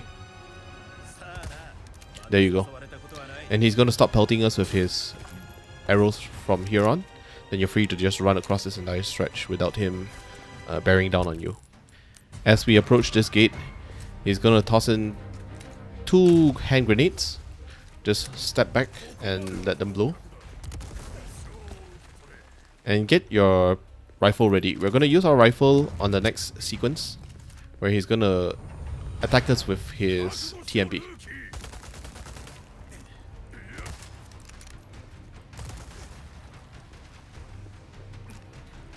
Now during this phase, you're going to just need to do enough damage to him, and every time we hit certain thresholds, he's going to use a flash grenade and appear behind you, where the E prompt will immediately come up.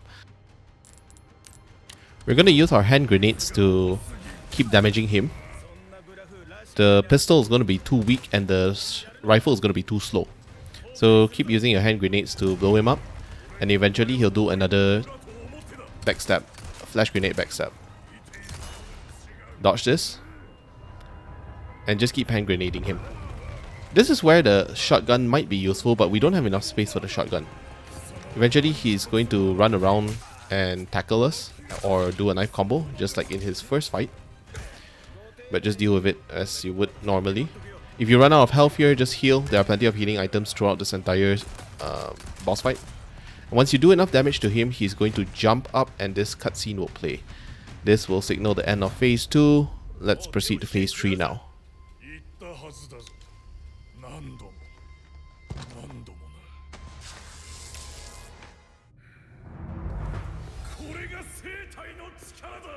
Krauser is going to assault you in this corridor by doing a slash. You can parry it, but a perfect parry is only permitted. Or alternatively, you could just run in the opposite direction once he appears. He might miss you. Just collect any of the other items. There are yellow herbs, green herbs, and a couple of crates here. Krauser is just going to do one more scripted attack before we face him atop the tower. Press E here, and that's it. He's gonna run away. And once we're done here, just climb the tower, and we'll start the final fight, which will be over in a second because of the rocket launcher. For some reason, I'm fumbling with my inventory here, and I'm not even combining the herbs in proper order. Excuse the brain fart, it's been a long playthrough.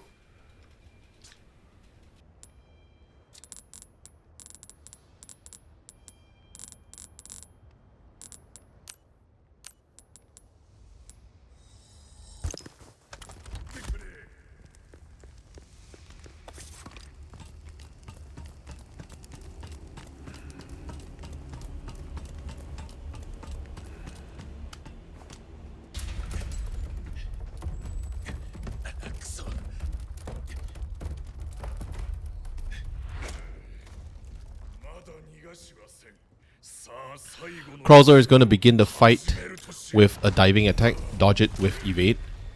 And when he does his first swipe, try and get a perfect parry in. It's okay if you don't, but getting a perfect parry in will allow you to kick him and stun him for just over a second. And whip out your rocket launcher and end the fight. If he doesn't stay still, however, you can still kill him easily, because there will come a point where he'll start to raise his shield arm. So one of his arms, his right arm, is a shield, and when he does that, just blast him with the rocket launcher through the shield. He'll die even if his shield is raised. Otherwise, you can aim at his feet. And that's the end of chapter 14, a pretty long chapter. I'm gonna make a save soon after the next chapter starts at the next merchant visit, and you don't need to worry so much about upgrading your weapons anymore. Everything that we need is fully upgraded. What we really need is as many flash grenades as possible and 2 heavy grenades. That's it. With only flash grenades and heavy grenades, you can basically finish the entire chapter 15.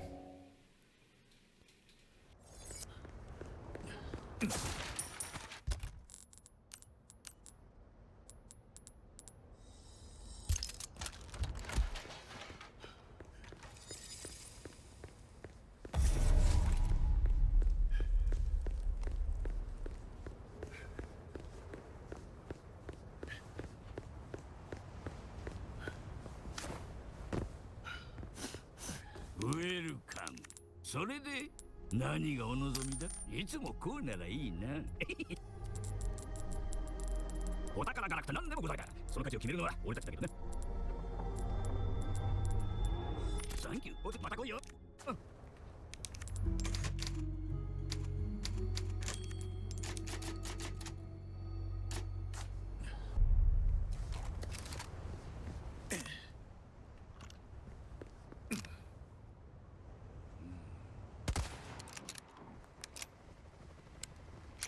When we get to the first outpost, the objective is to kill enough Ganados so that Mike will eventually blast the passage to the next area open. You can summon Mike earlier by sniping the Ganado in the head to aggro the enemies. And once we enter the compound, we're going to head to the back of this outpost and climb this building. We want to go to the front to access a minigun because we want to kill enemies from two entrances. From your right and from the front. Right here, which is behind us. Over here. And in front, which is where the minigun is facing.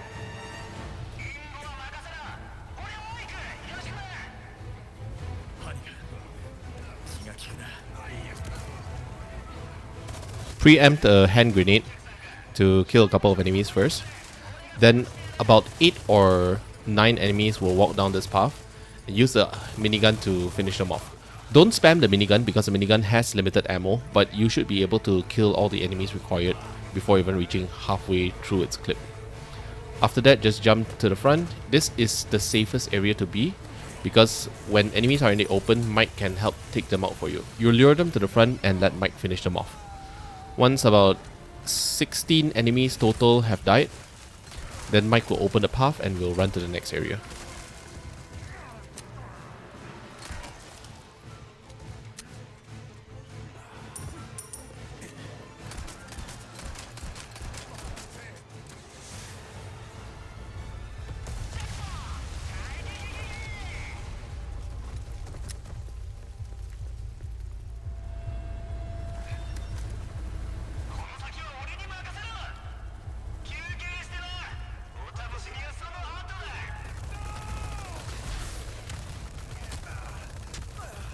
The second outpost shouldn't be too much of a problem. The turrets aren't actually going to hit you, it just looks like they're going to hit you, but they actually aren't. Because Mike is going to blow it up immediately, but you just need to worry about the crossbowmen standing in front of you. Use the barrels to dispatch them. But be careful because in the upcoming ladder there are going to be 2 dynamiters that will appear. Kill them both to be safe. I accidentally left one alive, which is not a huge deal because Mike will kill him the moment he drops down. The moment he descends this ladder, Mike is going to kill him. Anyway, I killed him over here.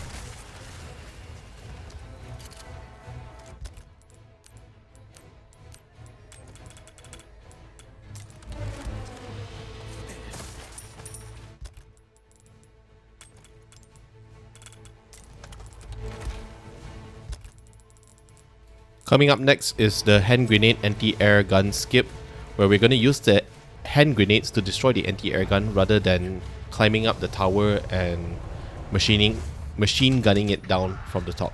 It's going to save us about 5 to 10 minutes in total. So we'll just run towards the entrance. You will need to be a little close and arc it about 70 degrees upwards. It's going to be quite tall. Once the anti-air gun is destroyed, and if you do not have heavy grenades, you can always use hand grenades instead.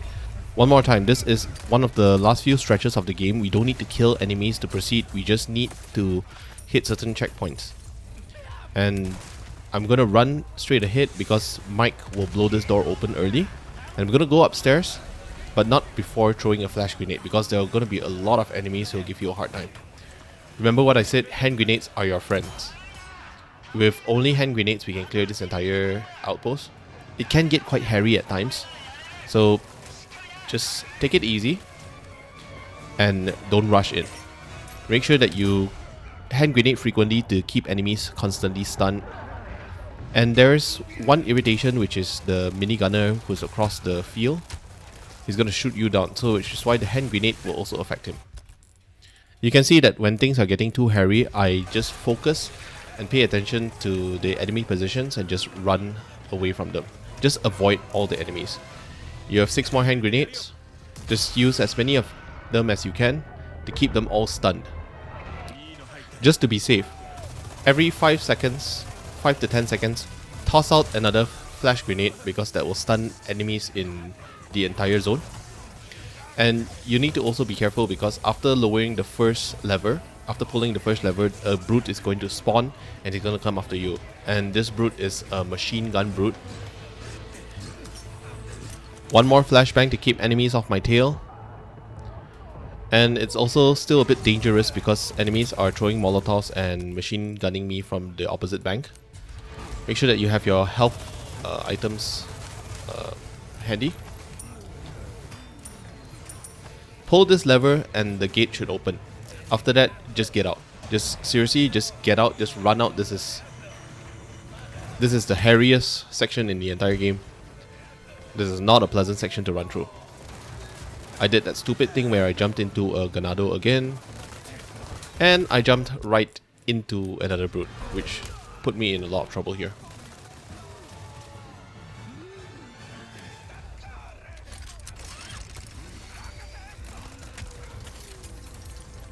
And that's my basic strategy for the first half of chapter 15, which is to just brute force your way through with flash grenades.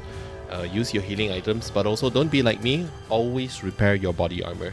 My body armor could have saved me a lot more damage back there. Anyway, you're gonna meet up with Mike, but after the cutscene, there are gonna be a bunch of Novistadors, and we won't even need to kill the Novistadors, just run.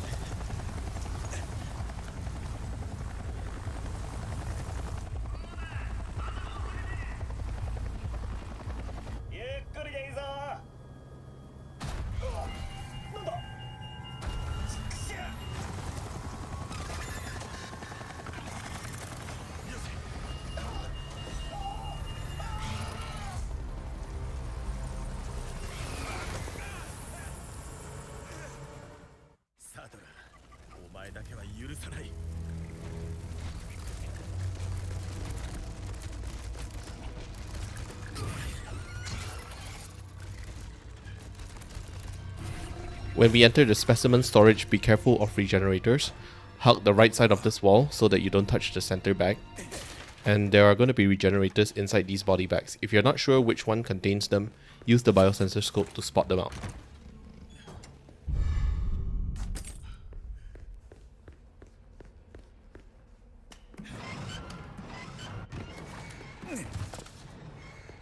This next room is also just a simple wheel, crank and run sequence, but there are 2 regenerators here. Just spot them out using your biosensor scope. I already know which ones they are in, and the one that's going to give you the most trouble is this one right here.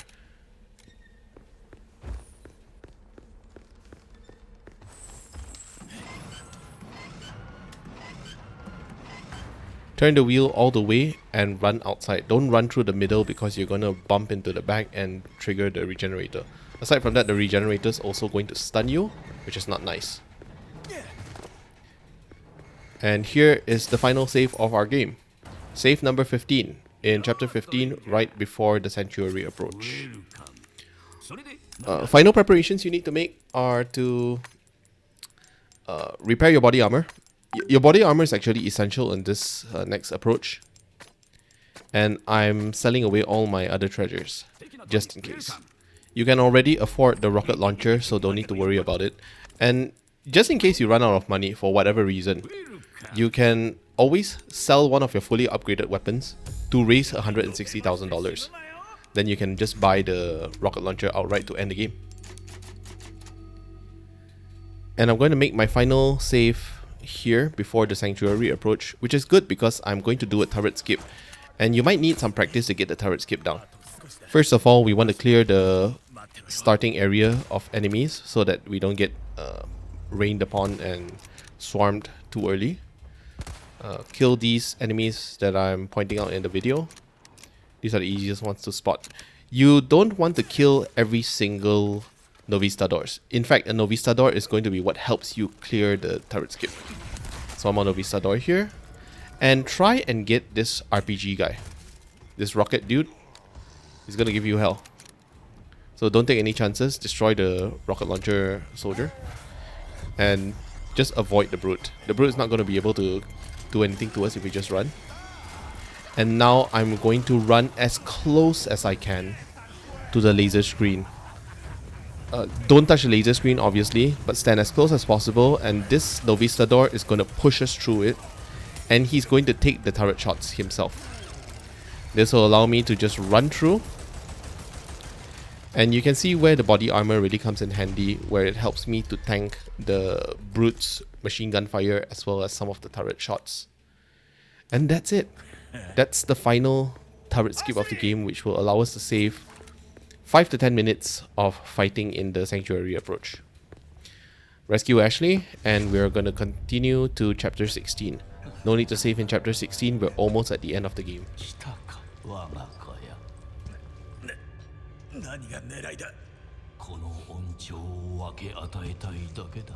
一人でも多くの者に。つつましい願いだろう。生体によって我々は皆一つになるのだ。その肉も骨もそして思念も。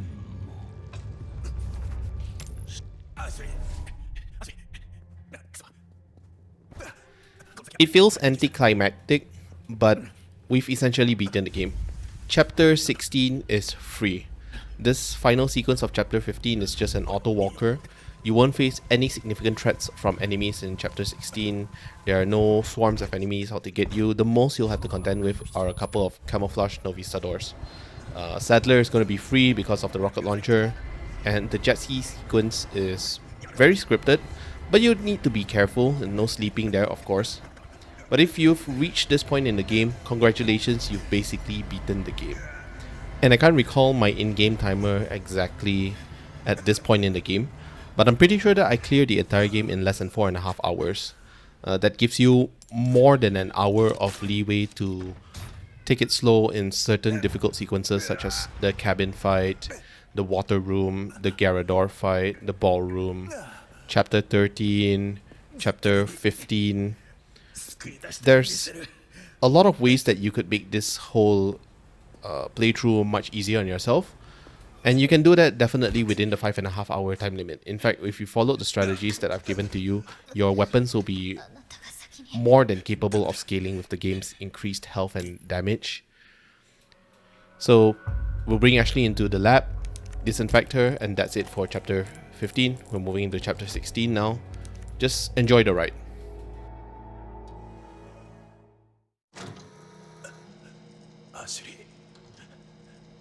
Ashley. ここよ。もうダメかと思った。平気だ。今こうして生きていられるのはルイスのおかげだ。ああ。ああ見えていいやつだった。悪いな。遠慮はやめてよ。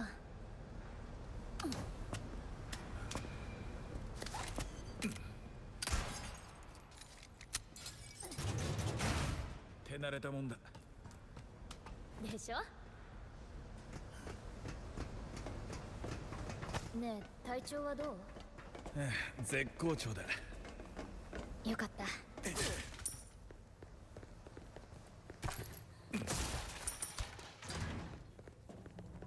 すごいあれよ。You only really need to kill this first Novistador here.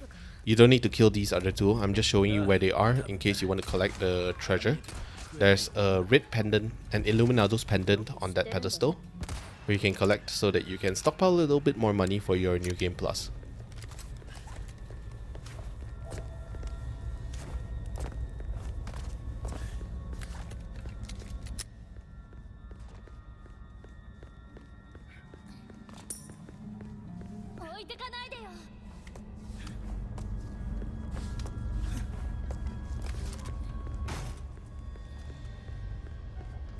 The last two Novistadors are also camouflage. You can use your biosensor scope to spot them out.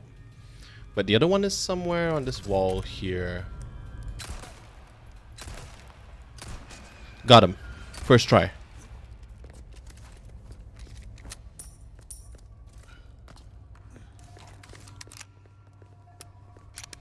I'm ending the game with about 200,000 pesetas. Actually, no, 300,000 pesetas spare. And I'm gonna use this to buy the largest case for my New Game Plus, as well as the rocket launcher. And this falls in line with our strategy of keeping our arsenal lean and mean by only using 3 weapons, the Blacktail, Riot Gun, and Rifle. We're able to make it through the entire game without having to spend extra cash on the attaché case. Upgrading the attaché case is not very efficient if you keep upgrading it at every single point because it costs the same. So if you upgrade it from small all the way to the largest size, it's going to cost the same as well, 64,000 pesetas. すぐ戻る。わかった。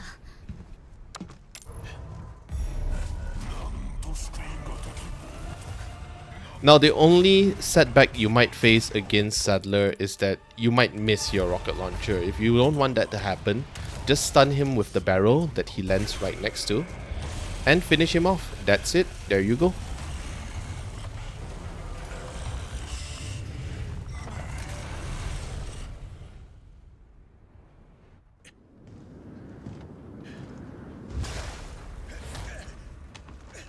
During his second phase, we'll need to do enough damage to him so that Ada will give us the rocket launcher.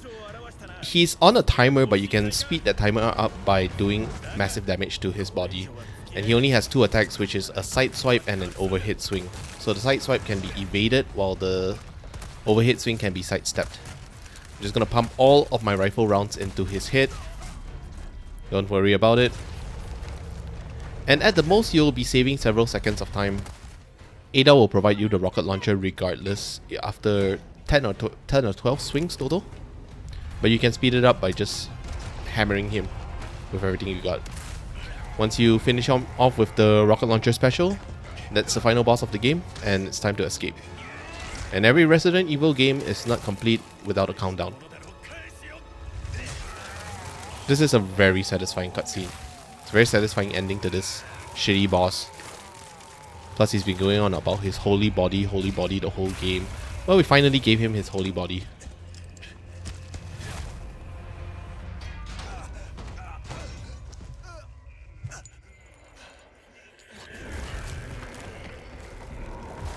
If you complete the game in S+ rank in Professional, you might be able to meet other timed challenges for other difficulties as well. So let's say you've only finished Standard or Assisted. And if you finish Professional within 5 hours, you will get the Hardcore S+ rank achievement as well. So you can kill multiple birds with one stone. There's nothing much to say for this final escape sequence, except the fact that Professional gives you slightly less time, maybe about 30 seconds lesser than Standard and Assisted. So you might feel like you're cutting it a bit close, but that's just part of the game. We might escape with only about 5 to 6 seconds on the clock, but that's to be expected, as long as you don't dilly-dally during the run towards the jet ski. And the final enemy that might give you a bit of trouble is through this door, so just avoid him. He'll eventually just go down and die. The last Clockwork Castellan is here as well. You might want to look towards the forklifts in the right. So if you haven't collected the Castellans, here's where you do so. Get on the jet ski and off you go.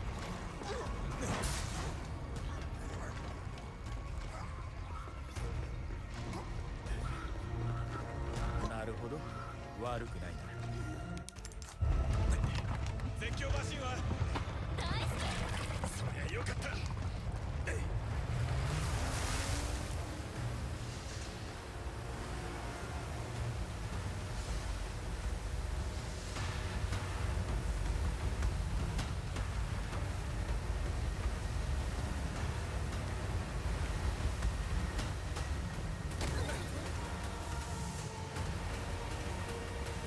It's fine to take damage during the jet ski sequence. There's no achievement tied to escaping without taking a single hit on the jet ski. So don't worry, just avoid the large projectiles, the large debris, and don't hit walls, that's all. And whenever you hit certain ramps, hold the interact button or hold the F button as you jump off the ramp. You do a spin, and the spin will net you 1000 pesetas.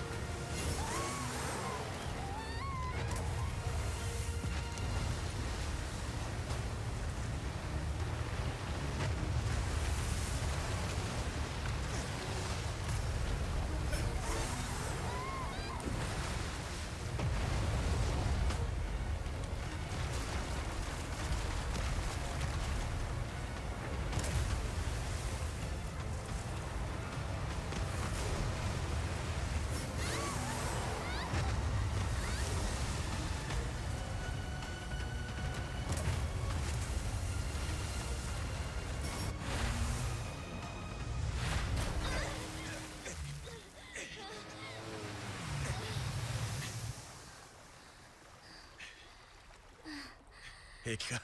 大丈夫。でもすごかった。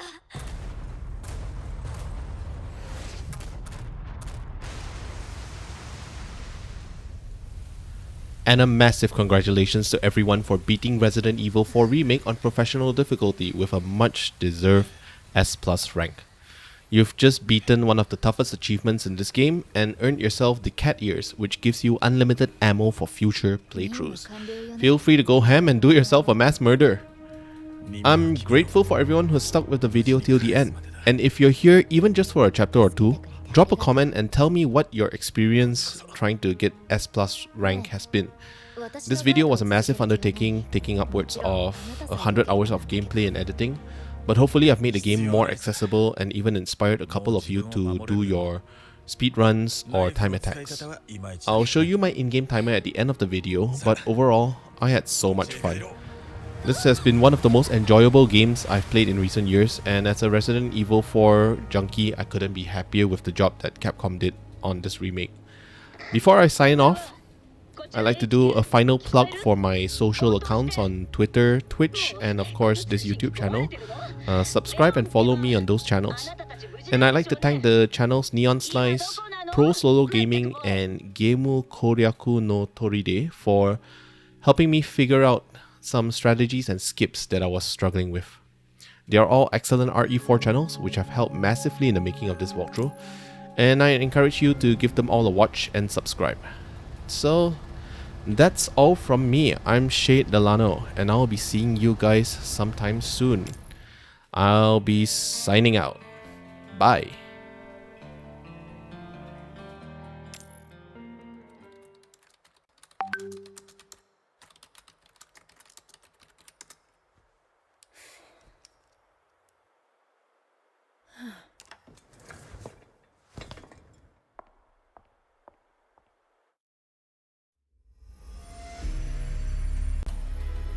A なたって最高のエージェントね。